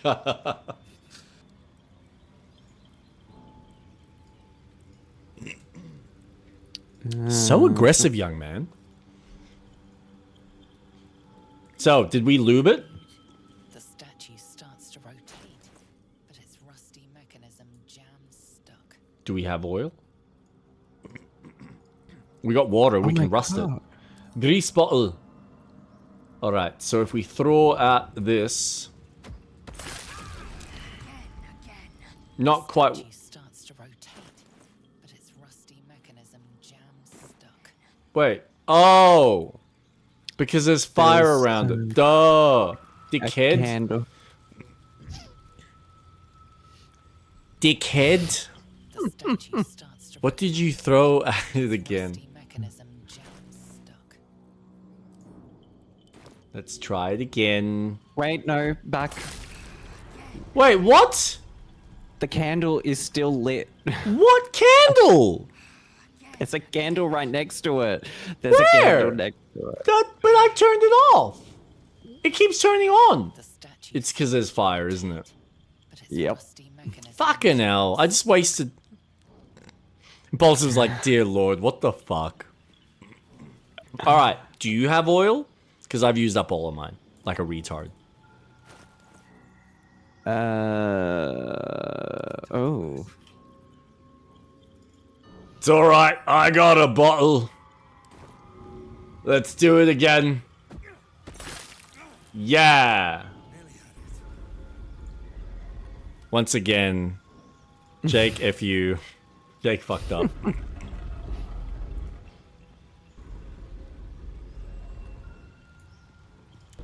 Hey, that's why we're here, for your entertainment. Hello. Let's all go inside. You have a scroll of it. Find the blood of Lathander. Ooh.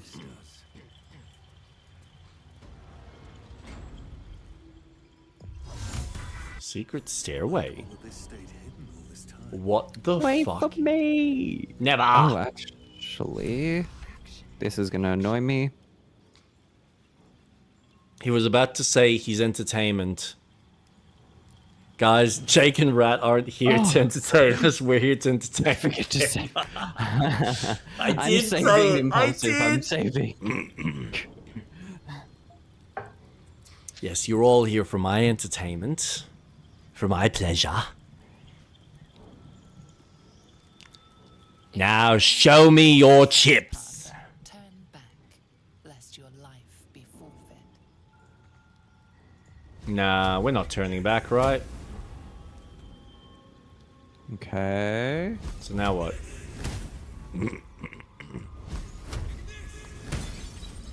There we go. How the fuck do you know I have chips for dinner? Just a very good get. Disarm. Disarm. This is gonna be bad. I'll disarm. Yes, it is! That was a failed attempt. Pooh!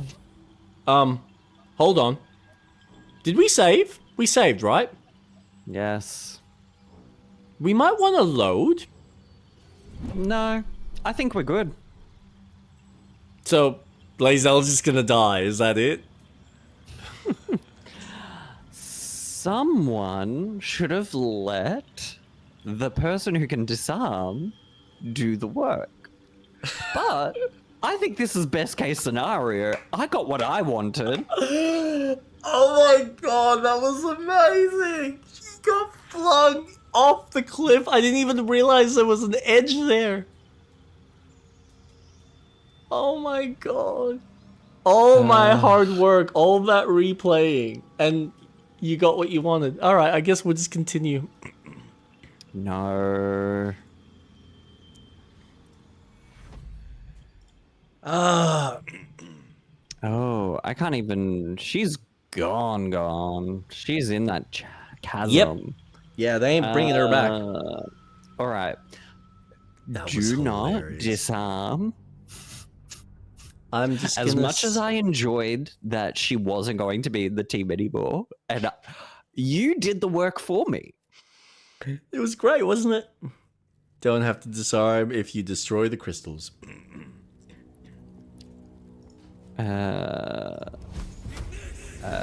Attack. Pew! Okay, do not disarm.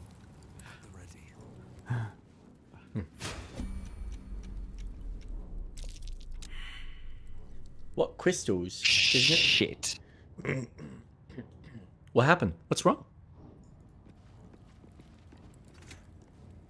I'm gonna die. Oh, are you? Whee! Well, it's not too bad. Quickly then. I'm slipping away. And turn. Okay.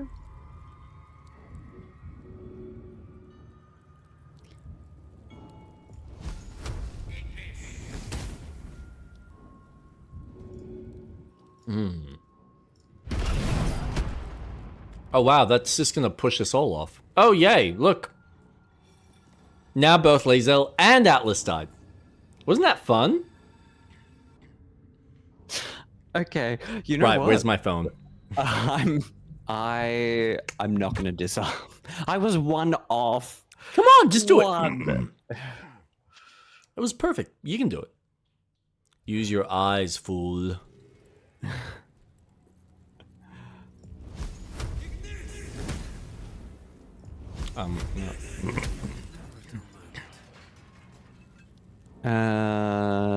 My eyes? What do my eyes see? There is a crystal there, but I can't reach it from here.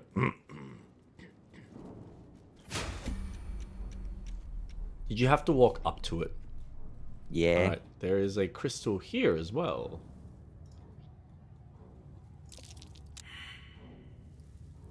Fuck Oh, oh, I know what to do. No, no.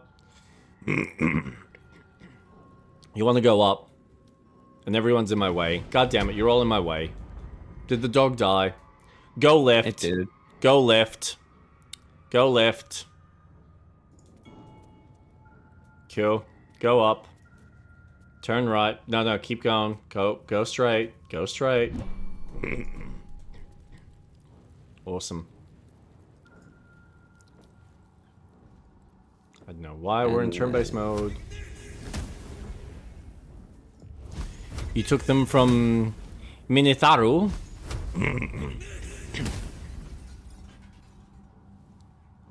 Hawkeye.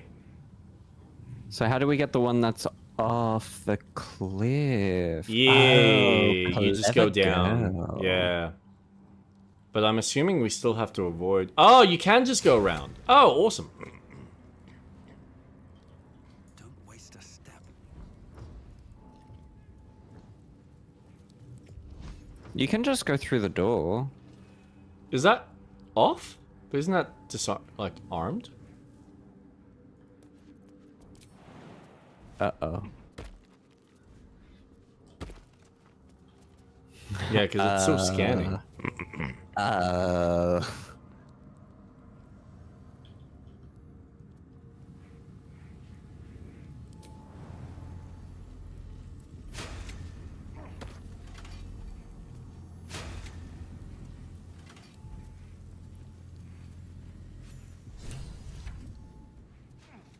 Might not be working because of the crystal now.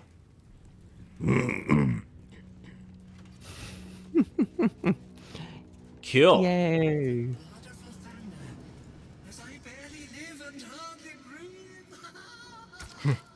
breathe. Oh. What are we inserting in this? Mm. Ornate mace hovers Oh. before you. Is there a possibility you two are doing this a bit early on? This piece of amber flecked with crimson is set in the It's possible. emitting a radiance all its own. Maybe. This mace certainly has a very unusual design. Leave the mace where it is. I feel like we need to put something in it.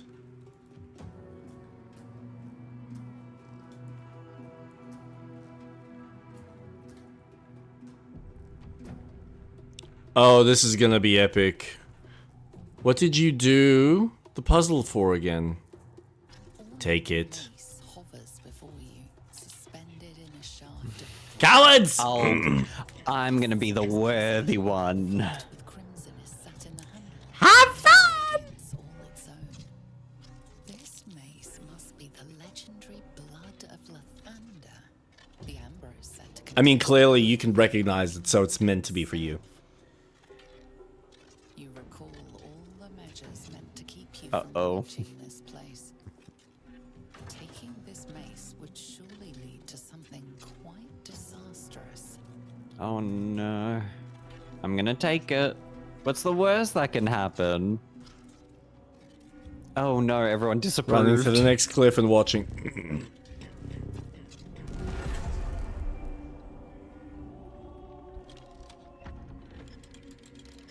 Oh no. You saved, right? Yeah. Yeah, awesome.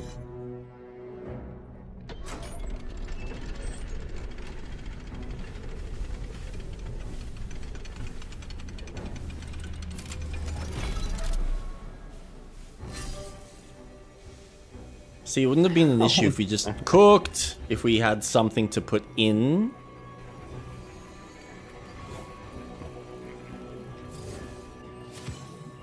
Oh shit! Hey, cool!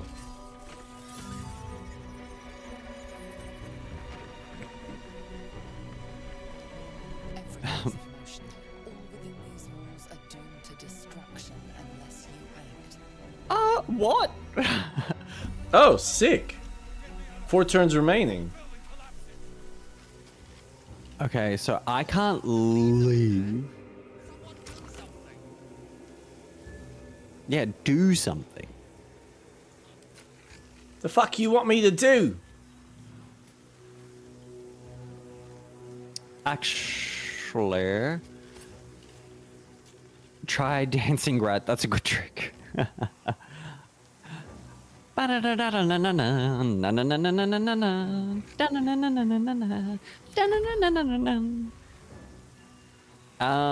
know what I can do? What can you do? I'm out. Yeah, but isn't it like the escape the crash or disarm the device? All the crash are gonna die. Oh no. Oh. Oops.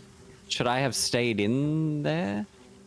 I don't know. Oh, I see what we need to do. We need to destroy the solar machines. I mean, that's what I'm attempting to do. Okay.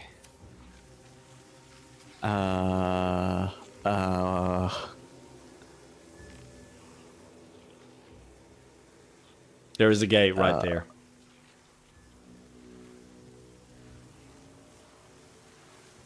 I mean, yes, you Wait, are this- right.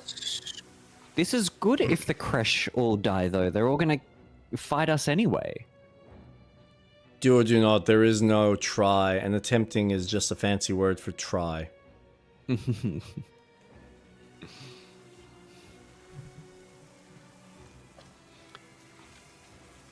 I mean, sure, we can just leave. See what happens. You got a fancy mace that we can give to Shadowheart.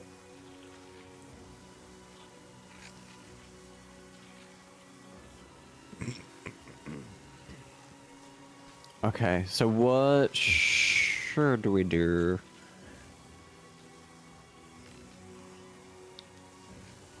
Look, see how much damage you can do to one of these statues. I'm trying to see what happens when you take out one of them.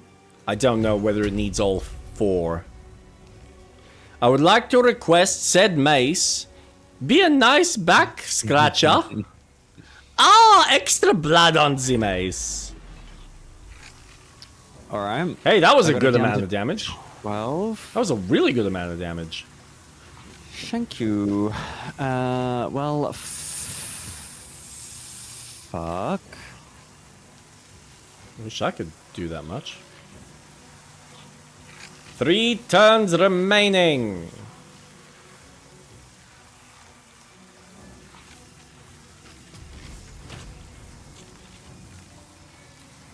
And 1 down. Cute.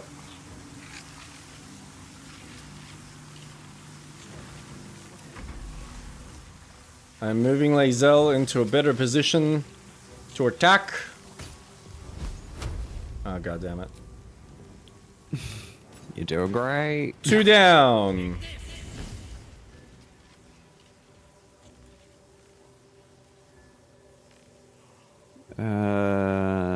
Oh gosh. Nothing. End turn.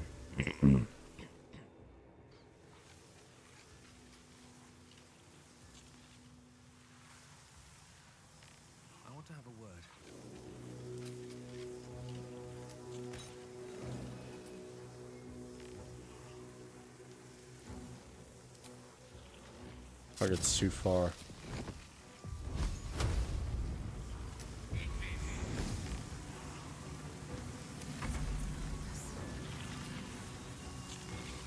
Okay. How are you going on your side? Good, maybe? I'm down to 10 on mine. I'm down to 16 on mine.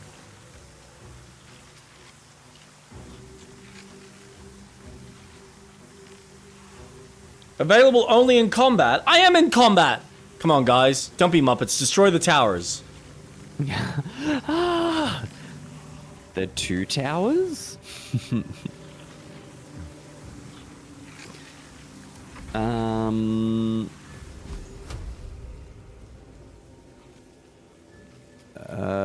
Not those towers. Oh, it's down to 1. We might be able to pull this off. Last round. Your fighter skill. I can't. It's like literally... And that's just disarm. That's not going to do much. Alright. That's... Oh, maybe it does. 3rd one down.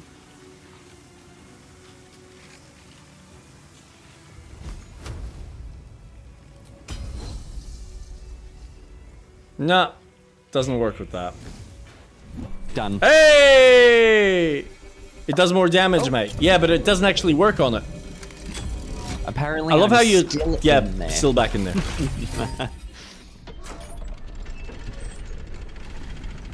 Disarm is a bonus. Rat check. Don't No. hit the... Dear God, they hit the 2nd. The 2nd, 3rd, and 4th. Suckers, we saved the day. Yeah. Interesting. I'm watching you now in the center. They hit all 4. It's done. My duty is fulfilled. Cool. So... Oh, it does stop. It didn't know. The blood Enjoy of the weapon. Lathander. I can use the blood of Lathander. I mean, you can, Once but per do you long really want rest, to? When your hits are reduced to 0, you gain 2 to 12 hit points. Allies within 9 meters also regain 1 to 6 hit points. Sheds holy light in a 6-meter radius in combat. Fiends and undead standing in the light are blinded unless they succeed a con saving throw. Sunbeam, level 6 evocation. Oh, shit. Why is it playing the same thing for me? That was so bizarre.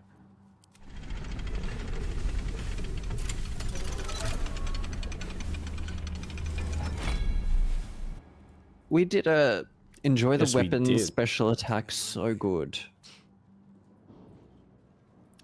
So are you saying I Deal. should throw the weapon into the chasm?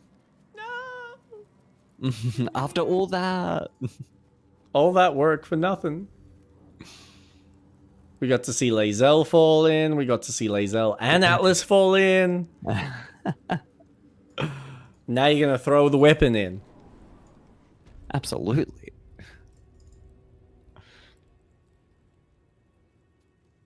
Boys, say goodbye to the mace. It's the last day on the job. It's retiring. It's had a good run.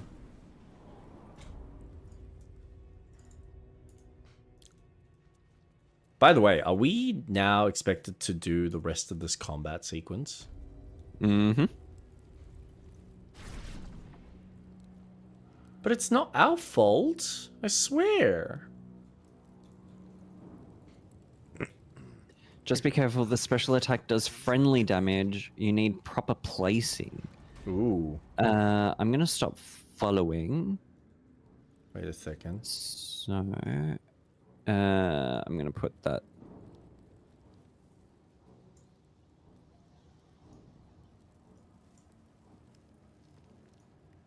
Oh yeah, no, this is literally the same. Alright, cool. Alright. I now have Lathander's Light. Oh, I should change... Full? God, I have so much shit. Isn't it great?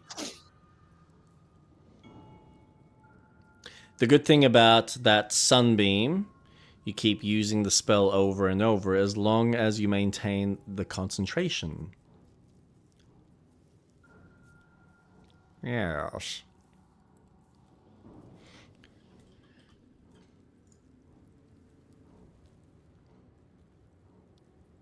Sunbeam.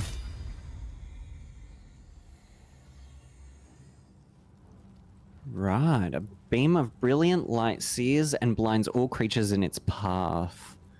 One Ooh. turn. 6 to 48 damage. Fuck yeah. Alright, well. I will 116. be at the back. Bludgeoning Radiant.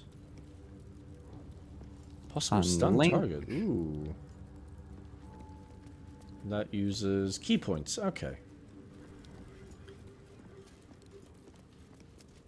Can I...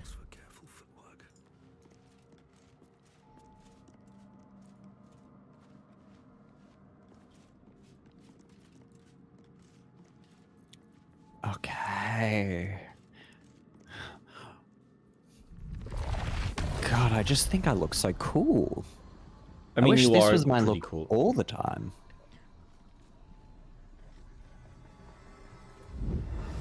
I'm alright.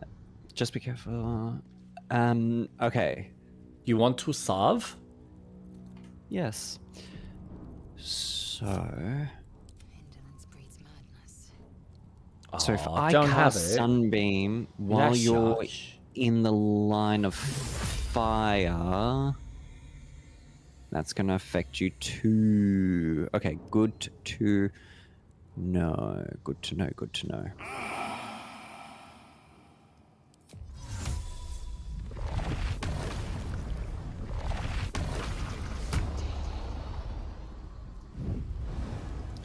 Charge forward, pushing all objects and creatures in your path 4 meters away from you. Ooh, okay.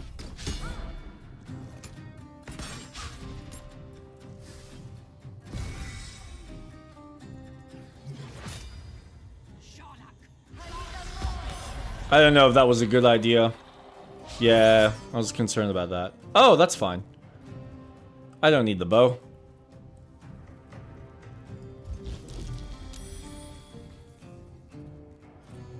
Okay. So she's attacking by herself.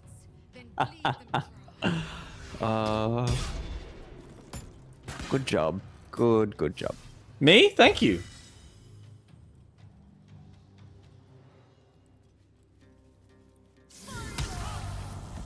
Imagine she now gets flung off the cliff with where she's running. Snarl. Yeah, that was not the best idea. What the fuck? Oh, okay, okay. Dear Lord, how many turns do they have? Oh, is that because we haven't actually activated? Yeah, none of us are in the fight. Oh. Yeah, that might help. Now I'm just watching her die. Whoa, okay.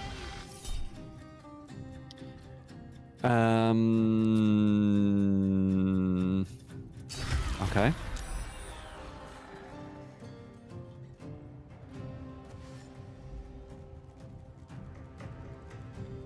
Wow.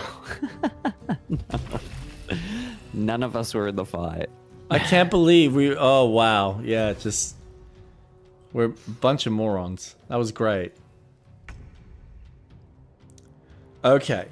I'm gonna start with a fucking potion. This is your end. What a fucking retard.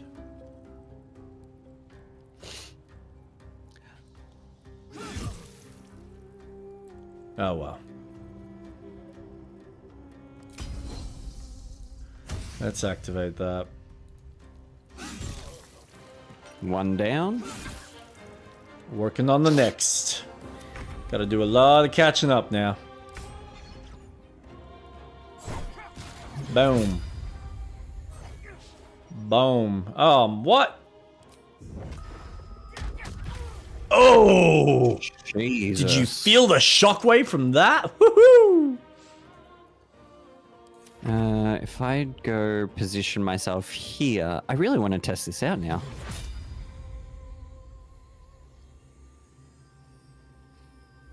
That does not get you, so...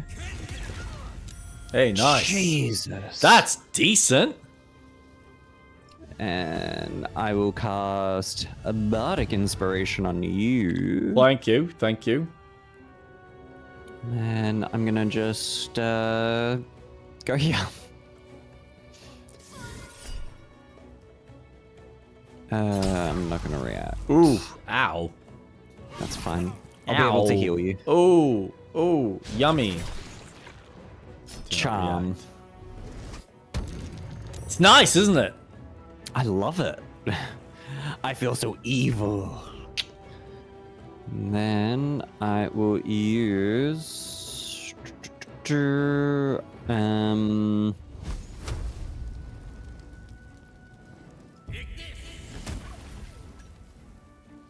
That's one down. Two to go.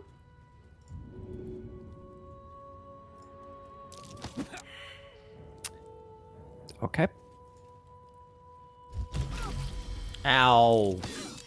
Ow. That's alright, you can kill her. I know I can. So I'm planning on.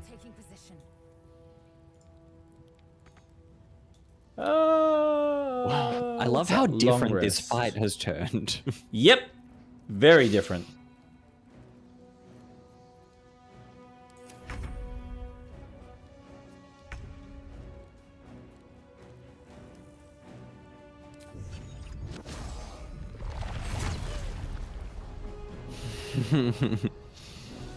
Do I want to use it though? Kinda want to see what happens. Push all objects 4 meters. Oh, that's gonna kill Gale. Don't do that. This will not get you. Alright. Nice. Pushed her out of the way, and there you go. Thank you. You are all welcome. And then there you go. There you go. Oh. Oh, There dude, we yeah. Go. big dick I'll be energy. taking that. Thank you very much. Don't forget to pick up your bow. Yes, thank you. Action, not reaction. An efficient path. Oops. Forgot that Actually, I could give that to I you. need to check one thing. Martial and weapons. can- She can use heavy crossbows. Ooh, that's good to know. That's empty. What's in this vase? Another.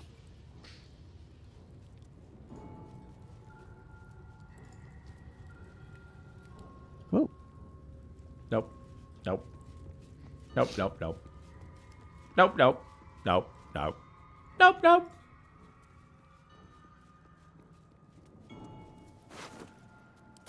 Yes.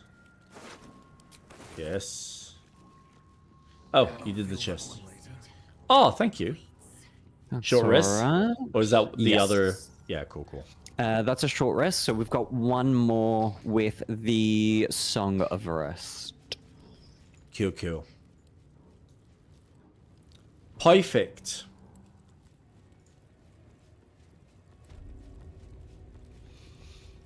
Oh boy.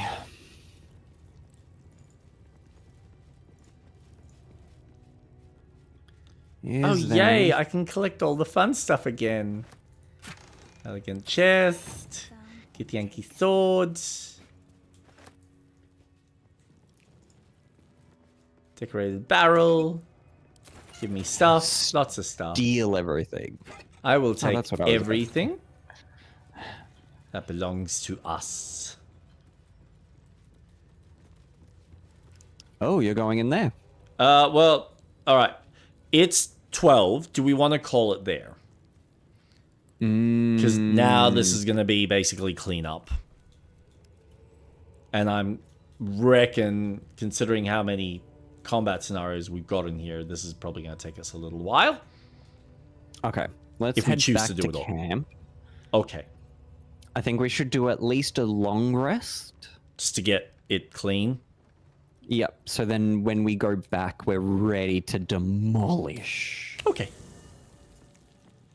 Works for me.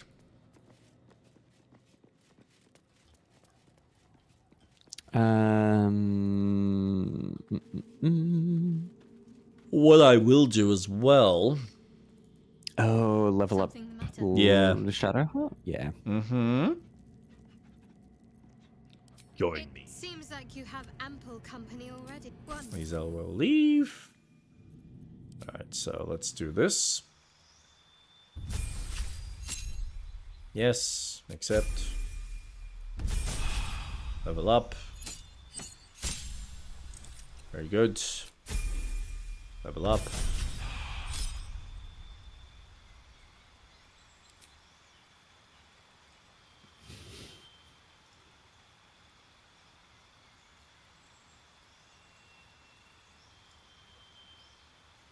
Oof.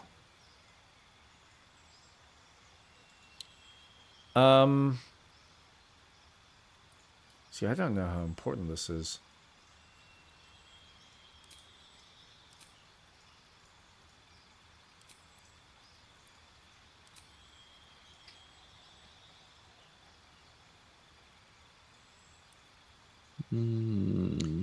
Cure wounds.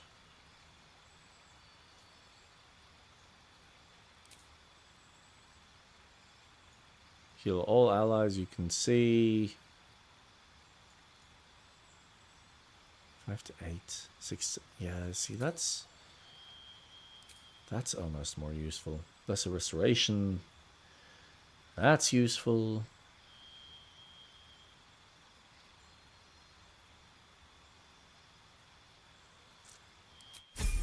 We'll leave that.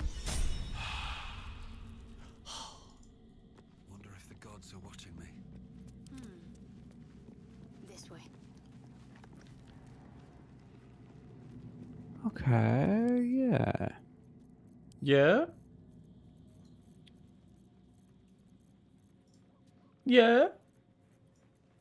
Yeah. Yeah. Yeah. Yeah. Yeah. Yeah.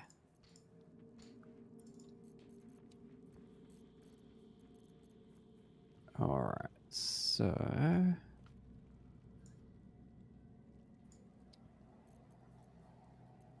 Put literal garbage that I don't need.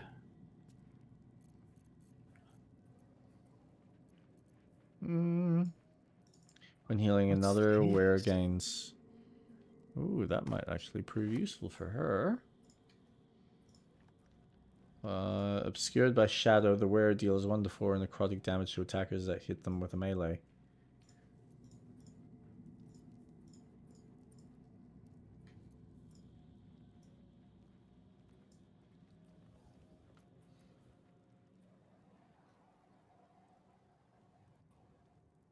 Ooh.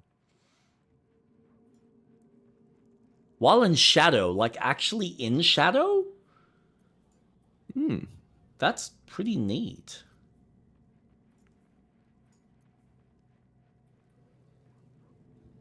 Channel oaths. You gain heroism. Where it dashes or takes a similar action can jump without using a bonus action. Handy. We still didn't get that fun piece of armor yet, so. Let's get on with it.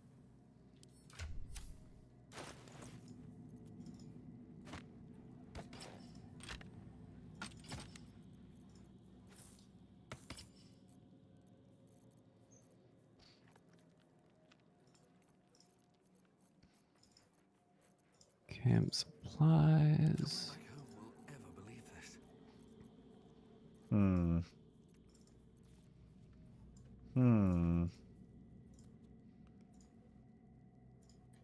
Resistant to acid.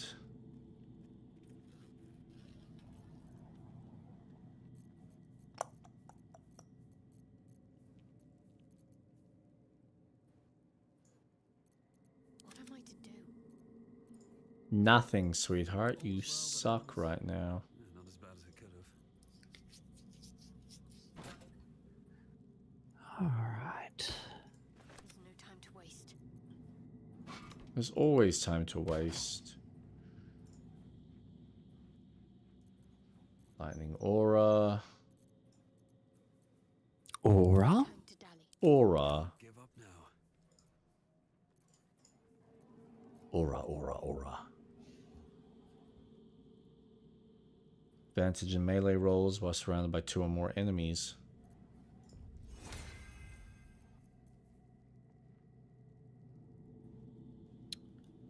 Soulbreaker, great sword. Jesus. Should be using that. What, I the great should sword? be using this. No, I've got spells that last until long rest. Mm-hmm. I should be using these. It's alright. We should be using a lot. Oh. It's kind of the catch. Additional 1 to 4 damage with throw attacks. Attacks made with improvised weapons. What does it include? What can I do for you?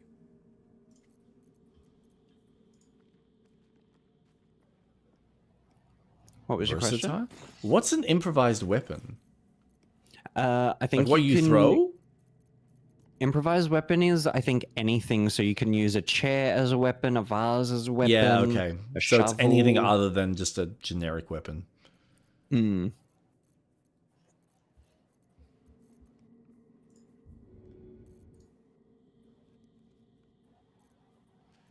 Oh, okay.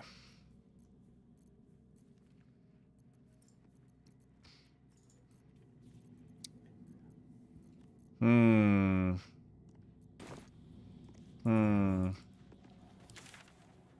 know what's funny? I forgot that some of the cool gear that I got for Shadowheart is in that next room that we did last time that we're about to do now for this next playthrough. Do you want to clean it out? Nah, That little area? Nah. It's all good. It's all good. Already feeling better. Are you going to talk to her? Lae'zel? Greetings. Yeah. Well, just to get her back into the party. The party's full. You'll need to make room. Good.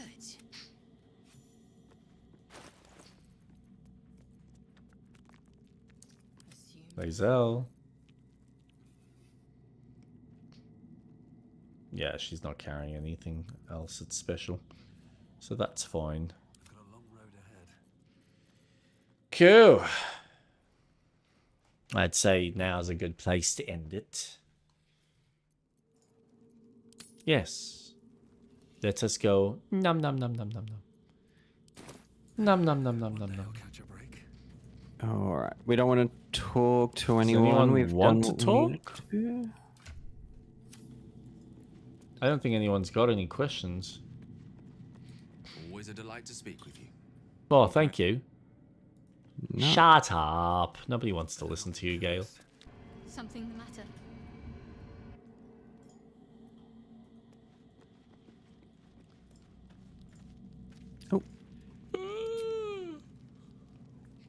Auto? Full rest. Owlbear. Yeah, let's try this again. He's always going to run away. He'll come back. I know, I know. Is he meant to be a character that we can use? Yeah. That's cool. Want bite.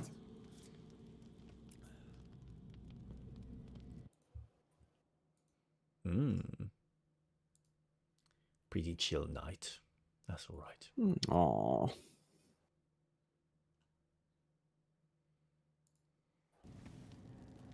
The hand that feeds is the hand that's loved. No. Run. I stand corrected.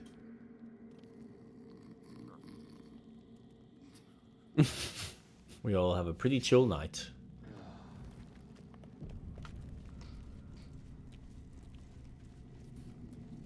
Nice. And save.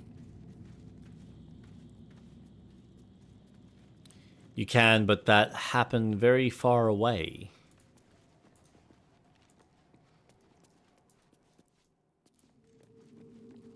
Did you save? Yes. All right, cool. It doesn't autosave after the long sleep. rest. It doesn't, or it does? It does. It does. Okay, cool, cool.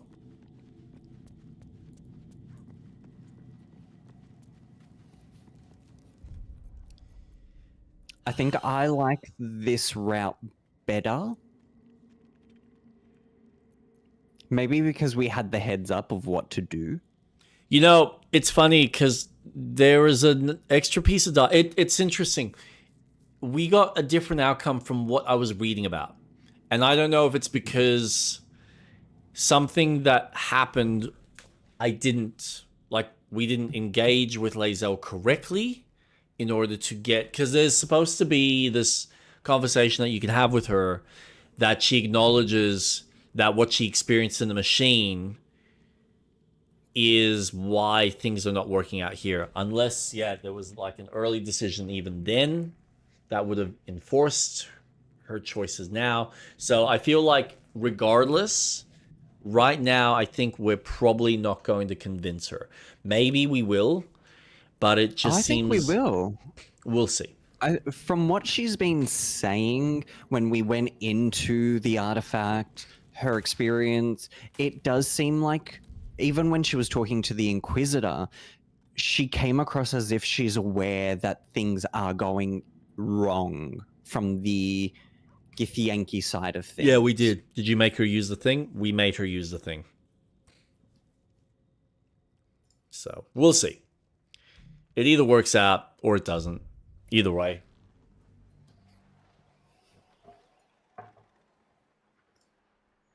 Whew. Yeah. This is... It's such... For something that on the surface is relatively straightforward. Like, the structure of the game's pretty basic. But it's all the depth of the character choices and then some of the choices that you can make during combat that really just flesh it out. Because it's not like it's a big open world game. You're not running around in big, massive open spaces. It is very much a tabletop. It's you're doing this area, then you're doing this area, then you're doing the next area. Yes. But for now, we haven't got it to Act 3 yet.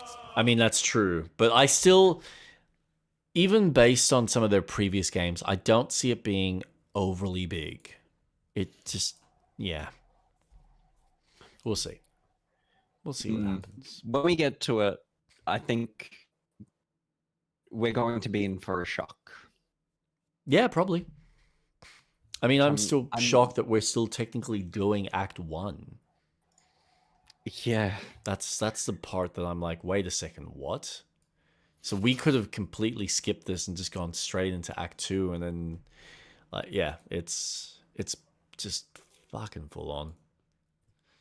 Game that keeps on giving. So. Oh, boy. But that was good. I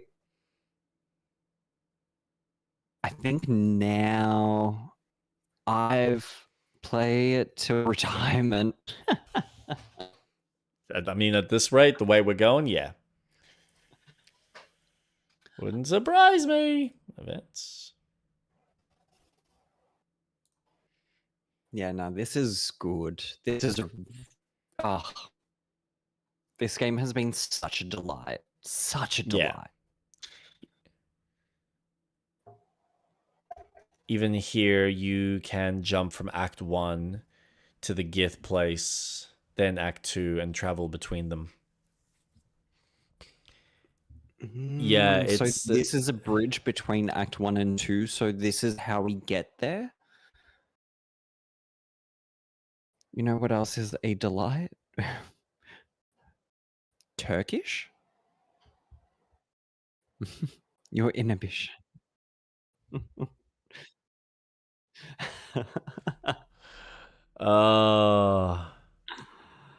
Yes, we'll just be skin and bone. No one else can do it for you. No one else. No one else. Oh my god. That is an old song. Fucking hell. I hate that you said that it's an old song. It is an old song. No. It's an old song. Don't say that. It's so old. Don't say that. What is that? What's the name of that? No. It is old. See? There you go. No, Sixer. No. No it's one straight else. ancient. It's... Feel the wind in your wings. Oh, God. We don't need to be aged here. Let's just ignore the passing of time. No, Doco, don't age things. I hate the fact that next year is going to be 25 years of Tomb Raider. That's insane. I've been playing Tomb Raider for 25 years. Ugh. Is this it? I'm trying to think if this is the song. Yeah. Natasha Bedingfield, Unwritten. 16 years ago. Wait. There's also this. Open up the dirty window. Man made the world that you cannot find. Reaching for something in the distance, so close that you can taste it.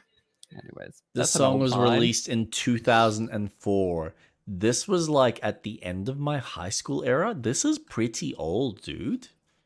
I got a pocket full of sunshine. I got a love. Oh my god, hate no. this song.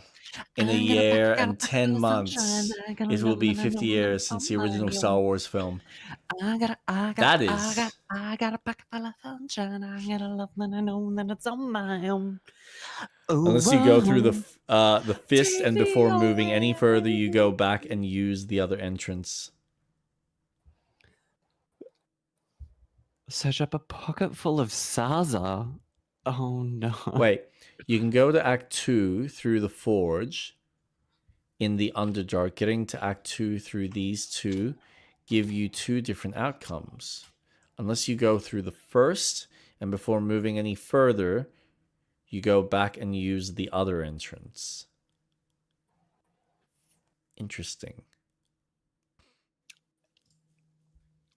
Are you referring to this?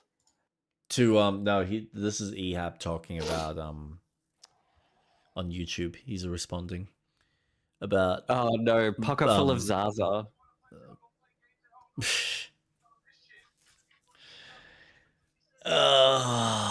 Ye old man, we be old.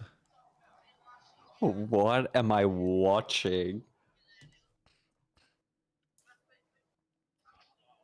Did Doco send you something fun? No. Just watch.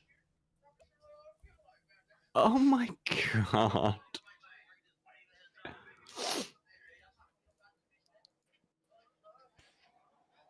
Oh, Sixer did.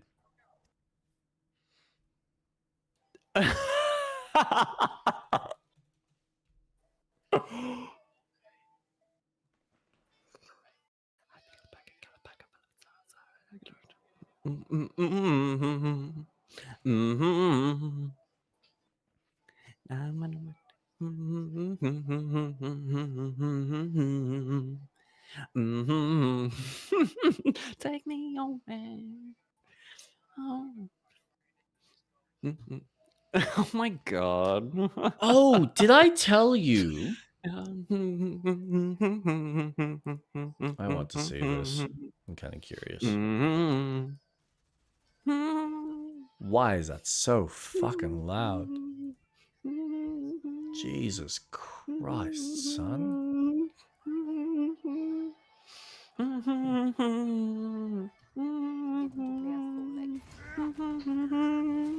Pretty different from like our Sound 2 from the main game, because you get to play as Napi that has lived on Pandora for quite a while, right? It's like an experienced fighter. I mean, he fought in the Battle of Hallelujah Mountains alongside Jake. He lost his clan, and so he has all of this trauma. And so when you see the finishers, you can feel all the pain. Out of curiosity, is anyone in chat kinda excited slaps. for the new Avatar flick? There was another one hold up. Oh, he's about to show you something else. Ooh. That kind of slaps.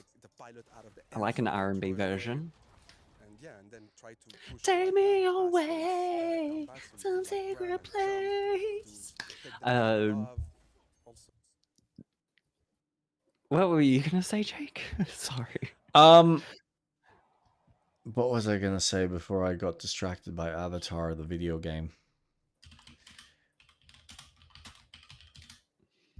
Fucking hell. My brain went blank. Never watched any of these movies. They're fun. Jesus Christ. What the fuck was I going to say? I don't even remember. Shit. Shit. God damn. What? What? With the Wii balance board? Jake, stop shitting. I can't stop shitting. There's so much shit to go around.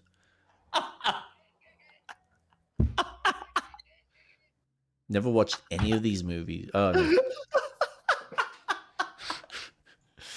Street Rats lost the plot. Thanks to Sixer.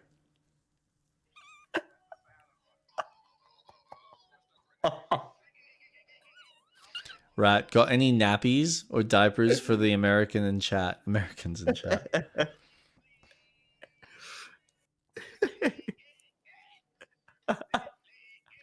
Oh man. Oh, that was so disappointing.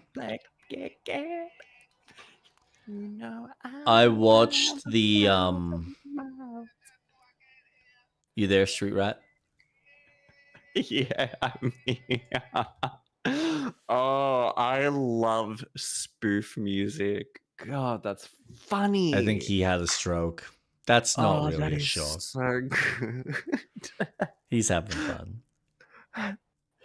No, Rat is dying of laughter. I fucking love that shit. That is so good.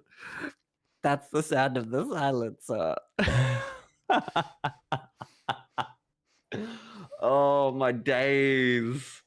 So funny. I'm going to share that with all my friends. They released the scooters. Good for them. Oh gosh, that's funny. Sorry, you were gonna ask a question. No, so I mean, I don't remember what the initial question was, but I watched the Wicked Insider, the recent one that they had. Wicked Insider. Yeah, they did with, like Ariana Grande and no, Cynthia no, and no, no. Wicked Michelle as in Yeoh? No Rest for the Wicked. Oh, sorry. I was like, No, I get it. Alphaba, Glinda. No. No, they had a little Funniest part is 20 those guys are minute. from Chicago. Oh my god. Thank you for introducing me to that because I'm gonna listen to that all the time now. Oh, that is funny. Fuck. Gosh, I'm gonna actually. I got you. I got more. Oh, thank you.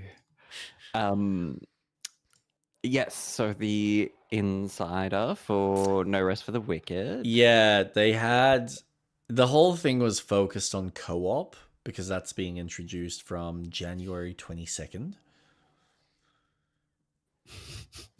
I was just, even though they're adding all these extra new features, I'm disappointed that there's not any news on the continuation to the game or like an actual build up to the end of the game, which is very sad.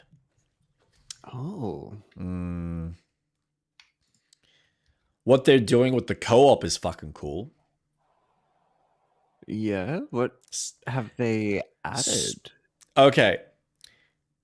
Traditionally, and this is fun when you watch him actually break it down because he was using so many examples, like legit examples from other games and just other games like MMO. So he'd be like, okay, with Diablo and stuff or most of these other co-op games, you are either jumping into one person's play, like you have your character, like my character, your character, right?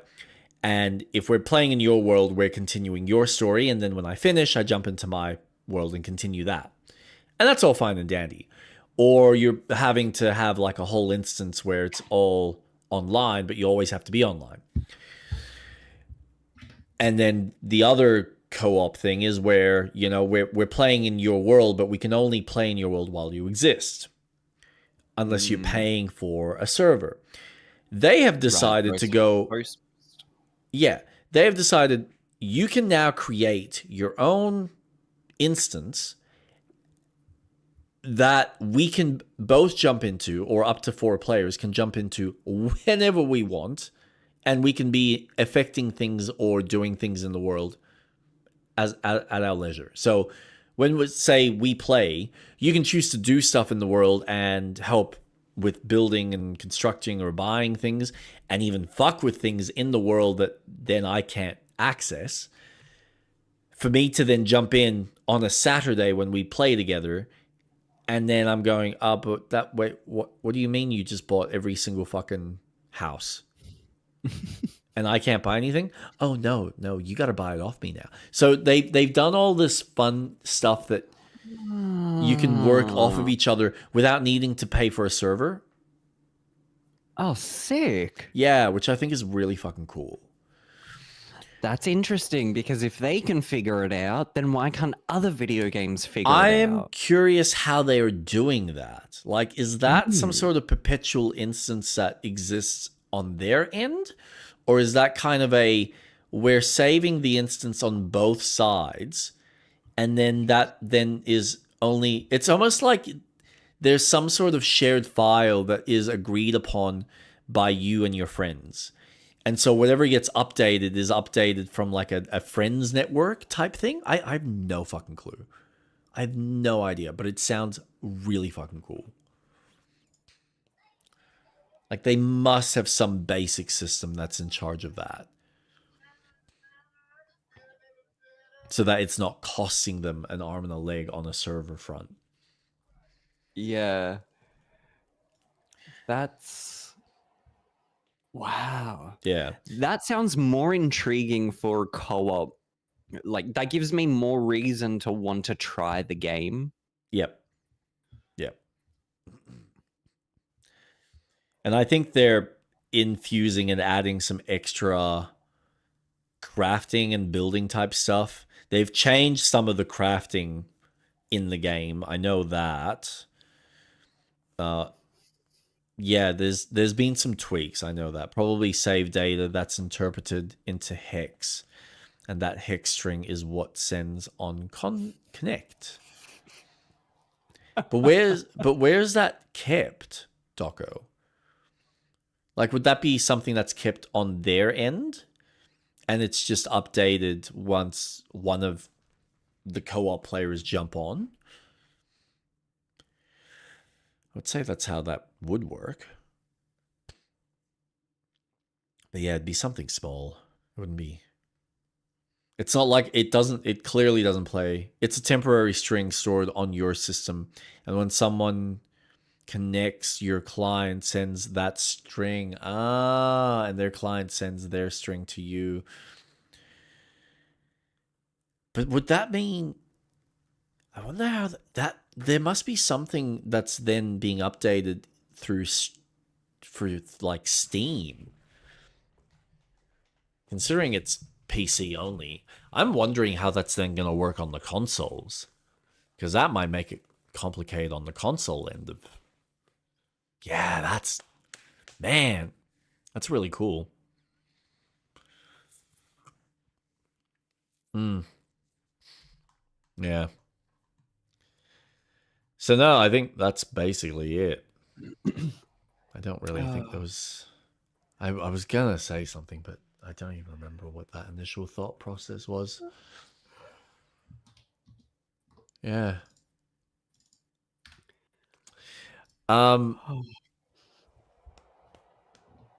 Next week's going to be an interesting one, because I found out I'm leaving Wednesday morning.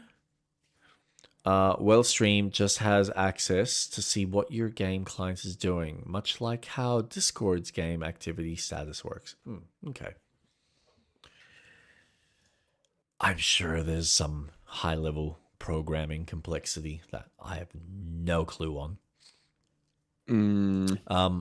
My next stream, I'm probably looking at, if I'm gonna do one more for this week, it's probably gonna be Tuesday during the day. So I'm thinking probably like 11 till 3. Fallout 76. Oh god, Doco, stop it. Just because you're enjoying the wasteland. Go ask someone else to play with your Pip-Boy. Aww. Doco's been rejected. Beep, boop, boop, boop, beep, beep, boop, boop. My charisma is not high enough. Doh.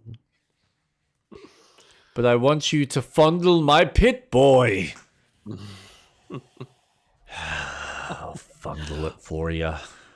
What will you be streaming on Tuesday, if that's the case? Well, that will probably be Lies of P, because that's what I'm continuing. Unless I choose to do something else and leave Lies of P when I come back, so that everyone can watch it at the normal time. With dirt. I polished the screen for you. That a sight to see.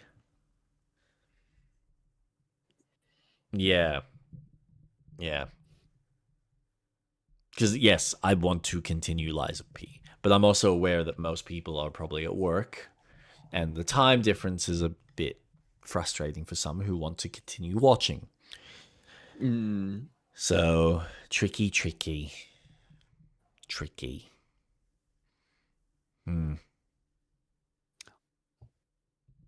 Who cares? That is true. That is true. I approve, Docker. Well, can't make it. Sucked in. Well, You suck it. Fact. I have leave until next year.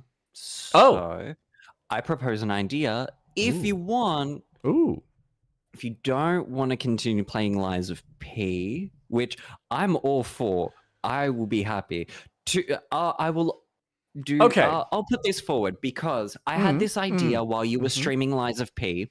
I almost reached out to you to say, "Hey, do you want to jump in a call and we can chat while you're playing, and I'll watch you play." And kind of discuss live how you're feeling, thoughts, stories. Go live, you go for it anyway. Honestly, I'm okay with that. If you'd done that, I probably would have said, "Yeah, jump on in." I've got no issues with shit like that. To be honest, I kind of really enjoyed watching you play because it Was was it just fun? me. Oh my god, I loved it. Watching you play, I've always enjoyed. Even back when you were in the old place in Epping, and back Fucking Assassin's Creed, man. Yeah. Oh, Jesus Christ. What I think a we need to fucking share. experience. We have to share our story of the next Ubisoft game Oh, after God. Assassin's Creed Revelations. That I don't even know what they were thinking when they designed that level. God. Everyone, get ready for the my next cutting edge Assassin's Creed game. Assassin's Creed blocks. Fucking, oh man. That was so shit. The whole experience was just mind-baffling. I'm We trying were to sitting remember. on the couch, and it was this Animus. You were playing as... Was it What Ezio still was in it? Revelations? Yeah, it was. I don't know if it was. We had to It was jump one of from Ezio. block to block. Yeah, we're like, And what it is was this? just absolute shit. And we were pissing ourselves laughing at the idea that Ubisoft created Assassin's Creed Revelations and included this blocks. Just white blocks that Ezio just jumped to or climbed to. And we're like, wow, Assassin's Creed blocks. It was mind-baffling. Oh, hold up for the DLC. Assassin's Creed Spheres. It was hilarious. Animus levels primarily refer to Desmond's first person puzzle sequences on Animus Island, unlocked by collecting Animus data fragments scattered in the main game. Was this in first person as well? I'm trying to remember. Yes? Oh, let's see if I can find it. God, yeah, this is it. I'm going to bring up your stream. It's Assassin's Creed blocks. God, what an absolute joke. And we were like, what the fuck is this shit? Oh my I remember now what you guys are talking about. So we're going through this like really advanced tech and this advanced game, and this was the mini game that they threw in as a puzzle, and we're like, oh, this is revolutionary Assassin's Creed and Ubisoft. Assassin's Creed blocks. Whoa. Yep. Whoa. Yep. It's, oh my god, it is as bad as I actually remember. It's so much worse. Yep. Like this is, it had nothing to do with the series, and they just went, oh yeah, this is this arbitrary mechanic that we're putting. Because Portal was popular. Oh my god. Why? Just why? But the thing is, Portal was already out for such a long time already. Ubisoft mentality. Man. Oh. Oh, yep. And then you'd fall. Yes. Oh my god. Revolutionary gameplay. Revelations was a terrible game. That was my least favorite. You know, it did well to conclude Ezio's story, but that's about it. This is the thing. I must admit, Ezio is like the one character in this universe that has actually had a beginning, middle, and an end, like a cohesive story. Mm-hmm. And a lifetime, kind of. But it's just, they just fucked this franchise. It's not the only bad AC game. Oh, no, God, it's not. No. Oh, God, no. Of course not. Hands down. A lot of them are bad. A lot. It's varying levels of bad. Are they still remaking 1? Wasn't that rumored? There was a rumor for 1, but I think there was more of a focus on 4, Black Flag. Black Flag, that's right. Why do I not remember that minigame? Coming out. You don't remember it because it's a piece of shit. That's why. That's a good thing. Don't we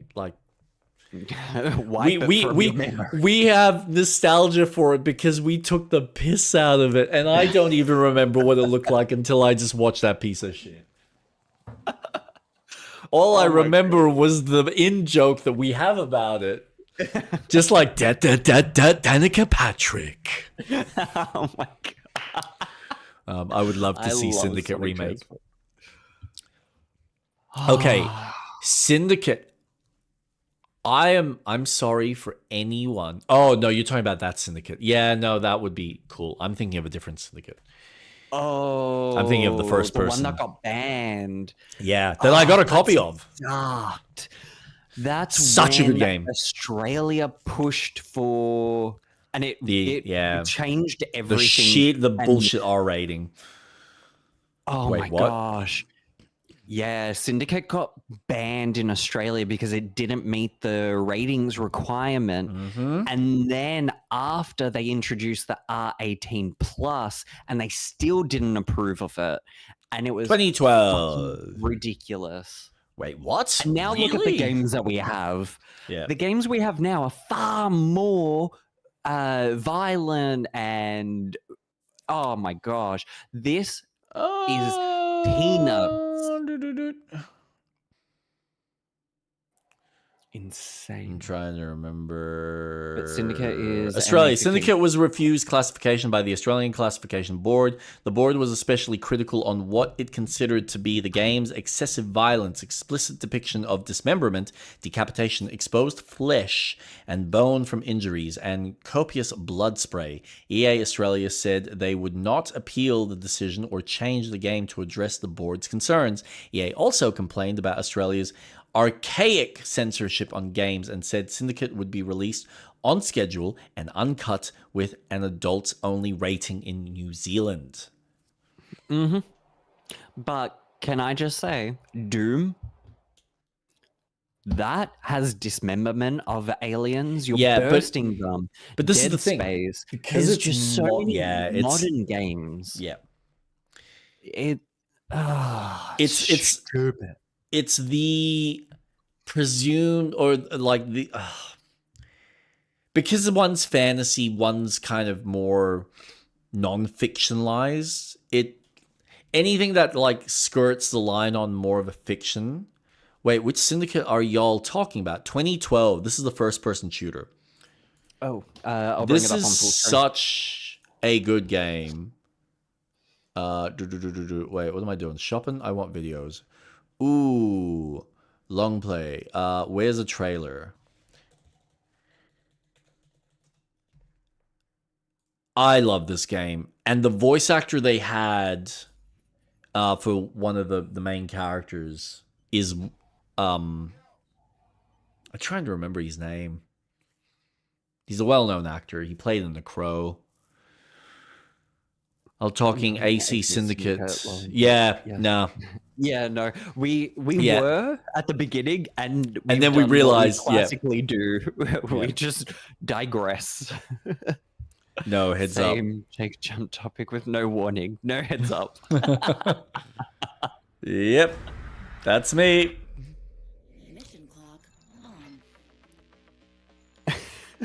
I might just follow the log. Hey, we've been doing this for years.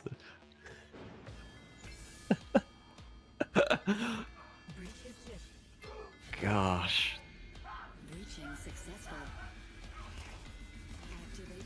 See, and it is actually very gory and bloody. I remember, man, this was such a cool game.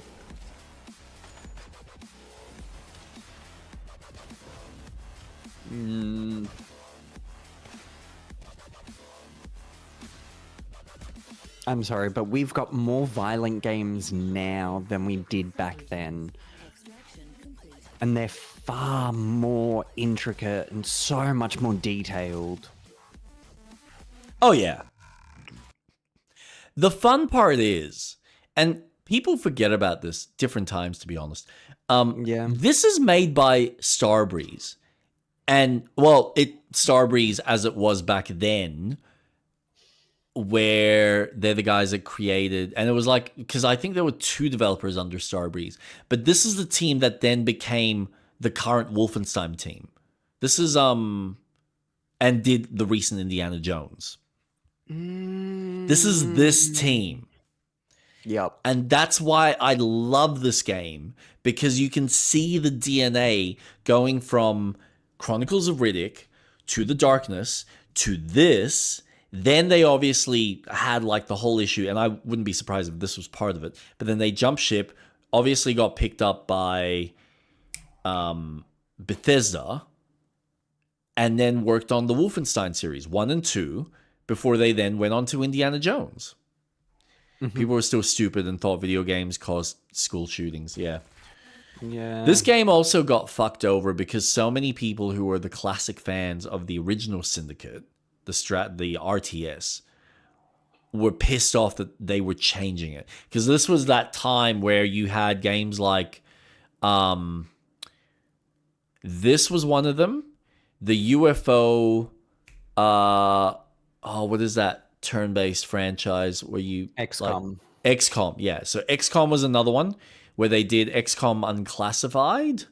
And that turned out... That was supposed to be a first-person shooter that then got turned into a third-person shooter with like tactical characters that you can move.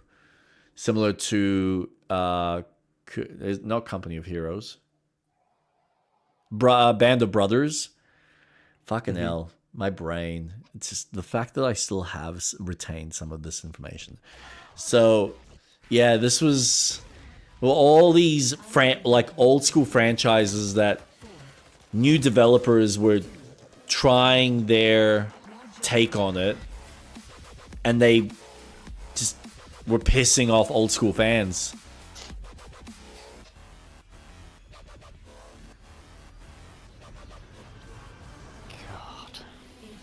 Thank you for your service. It's a short game too. Like, it's not long. Man, 2012. Fucking hell. What an era.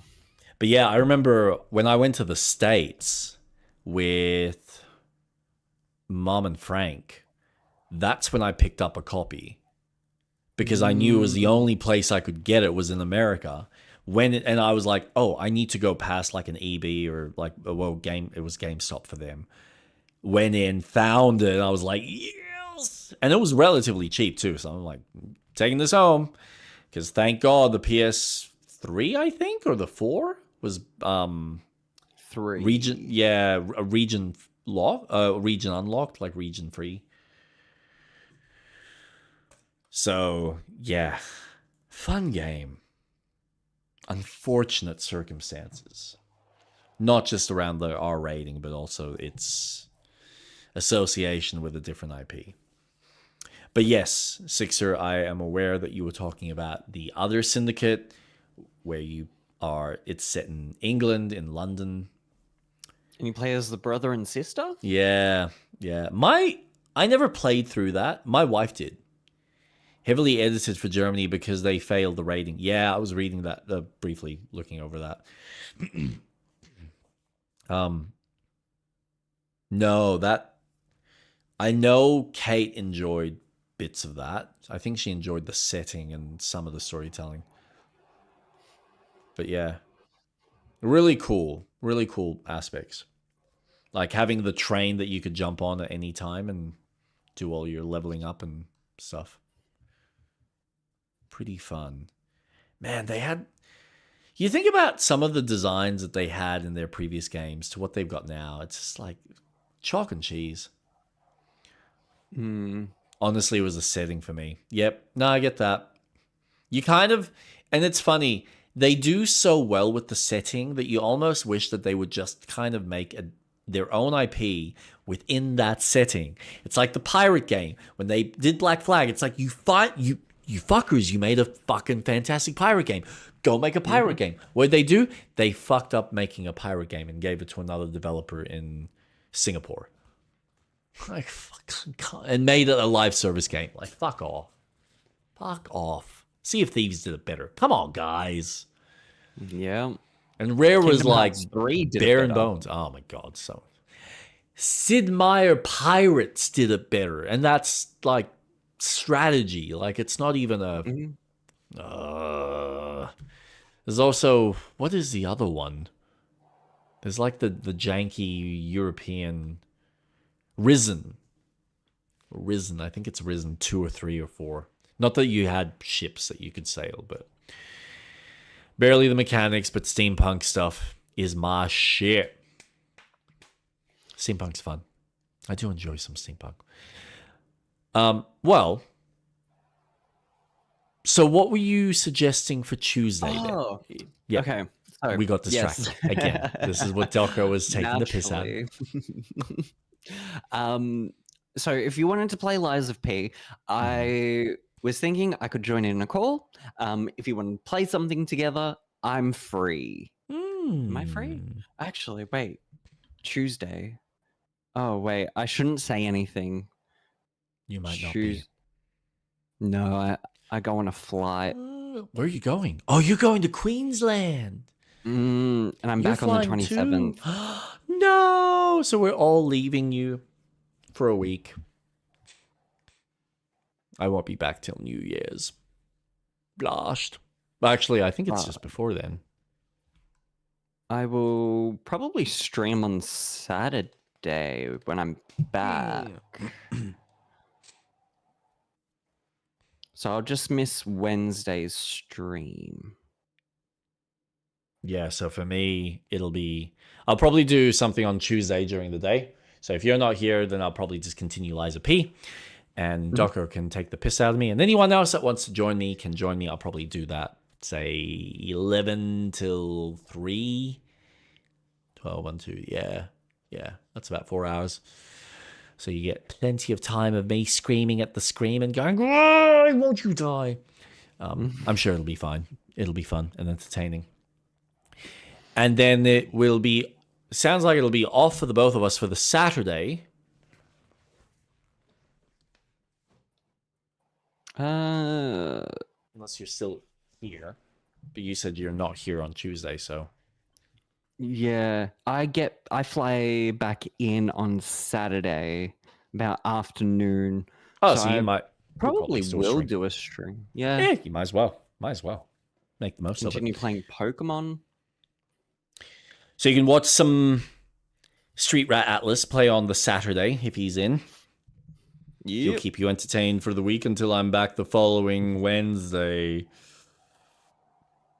Which will be fun. I think everyone's enjoying my characterization of the Pokemon voiceover work that I do.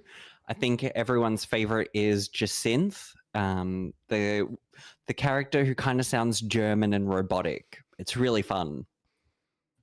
So much fun. So wait, I'm going to read some dialogue in the voice that I've given her. So when you say 11, is that evening or that'll be morning? 11 in the morning, Melbourne time on Tuesday. I'm gonna bring up Jacinth. Oops. I don't know what time that is for you, Sixer. Does she have dialogue that I can? I'm trying to time it on my end. Dialogue.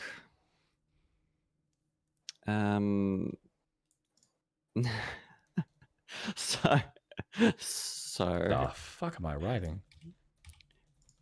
Where is she? This is how I make these characters sound.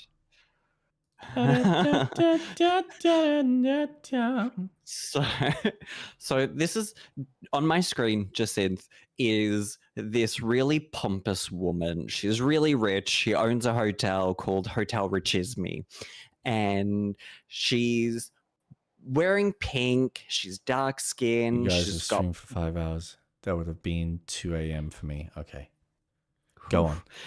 So this is how I make her sound. Oh God! Now I can't do it. Clear the throat and action. Right. We at the Society of Battle Connoisseurs strive to provide more than simply a venue for battling. We aim to also... Oops. The dialogue went too fast. Jesus. We also aim to help trainers and Pokemon better understand, appreciate, and inspire growth in one another, all through battle. Just the other day, we were joined by Gala's former champion. That's the voice I've given her. That's how she sounds every time she talks. I just think she's from Brighton. Brighton.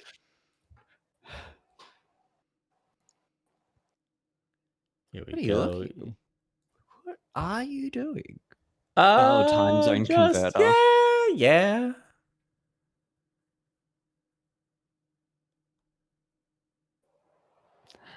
It is currently 1 1 a.m. guys. Right on the money. Yep. That be right.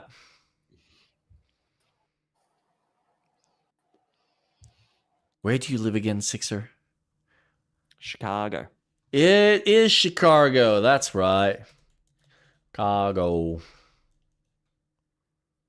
That's not how you spell it, is it? Yeah. 17-hour difference. That's right. That'd be We're from 6 the p.m. future. Yeah, so it'd be 6 p.m. That'd be your afternoon or evening. Okay, cool. 17-hour difference. God damn. Damn it. So, I mean, if you're not doing anything on a, what is that, Monday night for yourself, you can technically watch. Just depends on what plans you've got. So, yes. Too much fun.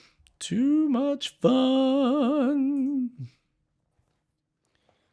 Just suffering, nothing more. I mean, aren't we all?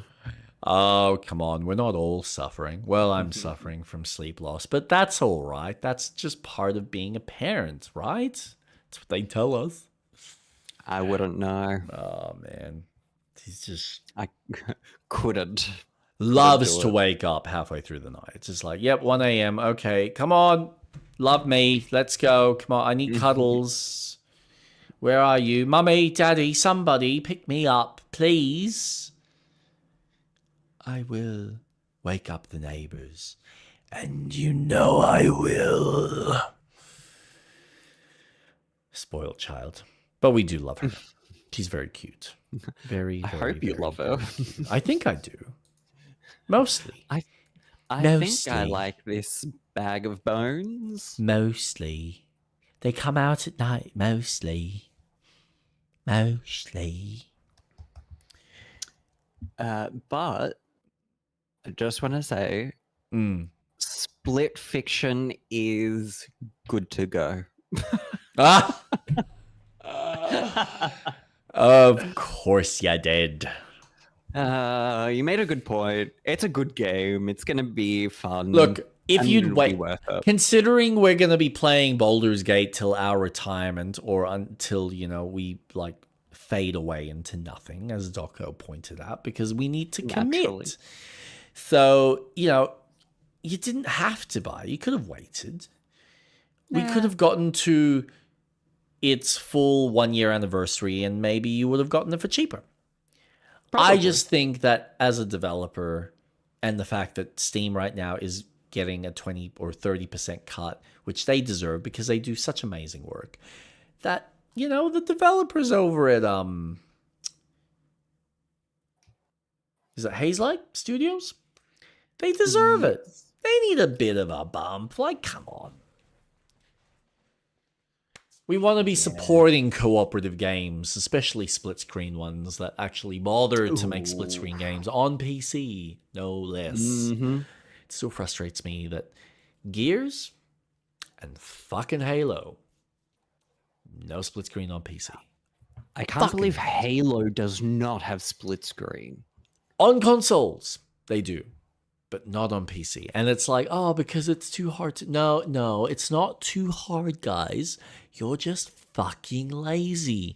And God forbid you make a minimum standard for the game, or at least specify, hey, these are the minimum specs if you want to run this game with split screen on PC. It's not hard. You know why? How else are they going to get their money from making sales on consoles and someone else purchasing the game? So why would they lose out on a potential second sale if one person's going to buy the game? Nah, it's stupid. It is. Money's a part of it. I think the reality is they don't want to spend the money to program the coding, which is perfectly easy to do, in order to make it function. What that tells me then, I'm actually wondering whether it's been updated, but eventually, if someone's cluey enough, they'll just get the modification for, what is it, the co-op? Oh, Nucleus yeah, that co-op. mod. Yeah, that's Nucleus right. co-op, yeah.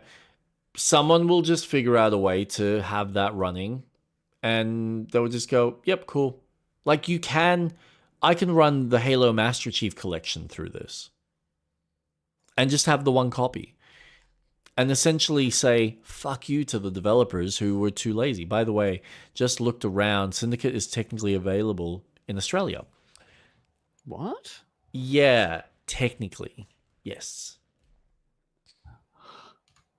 How? I believe you can buy the game on Steam. Well, not directly on Steam, but it's like you buy the key and then you can activate it on Steam. It's kind of the same way. Nope. Okay. Nope. I'm getting corrected. Oh. How is it?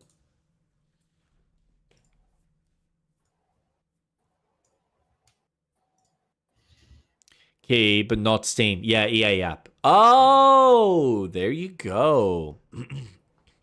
That makes sense. Boo However, Origin. Boo. Yeah, that is the way to do it. 2012, was it? Syndicate. It's also 2012 pricey. key. Makes Yeah, sense. how much? Yeah, that does make sense. Unavailable. Instant gaming. What have they got it for? Yeah, EA app. 31. I got it for 31 for the EA app. That's not bad. I'm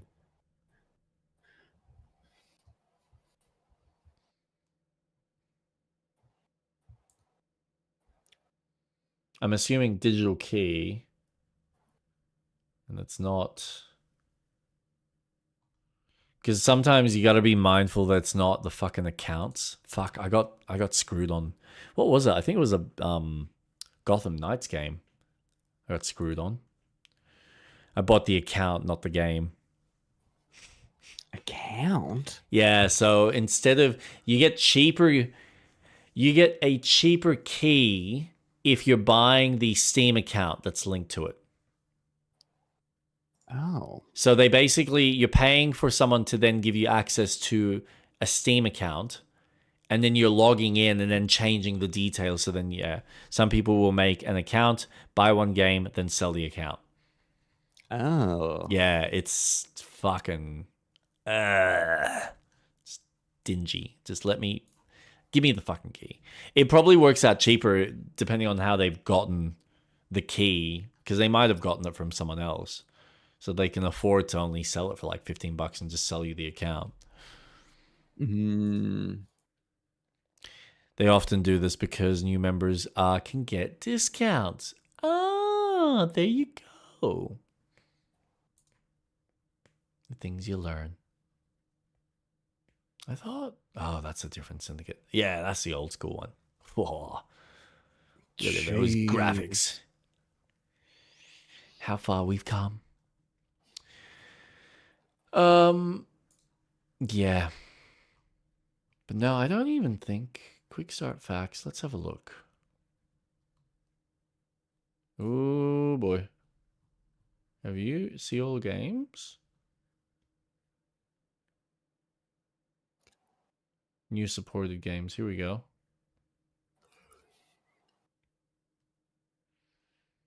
List of supported games. Wait, that's the same site? I think that's just it's going all around in it's circles. just, yeah, I know. It's probably just all the highlighted ones. Baldur's Gate 3, Blood, GDX, Borderlands 1 to 3, Call of Duty, Castlevania Harmony, Cube, Dark Souls, Dead Island, Dead Rising, Devil May Cry, Dissidia. Yeah, it doesn't look like they've really added anything new from what I can see. Can you scroll back up to the Dragon Ball? Sure. Dragon Ball Xenoverse, Xenoverse 2, Sparking Zero. Oh. Lame. No. No. What was it? Oh, it was Gears of War. That's what I was looking for. Don't think so. Nah. Yeah, Gears of War AI bot mod. Ah, okay. Interesting. But I don't think that's the remake. So that's, yeah, that would probably be something older. Still, they've got a good selection of shite. Monster Hunter World, Monster Hunter Rise. No Man's Sky. Jesus. Because why the fuck not? Outward. What are your thoughts on Outward? I have Outward, I think. Outward. I do. I've played an hour. Did you have the same realization that it just feels too clunky to even want to go through the experience? Yes. I thought I was going to be a powerful mage. Nope. No. I am curious about the sequel, though. It looks good. If they can polish up the general feel to combat, magic and like physically, and kind of make the movement speed or the movement feel a little bit, because like everything that I've seen, it just feels like it's the same type of game. But I don't know, maybe they're doing something that makes it a little bit more appealing. I thought it looked a bit more refined. To create Outward, It's nice that it has split screen co-op. Yeah, I mean the last one did as well. It's Ooh. why I was a part of me really wanted to like enjoy it, so that theoretically I could like grab someone like Kate or yourself and play through it and try it. But yeah, there's just something about it. I'm kind of like, To be fair, I am also playing Enshrouded and I'm enjoying the fuck out of that. And it's not like that has any better of a feel to the mechanics. It's about on par as what this has. And this technically has more advanced systems to it, just without all the building per se. So, yeah, I don't know. I'm keeping my eye out on it. Yeah.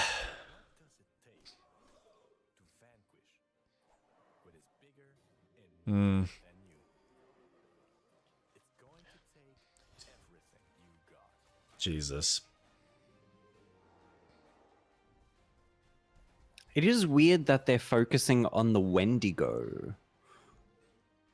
I think it's just what they're showing at the moment. I think it's one of the many bosses. Oh, I thought that was the whole like core storyline is the Wendigo, but I think you're right. I think it is just because you've got all sorts of things that you're fighting. Like that, it's all about just the exploration. Might be part of the playtest. Yeah. But yeah, you can see like they've got all sorts of beasties and monsters that you're fighting. Wow, Fallout 76 Wendigo is very different. Yes, because it's Fallout. You have a pit boy.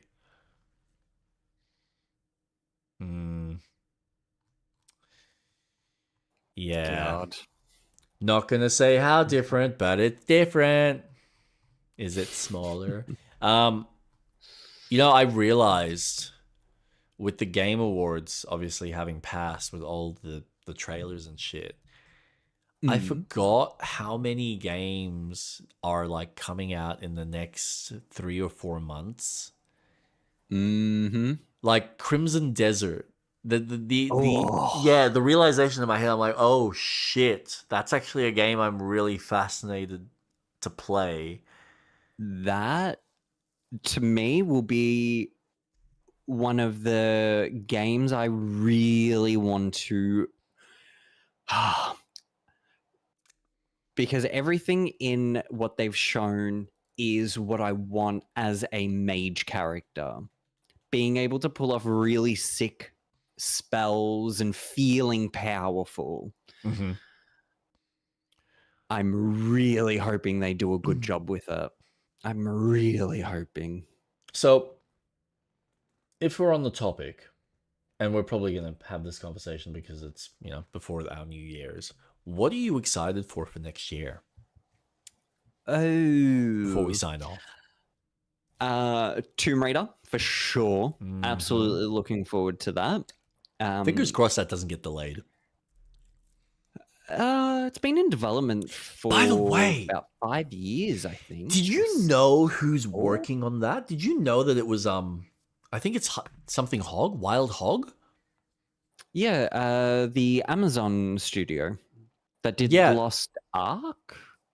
But did the Wild West game?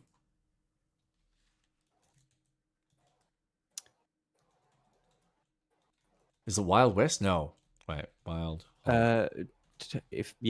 No, it's something Wild Hog developer. The one with Tim Allen. That's right. No, different Wild Hog. Different Wild Hog. Flying Wild Hog. That's what I'm getting. Flying Hog. Tomb Raider. Evil West. Evil West. Could be good. That was a rough game, though. So I'm hoping it's better than that. I hope so. And yeah, Shadow Warrior is the other one that they're familiar with. So Shadow Warriors was good. I enjoyed Mm. that. That was a fun first-person action game. Mm-hmm. I'm excited because I keep rewatching the trailer for Tomb Raider, Yep. and I'm seeing a lot of similarities with the Legend, Anniversary, and Underworld gameplay. They're Yep. making it feel a lot more acrobatic, so I'm feeling a lot more excited for it. So that definitely is on my list. What else? Oh, Pokemon Pokopia. I'm Yeah. looking forward to that because it looks like a fun Dragon Quest builders game. Yep. Kind of Minecrafty. It just looks fun. Yep. And it's set in a Pokemon world, and it looks like it's utilizing the fucking lore of the Pokemon. You're gonna have Scyther cutting grass because hey, he's got blades. It makes sense. So I'm looking forward to that. Mm-hmm. Duskbloods for sure, and my Switch 2 is ready to go. Those three for sure are on that list. I know it's not next year, it's this year, and it's coming out maybe in a week or so, but the free update to Fantasy Life I is coming out. Yeah. And I'm okay. really looking forward to that. Yep. Stardew Valley's update, I'm really looking forward to as well because it will be focused on the Switch 2. Where is my wish list? If I do, I'm looking forward to, and I don't know if it's going to be next year, but Star something. Oh my gosh. Something. Star Rapture, which kind of has a satisfactory with survival mixed into it, and it feels very high tech. I'm looking forward to that. It is supposed to come out next year, so we'll see. What else? You know what? 007. I am really looking forward to that game. Yep. Because I think that skin on a Hitman game is fucking perfect. Hitman always felt like you were playing James Bond, and it's going to be nice to have these sequences, and I have an excitement for it. I know it's not going to come out next year, but Square Enix may or may not reveal part 3 for Final Fantasy. Fucking hoping for. Oh no, Kingdom Hearts 4? No. Oh no. Nomura is focusing on part 3 before 4 comes out, but I know that Kingdom Hearts 4 and maybe 5 will be the last of the games. Okay.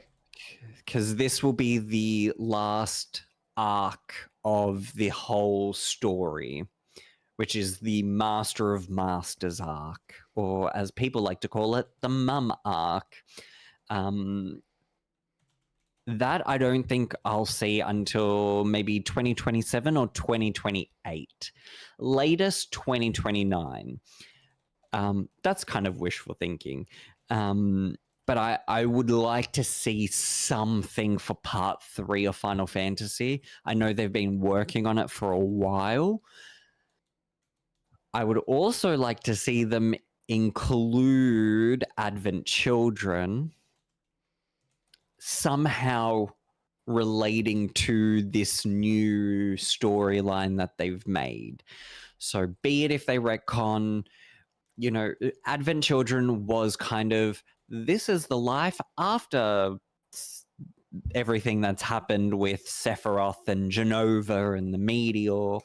So I would like to see them do a prologue, and it's the Advent Children. If they announce that, say, maybe 6 months after Part 3 is released, fucking, you've got my money. So I'm excited for those. For the Switch,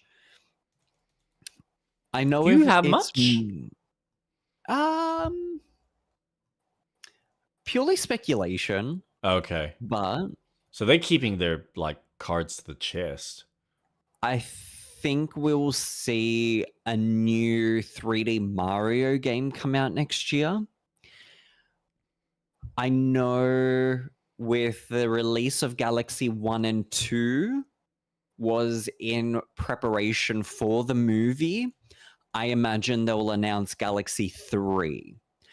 And I think they're going to utilize the mouse, the Joy-Cons, but that's what I picture will be the next game, or a Rosalina focused game, similar to how they've done Peach. But that's purely speculation. I would like to be excited for, and I know this is stupid, and it's of its time, when we were all locked up, but the update for Animal Crossing would incentivize me to go back and experience that again, going back to my island, going back to the DLC and building the houses on the hotel side of things. I think that would be fun to go back into. What else do I have on my wish list that's to come out?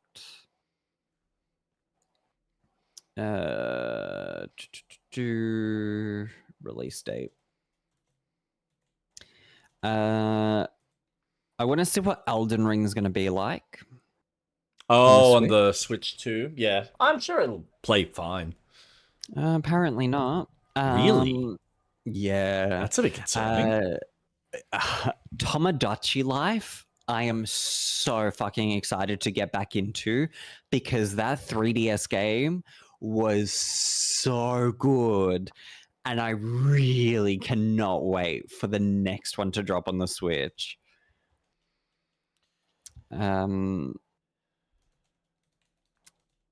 Those are pretty much the only games that I'm really, really keeping an eye out. Everything else is kind of just, it exists. It's coming out. Granted, I'm only limited to 2 ways of playing. It's either going to be on the Switch or it's going to be on PC. Switch is going to focus a lot more of either exclusive games or the smaller games, like I'm waiting for Chapter 5 for Deltarune to come out. Not that I'm my God, playing it, but I'm going through Undertale at a very slow pace. I haven't played that yet. It's one of my on the list. It's interesting. I have fucked up so many times. When I first played that game, I was attacking everyone. And it's like, no, chat. And I'm like, how do I chat? And then I realized, I should actually read what I'm doing. So I've started that game several times to make sure that I am doing a pacifist run. So then I can finish Undertale, so then I can play Deltarune. And by the time I finish Undertale, sorry, I've got hiccups. No, you're all right. By the time I finish Undertale, I can then play most of Deltarune. I'm looking forward to Outward 2. I think that would be a fun game to experience in co-op. Oh my fucking God.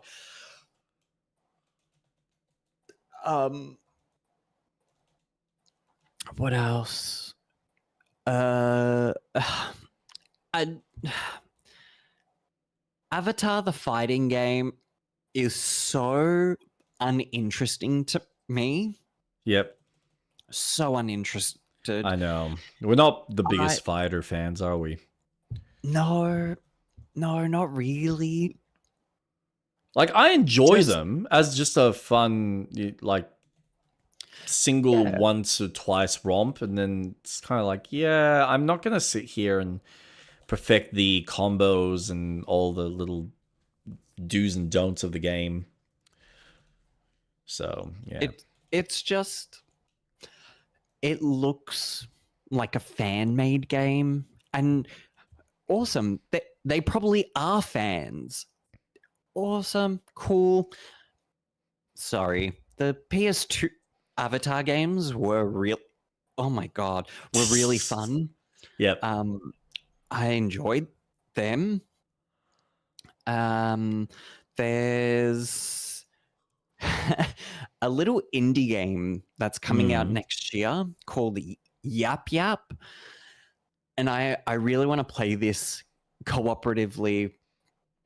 It relies on your mic and your wizards, and you say your spells.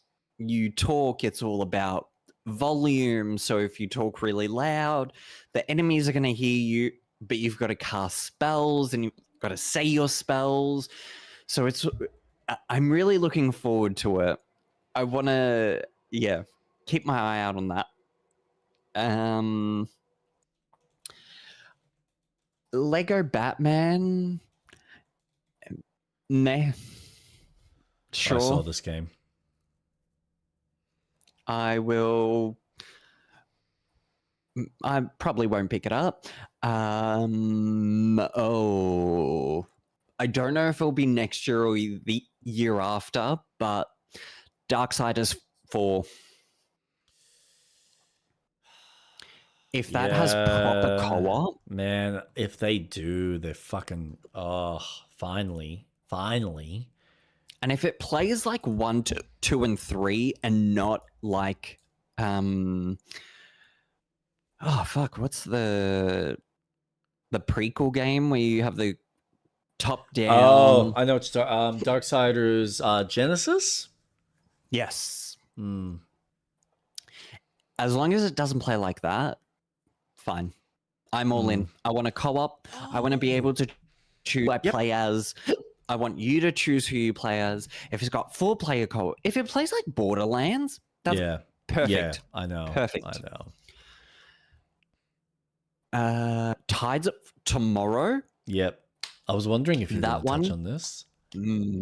Curious about it. I am curious about it. Yeah, that tickled this real interesting itch of mechanics, and I'm all in. I really want to see it flesh out. But yeah, those are pretty much the games that I'm kind of looking forward to. What about yourself? I've got GTA 6. I know it's on most people's radars. I think I just love the setting, and I'm curious to see what they do with it and how they flesh out the mechanics and what kind of mechanics and what they put into the game. I don't really need to say much other than that because it's always a curiosity. 007 First Light, I'm warming up to it. I am fascinated to see how it all comes together, and hopefully it is relatively polished, but I'm concerned about that side of it, considering it's around the corner on March 27th, so we'll see. Phantom Blade Zero, every time I see this game, I just feel like it's Chinese version of Sekiro, and it excites me about the type of experience that is on offer there. There are things that I'm still questioning and whether they're going to be able to pull it off, but they do have till September 9th. Apparently, that's when it's dropping.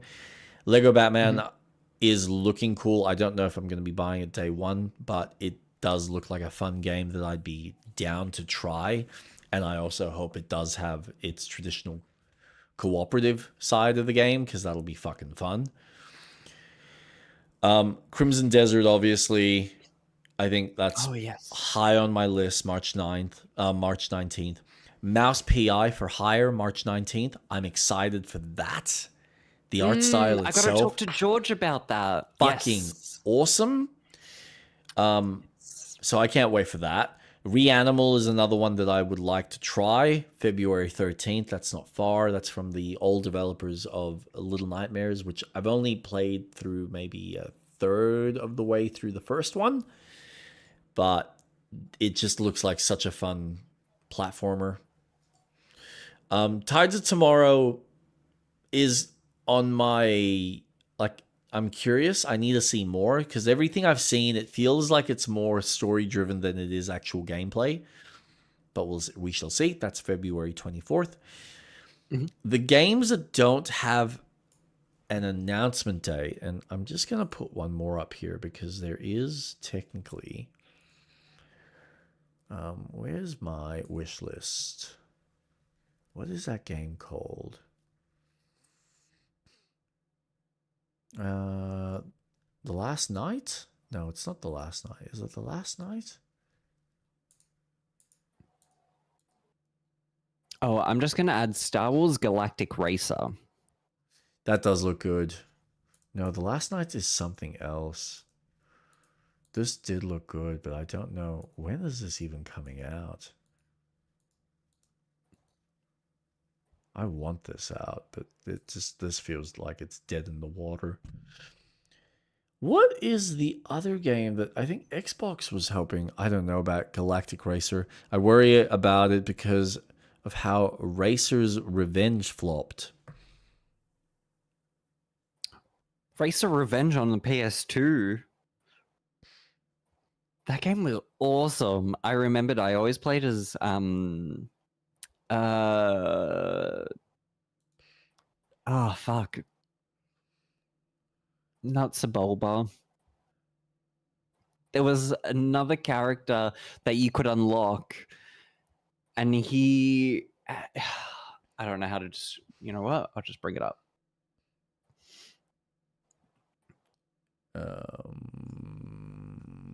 Fuck, I can't find it. There was another game. It was a side scroller with pixel art that I'm really fucking excited about. And I believe it's scheduled to come out this year, but it's had a few delays, so we'll see what happens with it. Games that don't have a release date, but are apparently scheduled for this year, obviously debatable. Control Resonant, I can't wait to play. Fable 4, I have this feeling it's not going to be this year, but if it is, I want to see it. I'm curious about it. Marvel Wolverine, same thing. I want to see more of it. I love Wolverine. He's probably my favorite Marvel character of all, and I want to see more of him.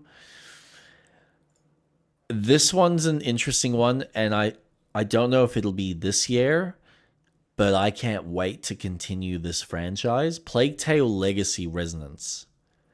1 and 2 were such fun, unique, story-driven, third-person stealth action games that seeing what they're going to do with this, what direction they're going to take, I can't wait. Because the way 2 ended, I feel like they were going to go one direction, and this feels like it's going back into the past. So I don't know what they're planning. I don't know what they're wanting to do, but it's going to be fascinating nonetheless. Racer's Revenge has no official sold units, but I don't remember it selling very well. The game was targeted more as an arcade game that got neglected into a console release. That makes sense. Planet of Lana 2. Can't wait. Played 1. Fucking loved it. I highly recommend you check it out. And it's a short platformer. I know you're not big on them, but Planet of Lana is just... It's just one of those classics that is... It's like... It's almost on the verge of being like a Limbo / Inside. I don't know if you ever played any of those two. Oh, yes.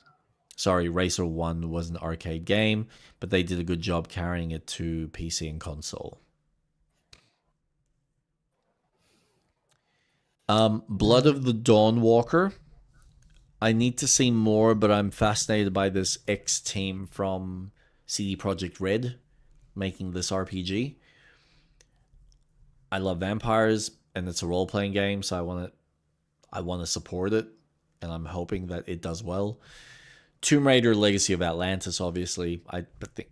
I love these kinds of action adventure games, so I'm always down for more. Witchbrook theoretically comes out this year. We shall see. And then the last one is Onimusha: Way of the Sword.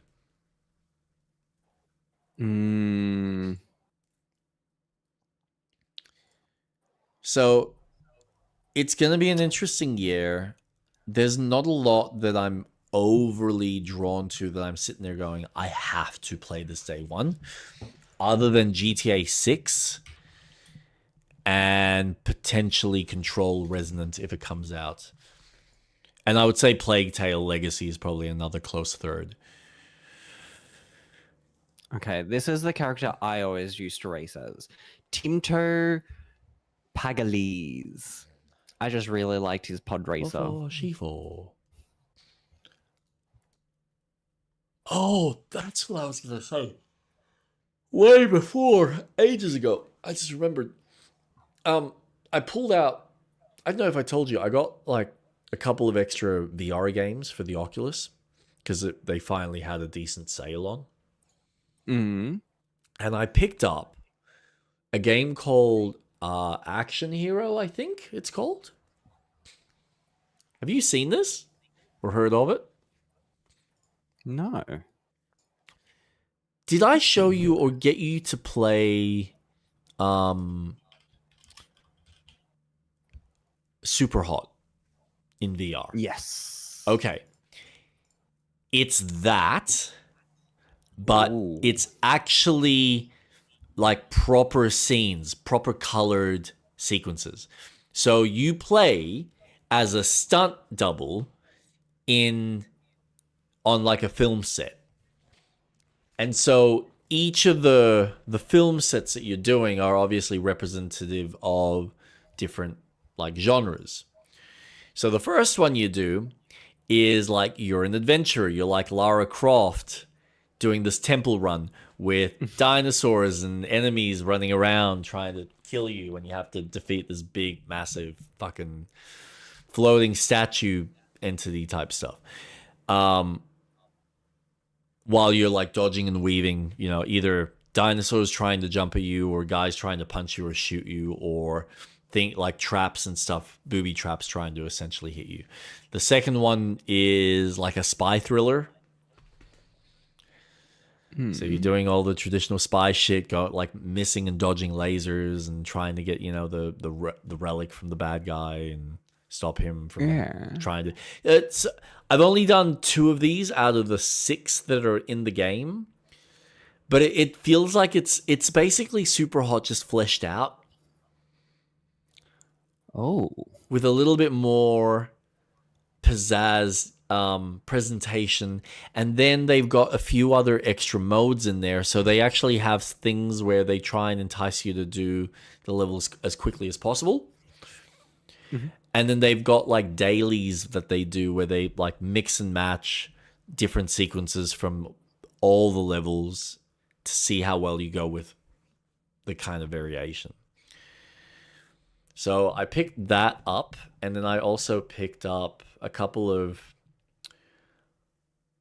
I would call them like arcade shooters, because they're very much you stand in one area and shoot all the enemies until you go to the next sequence. But they're like a hardcore version of one. So it'd be like a very hardcore version of a Time Crisis, where you really need to like avoid getting shot, because you get like 2 or 3 hits and you have to start all the way at the very beginning. So yeah, so I picked those up. Really fun. But speaking of VR, I was watching Linus Tech Tips going into the new Steam VR that they're releasing later. It started next year, I think. Yeah. I think I'm going to pick one up. Oh. Yeah. Why? A couple of reasons.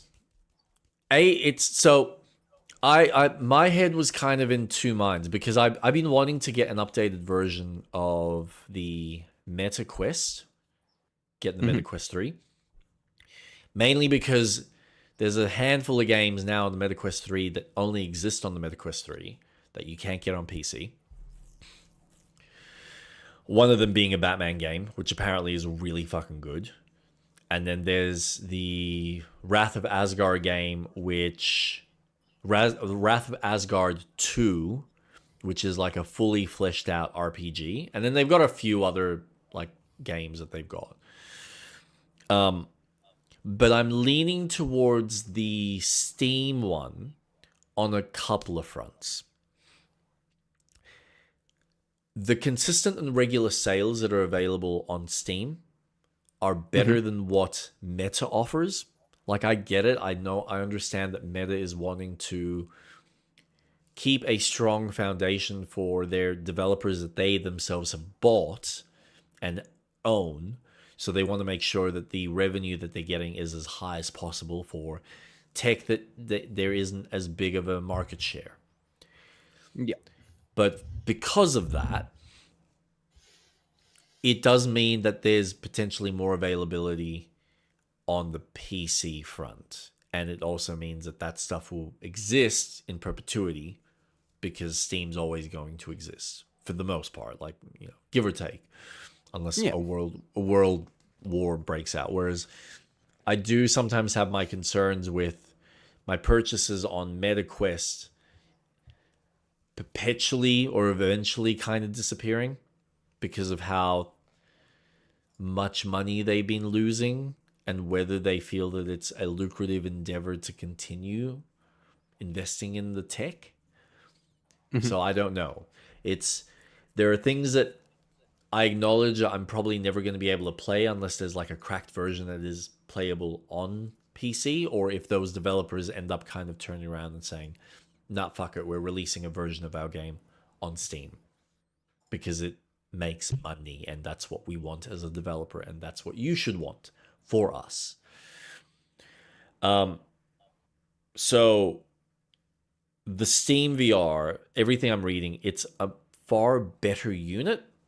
So it is technically a better, more powerful unit. There's minor things that the MetaQuest does a little bit, has a few more improvements. So like they've got the color pass-through vision versus black and white, which is what Steam is using. And then there's a couple of other little tweaks I think Meta kind of nailed, but the Steam one seems to sit better. But the addition of the ability that I can pop in a memory card, that's one. Again, it's a portable device, so I can take it anywhere. That in itself is a selling point. So it means I'm not limited. I can take it, preload it with games, take it places, play stuff. But then I've got a memory card that I can chuck more games in it. That on top of the fact that they're also implementing a modification layer so that certain games you can put on the VR mod layer to it, so you can basically turn most of your games into a VR experience. That in itself is a really cool feature that is going to be released and going to be supported. Oh. Yeah. So there's...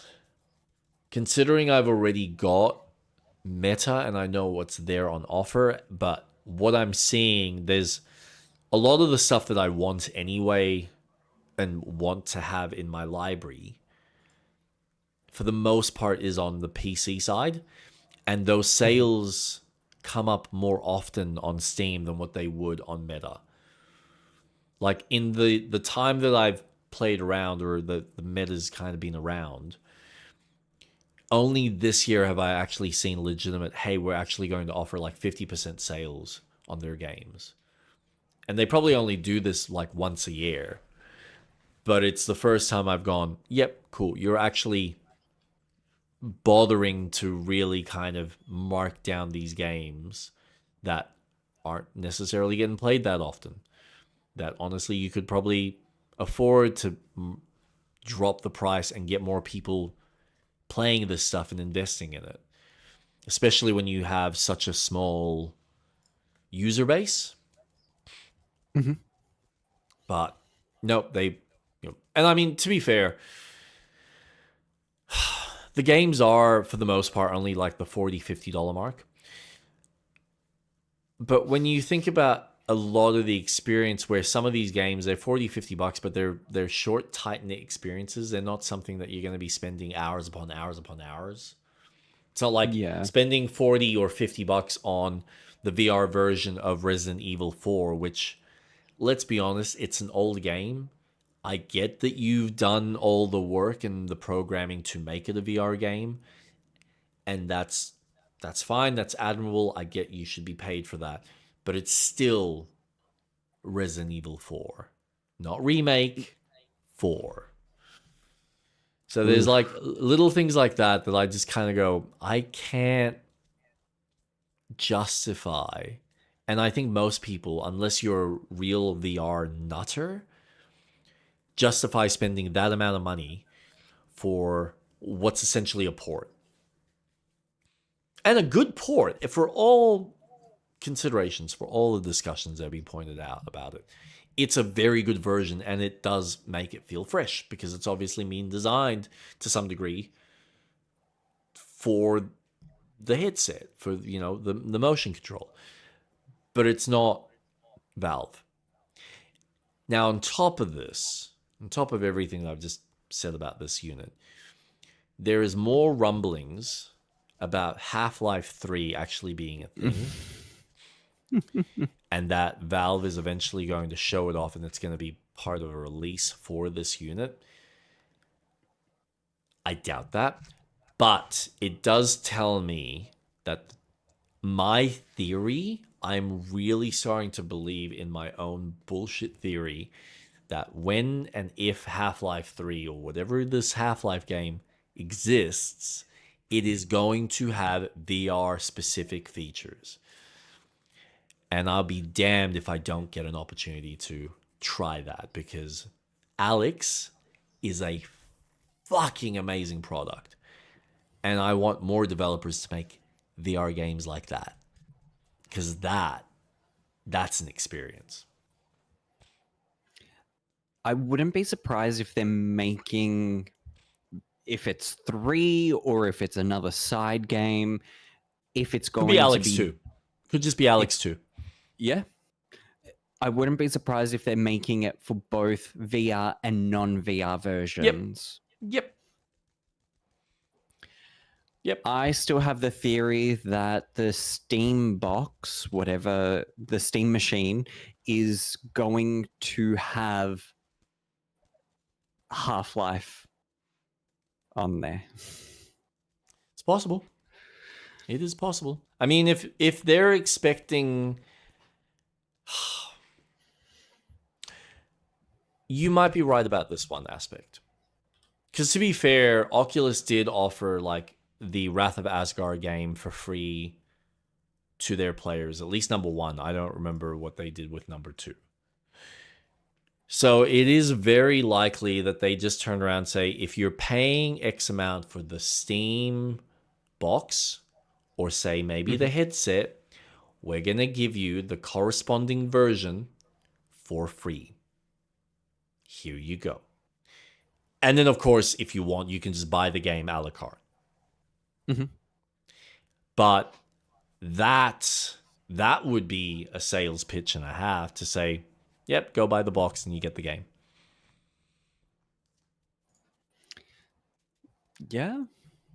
Which then they could justify whatever price that they want for this fucking unit. Because it seems, everything I've been reading, it seems to be scaling closer towards lower end PC pricing versus console. So it's not competing with the PS5.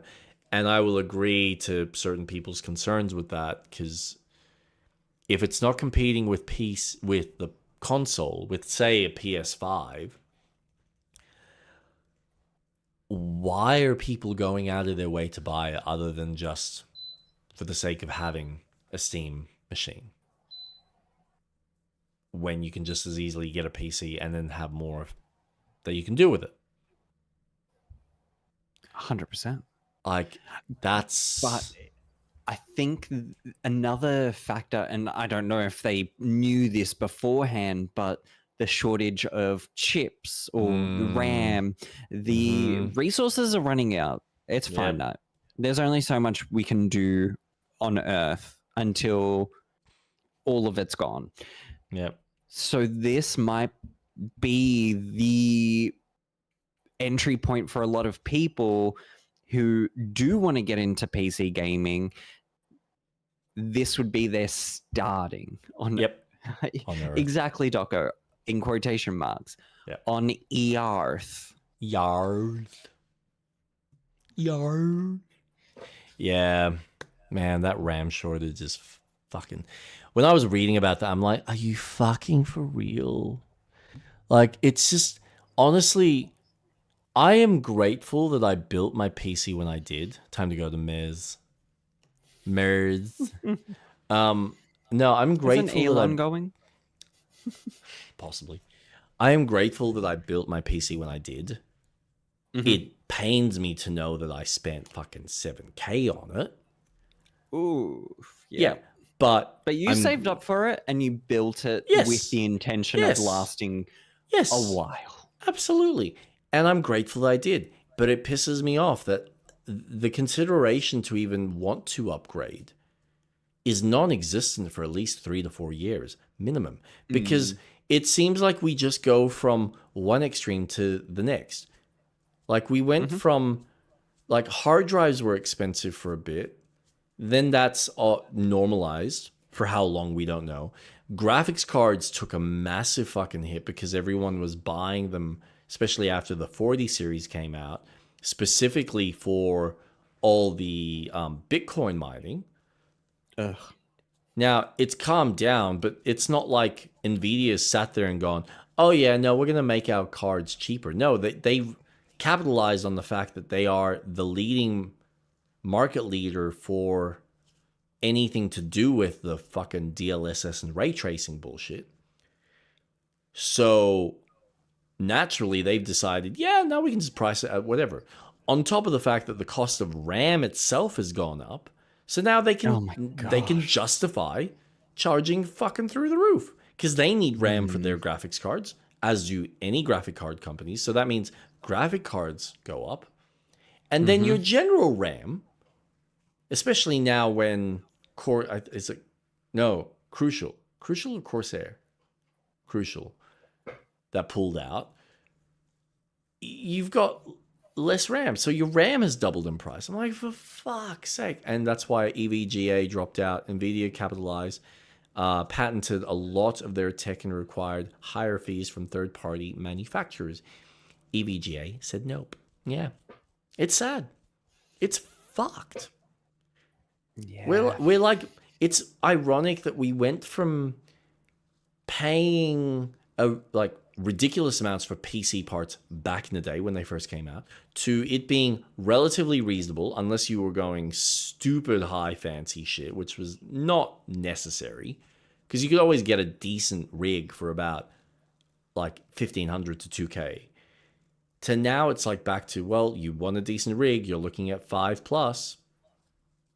Yeah. Like, just a decent graphics card alone is fucking stupid. Like, PC, case, gear. And what's going to be interesting is, what are we going to see these new games going to be like? Because people aren't going to be able to play them. I miss EVGA, yeah. I think you and a lot of people. And, I mean, that you've hit the nail on the head. And this is what's going to be fun for... It's not just going to be costly for us. It's going to be costly for developers. So the cost of these games are obviously going to go up. Or they're going to have to try and mitigate it. Or you're going to get a lot more success with the indie guys who are just making games on the dirt cheap because that's all people can afford to buy from a component standpoint. So then, yeah, what happens with all these high-end games that are, you get these developers that are trying to make these AAA games and make them look as fucking stunning as possible. No one can afford it. oh, I mean, yeah, sure, you can afford maybe your subscription to whichever fucking site or company that you can play it off streaming. Hopefully you've got the internet to support it. So, and you don't have any issues with the lag or the latency issues, which are going to exist for some people, probably not for everyone. So yeah, what's like a 50-50? Man, like this is nuts for me. Just a basic 50-50 graphics card is $400, $450. So if we're talking at least a mid-range, which is probably going to be like a 50-70 if you want any of the fancy shit, you're looking at $1,000 right there. I thought they were closer to 2. Jeez. For the 50-70? Yeah. Nah, you can get them for $1,000. Jeez, that's still really expensive. Yeah. So that's your graphics. That's your PlayStation just there. Like it's just stupid expensive. And then you get into RAM. So where is it? Memory? Is that where it's under memory? All right, I'll just show people what I'm looking at. Ah, there we go. Flash memory? No, memory. Here it is. DDR5. Because let's face it, that's the direction we're going. I love how everything's sold out. So I mean, just a standard 32 is about $680.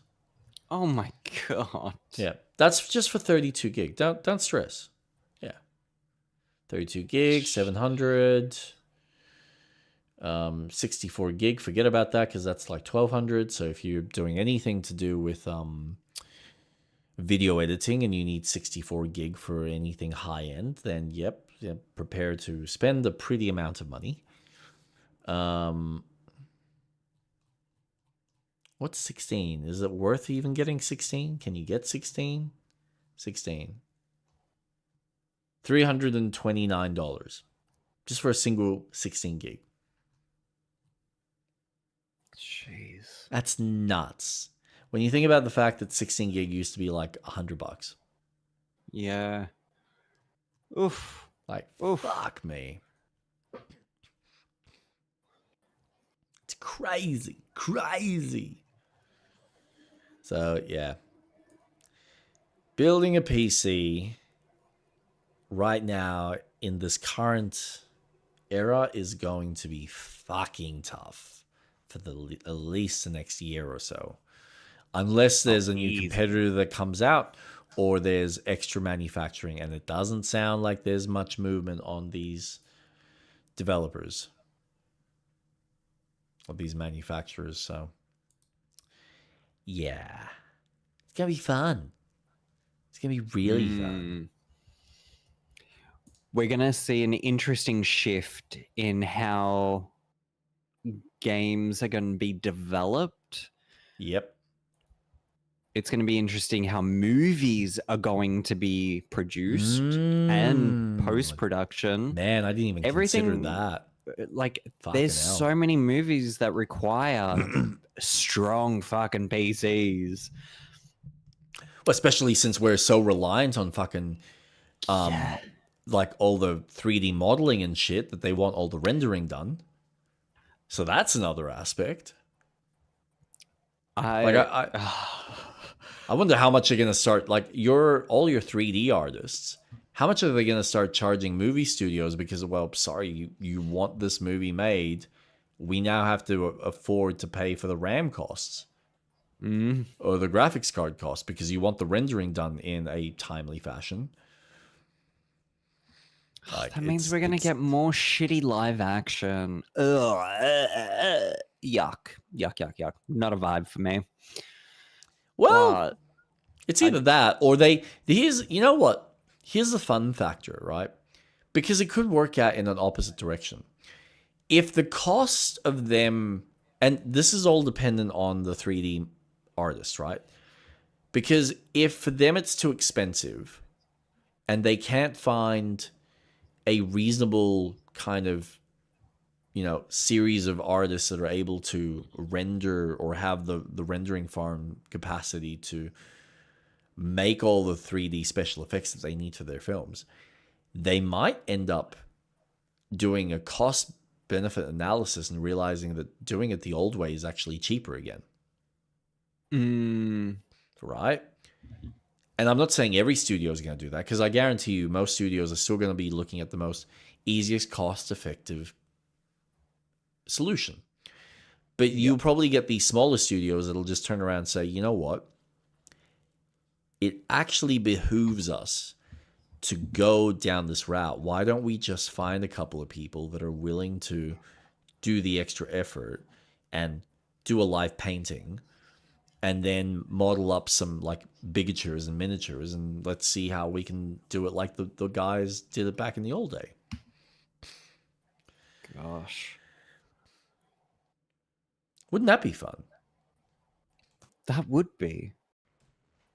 Getting back into it, it's funny. I watched the creating of the HBO intro, and the amount of work they set up this, it's all set up with miniatures. They set up motorized magnets so that the cars are moving. It's all fake. But just watching them paint all the miniatures, putting everything like the HBO logo was an actual physical metal thing. It wasn't all computerized.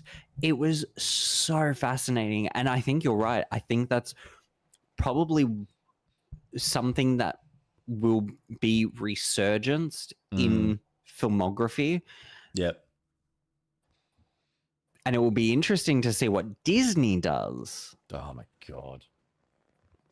Because the rendering farms they need for the, Pixar side of things, all the rendering farms they need, if they're going to be making all these high-tech films in animation, what are they going to look like? What are they going to do?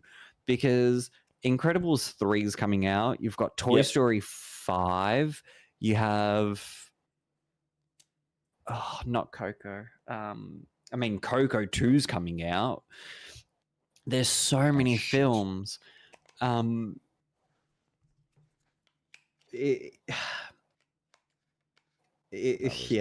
attempt. We're going to have a really interesting change, and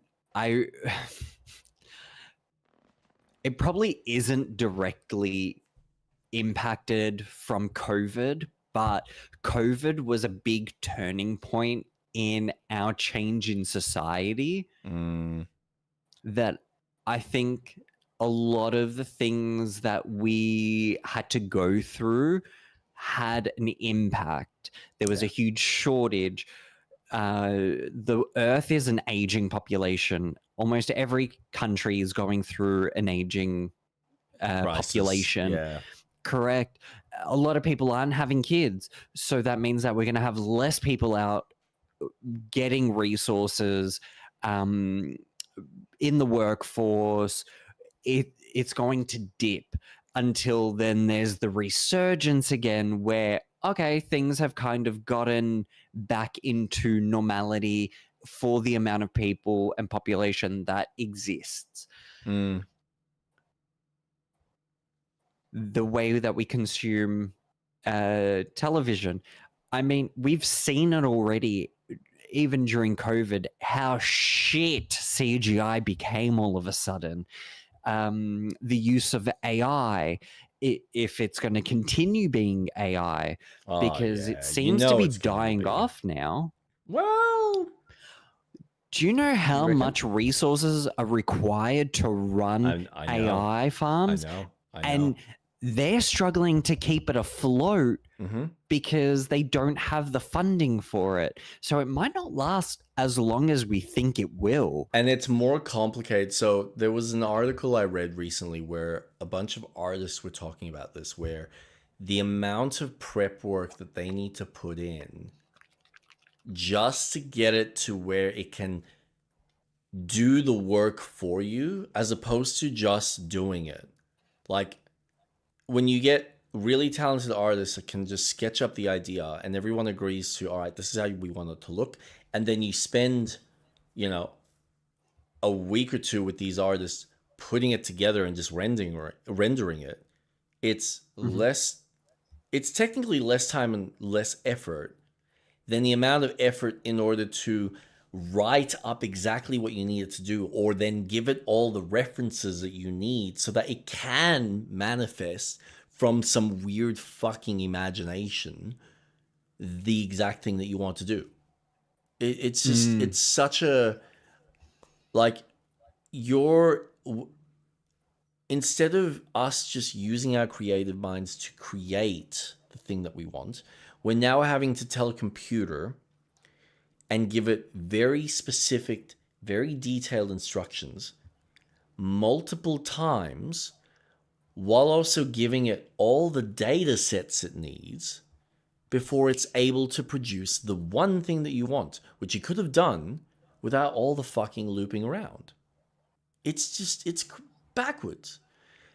And that's not to say that the way the AI works, the way the whole software and the programming works, isn't useful as a means to filter through existing information that exists on the internet and do fun stuff with it. I think those are useful tools for the AI and are probably way less complicated than what we're now expecting it to do, where no, I don't think we have the computers yet to do that, nor do we have the power required. Like the amount of water that's required, the amount of cooling that's required, on top of everything else that we're then, you know, they're trying to set all of this up. So, yeah, I think the bubble is going to burst. You're either going to get government stepping in and saying, stop, or we are going to seriously tax you, or, you know, these companies get away with fucking murder, the people are going to suffer. And so our water bills and electricity bills go up because we need to facilitate this AI bubble. And then they then put the charge back on us as a consumer, where we are expected to pay a subscription to even use this AI tech, and no one can afford it because it's ludicrous. So then it'll just go back to the way it was, where people are just like, well, fucking do it ourselves. So the tech is cool. It's a nice idea. We're not ready for that, nor is society. And I think there are aspects of it that will work really well and will translate very well. But there's other stuff that I just kind of go, I know we've let the genie out of the bottle and there's not much we can do about it, but there's just things that you're now teaching people to be less creative and less capable of learning for themselves because a computer can do it.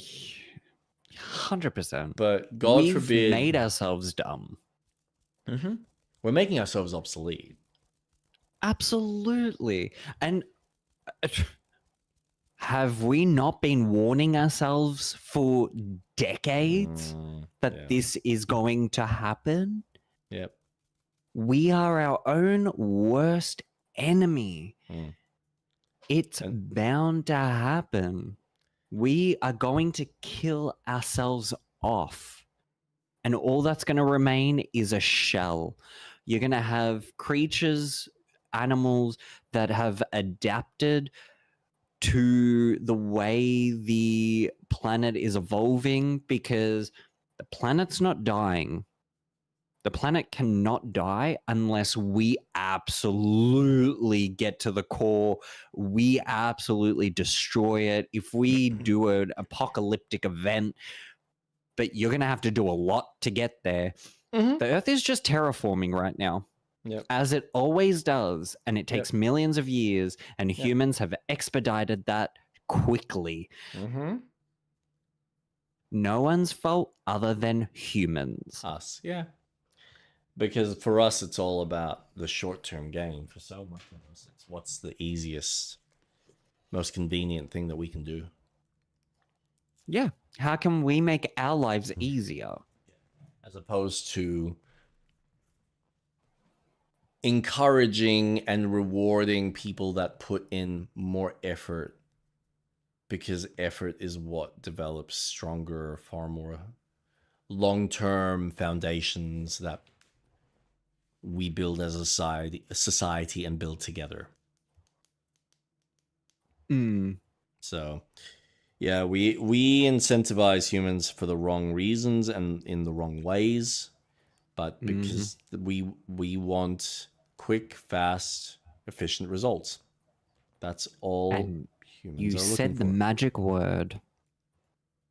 We want. I want. Bunch of Arukas running. But I want it now. Daddy. I want a goose who lays gold eggs for Easter. At least hundreds a day. And by the way, I want to I want a feast. I want a bean feast. Too good. Before we end the stream, I just want to quickly add, have you heard about Doomsday? Avengers, that's the word. Avengers Doomsday. Which Doco and I've told Doco my theory about this, about why it's called Doomsday. Oh no, he's preaching about the Lord and Savior. Never mind. I saw this bullshit teaser that they have got. That's obviously in the Avatar movie, because of course it is. It's related to Disney.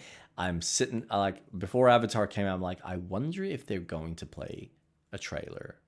But it's not a trailer, it's a teaser. And apparently they've got 4 of these fucking things that they're going to be dishing out over the course of however many weeks, which tells me, oh, that's a clever marketing move. So you're now going to, theoretically, if you're doing it all through this Avatar, or unless you're going to be doing it through Avatar and various other films, it's your incentive to get people in the cinema watching these trailers. So everyone is literally buying a ticket, hopefully, to see one of these little fucking...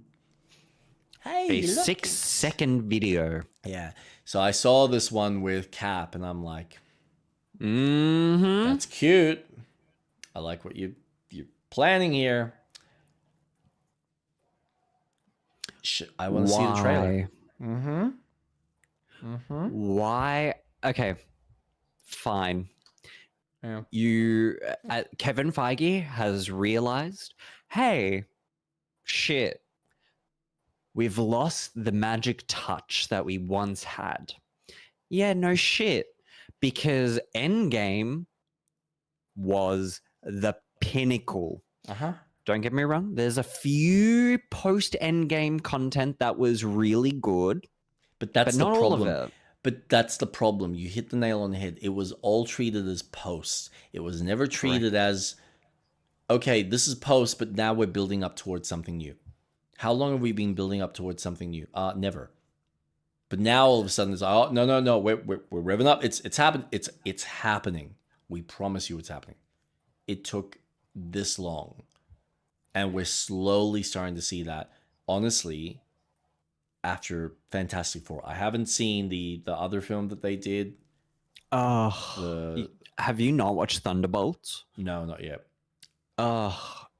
Please watch it. I've heard good things about it. It is so good. Yeah. Every single actor. But the problem is they were building up to something.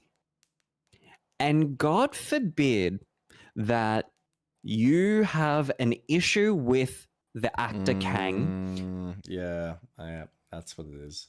Have you not heard of recasting? You've done it several fucking times in the previous movies. So you scrap everything?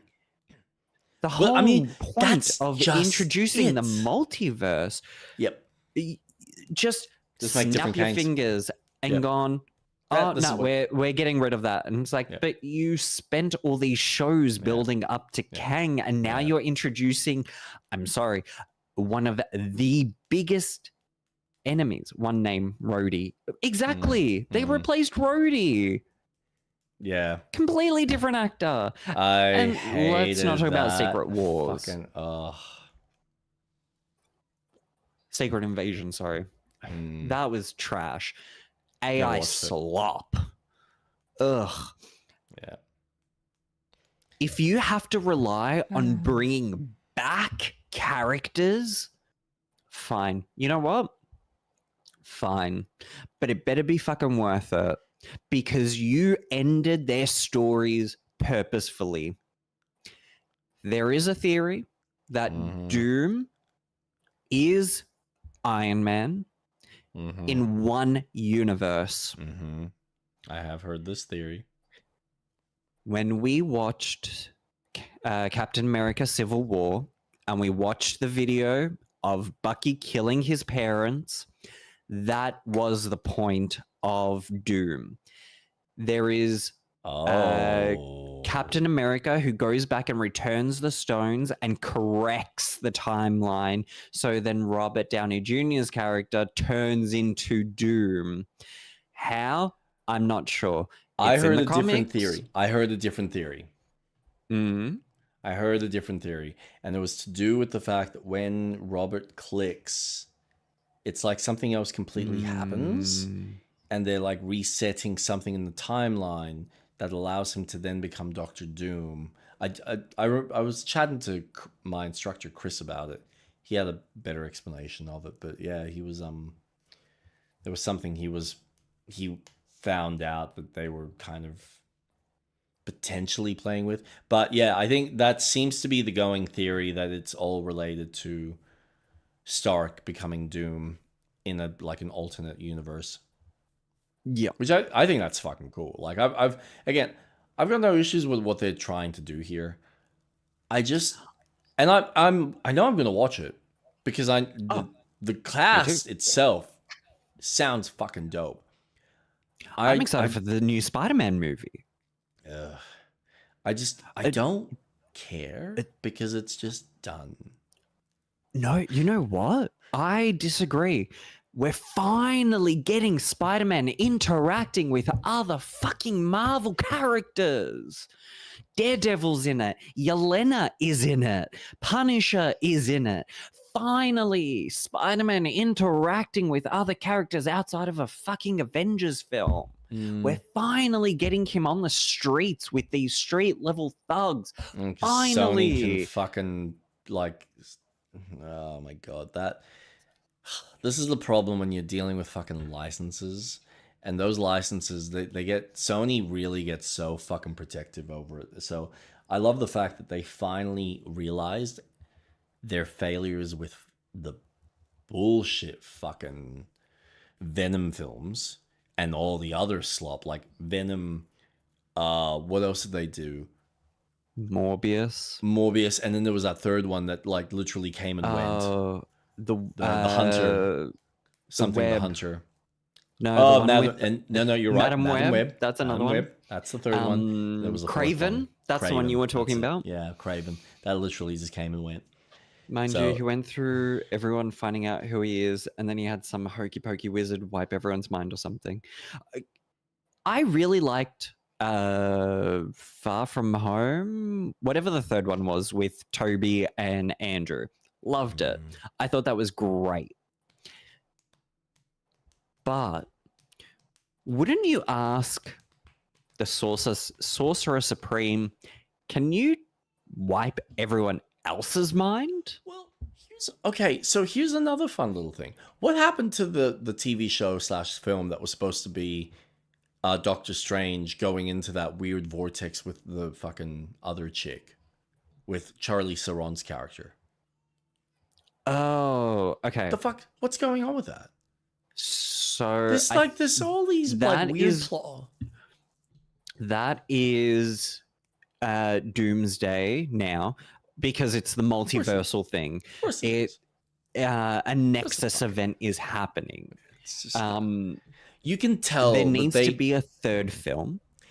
Of Doctor Strange. You can tell that all of this fucking writing that they had planned has all been thrown out the fucking window because they knew that all their Disney plans for the television schlop that they were throwing out, that they were hoping was going to be enticing enough for people to sit there like we had with the Flash and the Arrow TV series, and people were going to pay up the wazoo every single month to keep seeing their favorite characters dancing on screen and going, hey, what's Ant-Man doing this week? Or what's Arrow doing this week with Ant-Man and maybe with Tony Stark or stuff?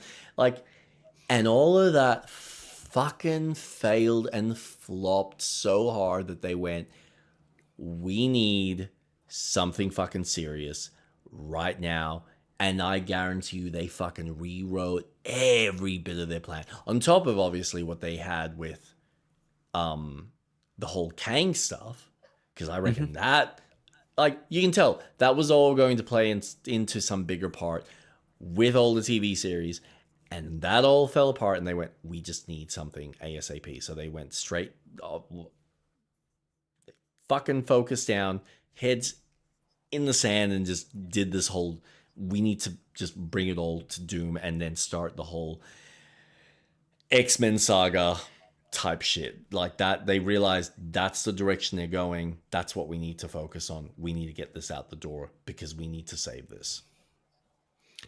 I put a partial blame to probably Bob Iger, who probably pushed Kevin to say, you need to release stuff on Disney Plus because we need the subscribers. We need people purchasing subscriptions. We need content. You have to pump out shows on the platform while making movies. And that really fucked them up. Yeah, that's, you know what? That's a possibility. Actually, it's funny you say that. Have you seen The Studio, the TV series? No, I haven't. You need to watch it. It's that. So it's a comedic spoof. I gotta admit, I'm not the biggest what's his name? Who's the main? Seth Rogen? Seth Rogen, yeah. I'm not the biggest Seth Rogen guy. But this is by far the cleverest, well-written writing and script and acting that he's done.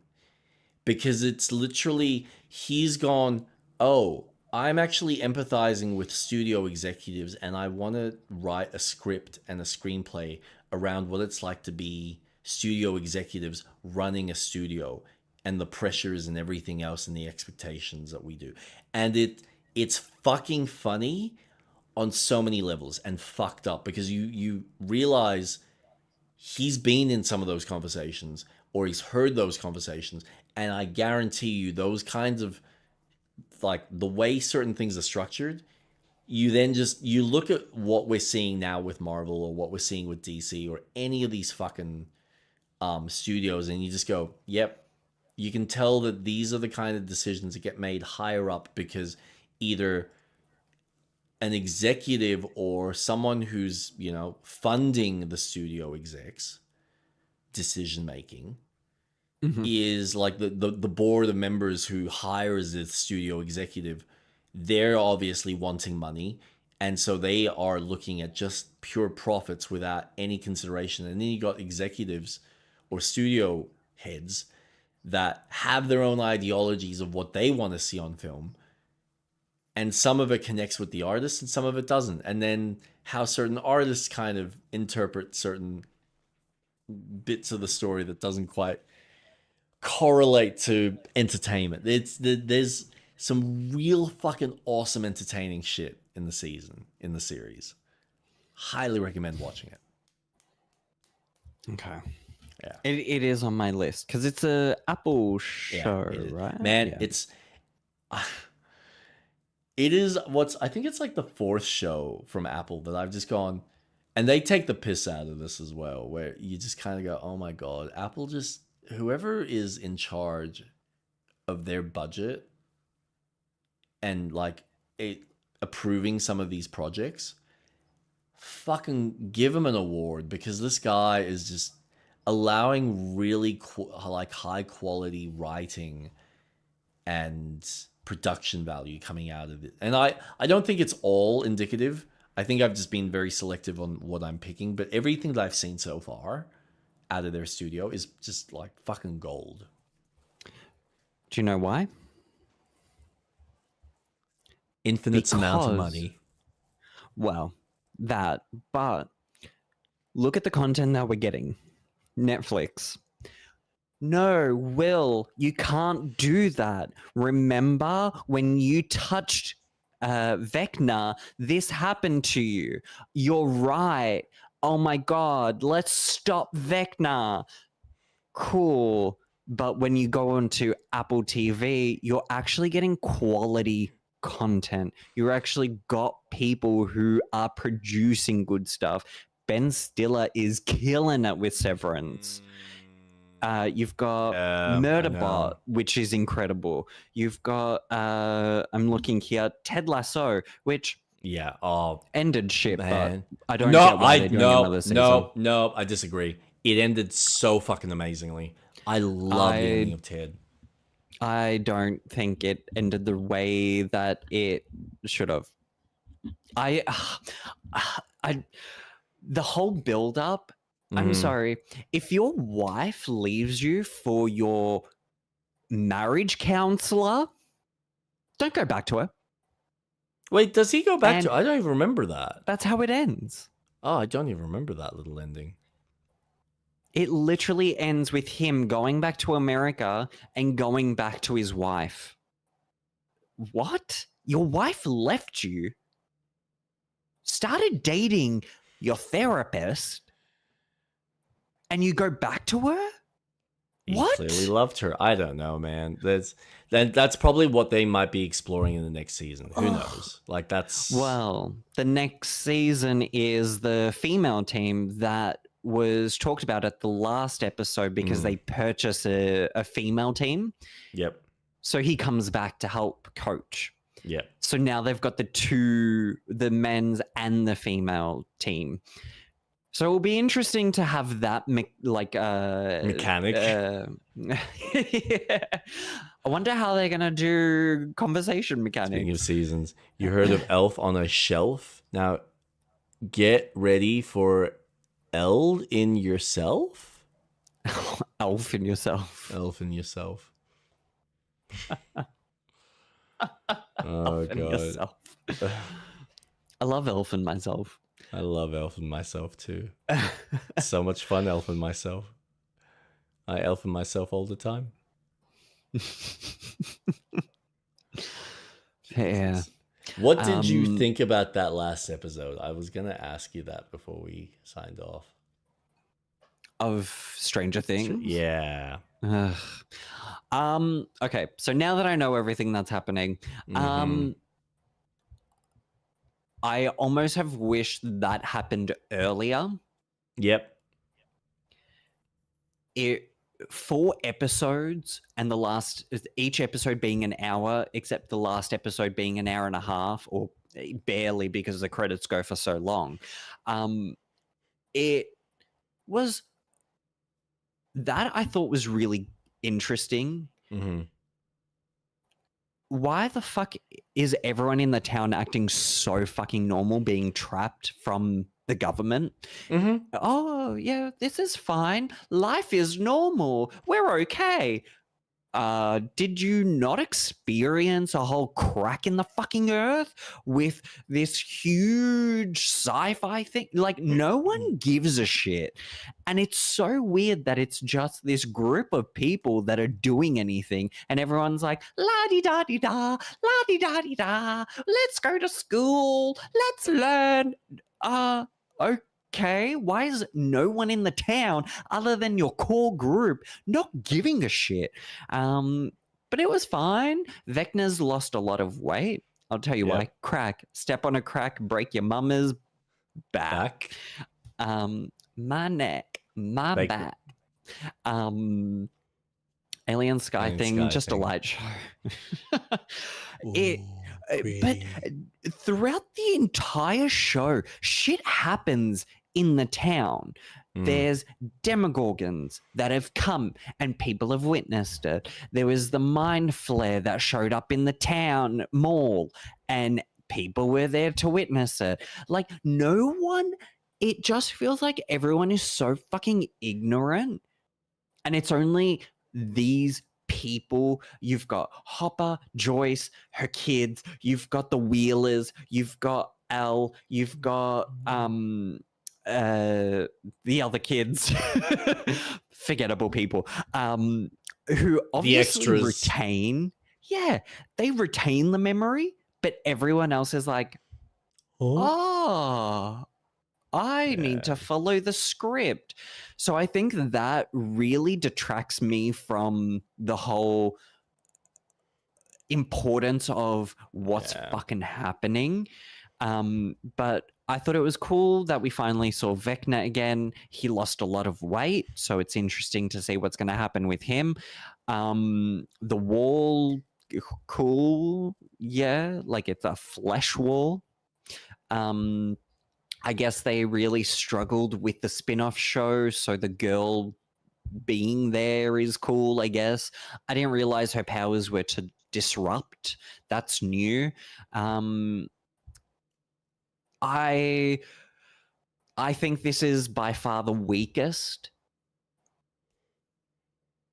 in storytelling, and fuck me, I am so sick and tired of Netflix and their push for LGBT plus. Like, I get it. Be supportive. Absolutely. Everyone needs to feel welcomed. Everyone is equal. Minorities need to feel safe. Absolutely. But fuck off Will and fuck off Robin with your gay story. Just, I get it. The times were, being gay is not normal. I get it. It's of the time. But just, I hate how Netflix does it and does the storytelling of it. Their love arc serves no purpose to the story.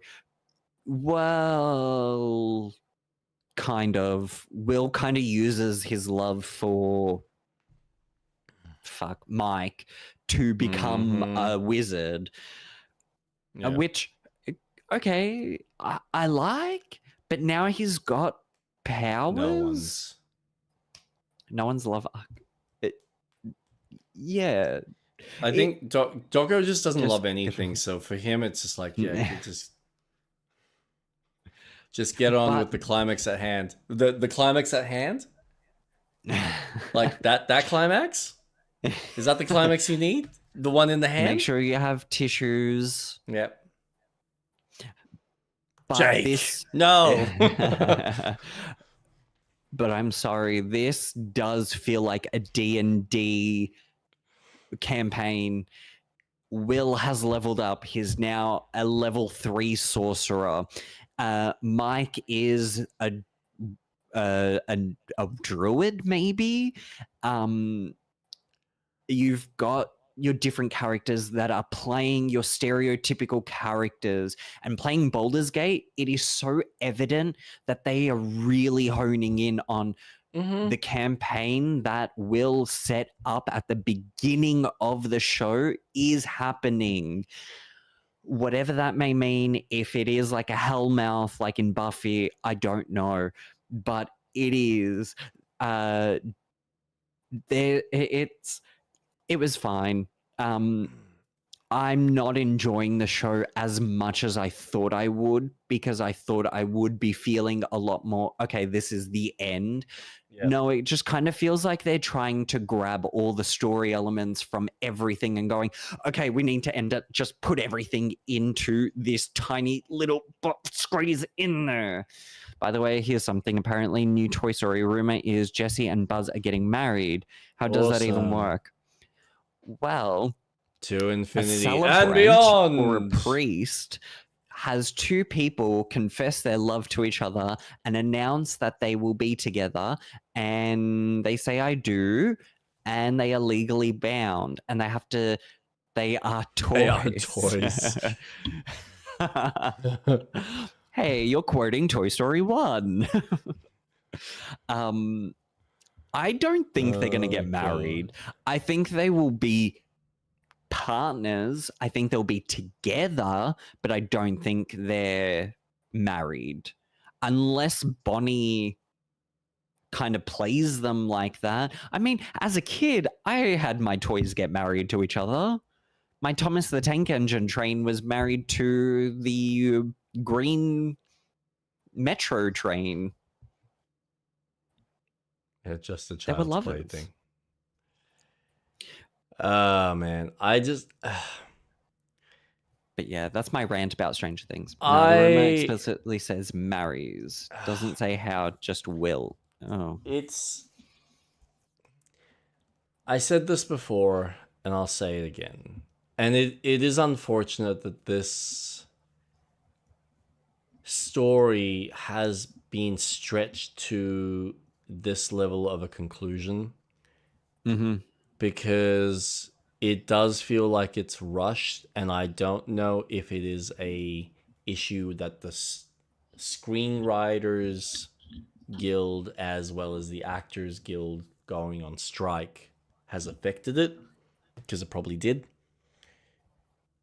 And they went, well, we need to get something out now, and we have to accommodate for the changes with the cast obviously getting older, because for all we know, there might have been 2 seasons planned, and they went, no, people are not going to wait for another season. Then it's not going to, we can't sell them going into college. This story needs to be done while they're here, because college is outside of those walls. They are here in Hawkins. It needs to be done in Hawkins. Okay, cool. So that's how they tell the story. Yeah, there's a fuck could have ton pulled of... inspiration from it.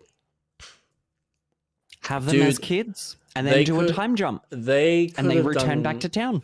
I'll be honest, they could have done a lot of things. I honestly feel like they should have just... I mean, then that probably would have been the intention of just having it. See, yeah, man. And then you can excuse them being older.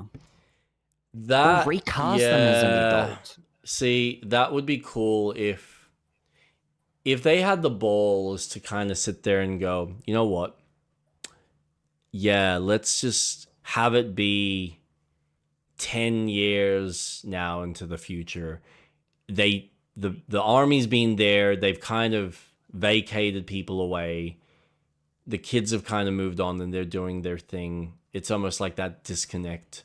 And then the tingles start happening again. The feeling comes back. And it's like it warms up again, where they're like, oh shit, this is going to be a thing. And it's like they're having to be called back. Yeah, that probably would have worked better. And then you're having to see them trying to break into the facility, which probably would have made more sense, especially as adults.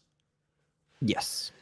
And then you could also have it make sense where Robin and what's his name are legitimately running a radio shack, kind of. Steve, yeah. But they're doing it outside, trying to tell people outside what they're doing on the inside. Almost like they're still the paranoid ones. Yeah. So you can have a handful of characters that still have that level of paranoia, and they're still trying to make people aware of what's going on. And then others are like, dude, it's done. He's probably dead. He's like, let it go. So, yeah. And then you would have had more of a reason to find characters trying to bring each other back for the right reasons. And yeah, that makes more sense to me. And it's surprising that they didn't want to commit to that kind of storytelling, but this is what we've got. This is the conclusion we're going to get, just like we had the disappointing ending to Game of Thrones. Ugh. You kind of just have to accept it for what it is. It's absolutely unfortunate. It's unfair for everything that we built up. And you kind of just, all right, cool. It's going to be what it's going to be. It's going to be some level of fun. Don't put too much stake into it. Don't think too hard on the intricacies of the storytelling, because I think we're both aware that it's just, there's so many loopholes and there's so many things that just fall apart, and you're like, how, why? Like the fact that this is the one bit that I've never quite understood, because I guarantee you, and I don't know whether they're going to play with it later in the season, maybe they won't, but I have this feeling that is more than capable of ripping through the fabric in order to make the portal she needs in order to get to where she needs to go. Cool. Yep. If that wall is interfering, awesome. Go back into the real world. Go back to the house, the haunted house, because that's clearly the middle of the map. That's what it is. And create your portal just from there. And now you're inside the wall. Problem solved. Like there's all these little idiosyncrasies that you just go, that don't make sense. That don't make sense. That don't make sense. It's all just convenient writing. So you just kind of go, well, if you're not putting in the effort, then neither will my brain. But then don't expect me to feel an emotional weight with the characters anymore, because I'm along for the roller coaster. It's just, all right, cool. Which ones are going to die? Are you going to commit to any death? Or, like I've been saying all this time, is it just all going to be a fun, happy ending? Which is not how the show started. Tonally. So. Correct. Oh, and Hopper's sacrifice? Cool. Yeah, right. Again. Yeah. I loved how and man, that would have, honestly, if they could commit to that would have sold me so much. But they don't. And they go, oh, no. Sideline. Remember character from season 2? Whoa. She's back. Yo, gnarly. I mean, this time in Pog form. Honestly, all we're missing is the fucking stoner pizza guy from season 4? Or whatever it was. Yeah, he was in the last season. He's not in it. Nope. He didn't get enough of a paycheck. Or he maybe wanted to work on a different project. Who the fuck knows? What does it matter? The show's nearly done. Let it be done. I'm just annoyed at the way they've just decided to release this shit. Where it's, oh yeah, so we're gonna give you 4 episodes here, and then we're gonna give you the last 2 Christmas and New Year's. Have fun. It's because Netflix has a subscription sale. End of year. There's a discount. That's when they're going to get viewers. I'm just going to say this, and I don't particularly care. I don't have Netflix, and I'm watching it. I'm sure you and a lot of people. Mm-hmm. Yeah, I don't. It's unfortunate. For a series of characters that I've enjoyed watching up until this point, and seeing how they are doing this, where it's like, yeah, it's fine. I'm sure it'll be satisfying, but unfortunately, it's not going to be Netflix lawyers me like, what? Yeah, it's not going to be one of those shows that I'm really going to be wanting to rewatch again, and that's unfortunate because everything up until this point has been pretty decent. I know people have their issues with the supermarket season. I fucking love that season. Everything up until this point for me has been really well told. Yes, there's some caveats, but for the most part, it's been a really cool, consistent story. And this season has just shown that, yeah, you kind of fell on your own sword. Yeah. Because you needed to get it out the door. For whatever reason, whether it's contractual agreements that they signed ages ago and they don't want to redo those contracts and deal with like paying these actors more, because they're obvious, some of them are probably worth more. So, yeah. It's sad. It sucks. Anyway, we shall call it a night. It is 2:46 here. No, but... So yes, your next stream will be... It will be on Saturday. Cool. Unless I do an impromptu stream either tomorrow or Monday to fill in missing out on Wednesday, but I'll probably go live on Saturday. I don't know. I'll say something in the Discord if I do stream. We'll figure it out. Yeah. But this was really fun. I really... Oh, man. I love this. I love what we're doing. I'm so happy that we are streaming. I love this. So am I. Long time coming. I've been putting this off for way too long. So... No. And it's nice to be doing it with someone. It's nice to be doing it with someone. It really changes things. I like it. Yeah. But are you going live 11:30 on Tuesday? 11. I will probably 11? be on at around 11 on Tuesday. So, yep, jump on, come chat with me. I'll probably be continuing Lies of P. And then it'll be quiet till after Christmas. So, yeah. Nice. Anyway. Well. Thank you very much, one and all. Have a wonderful night. And Street Rat and I will see you next time. Till then, bye-bye. Good night.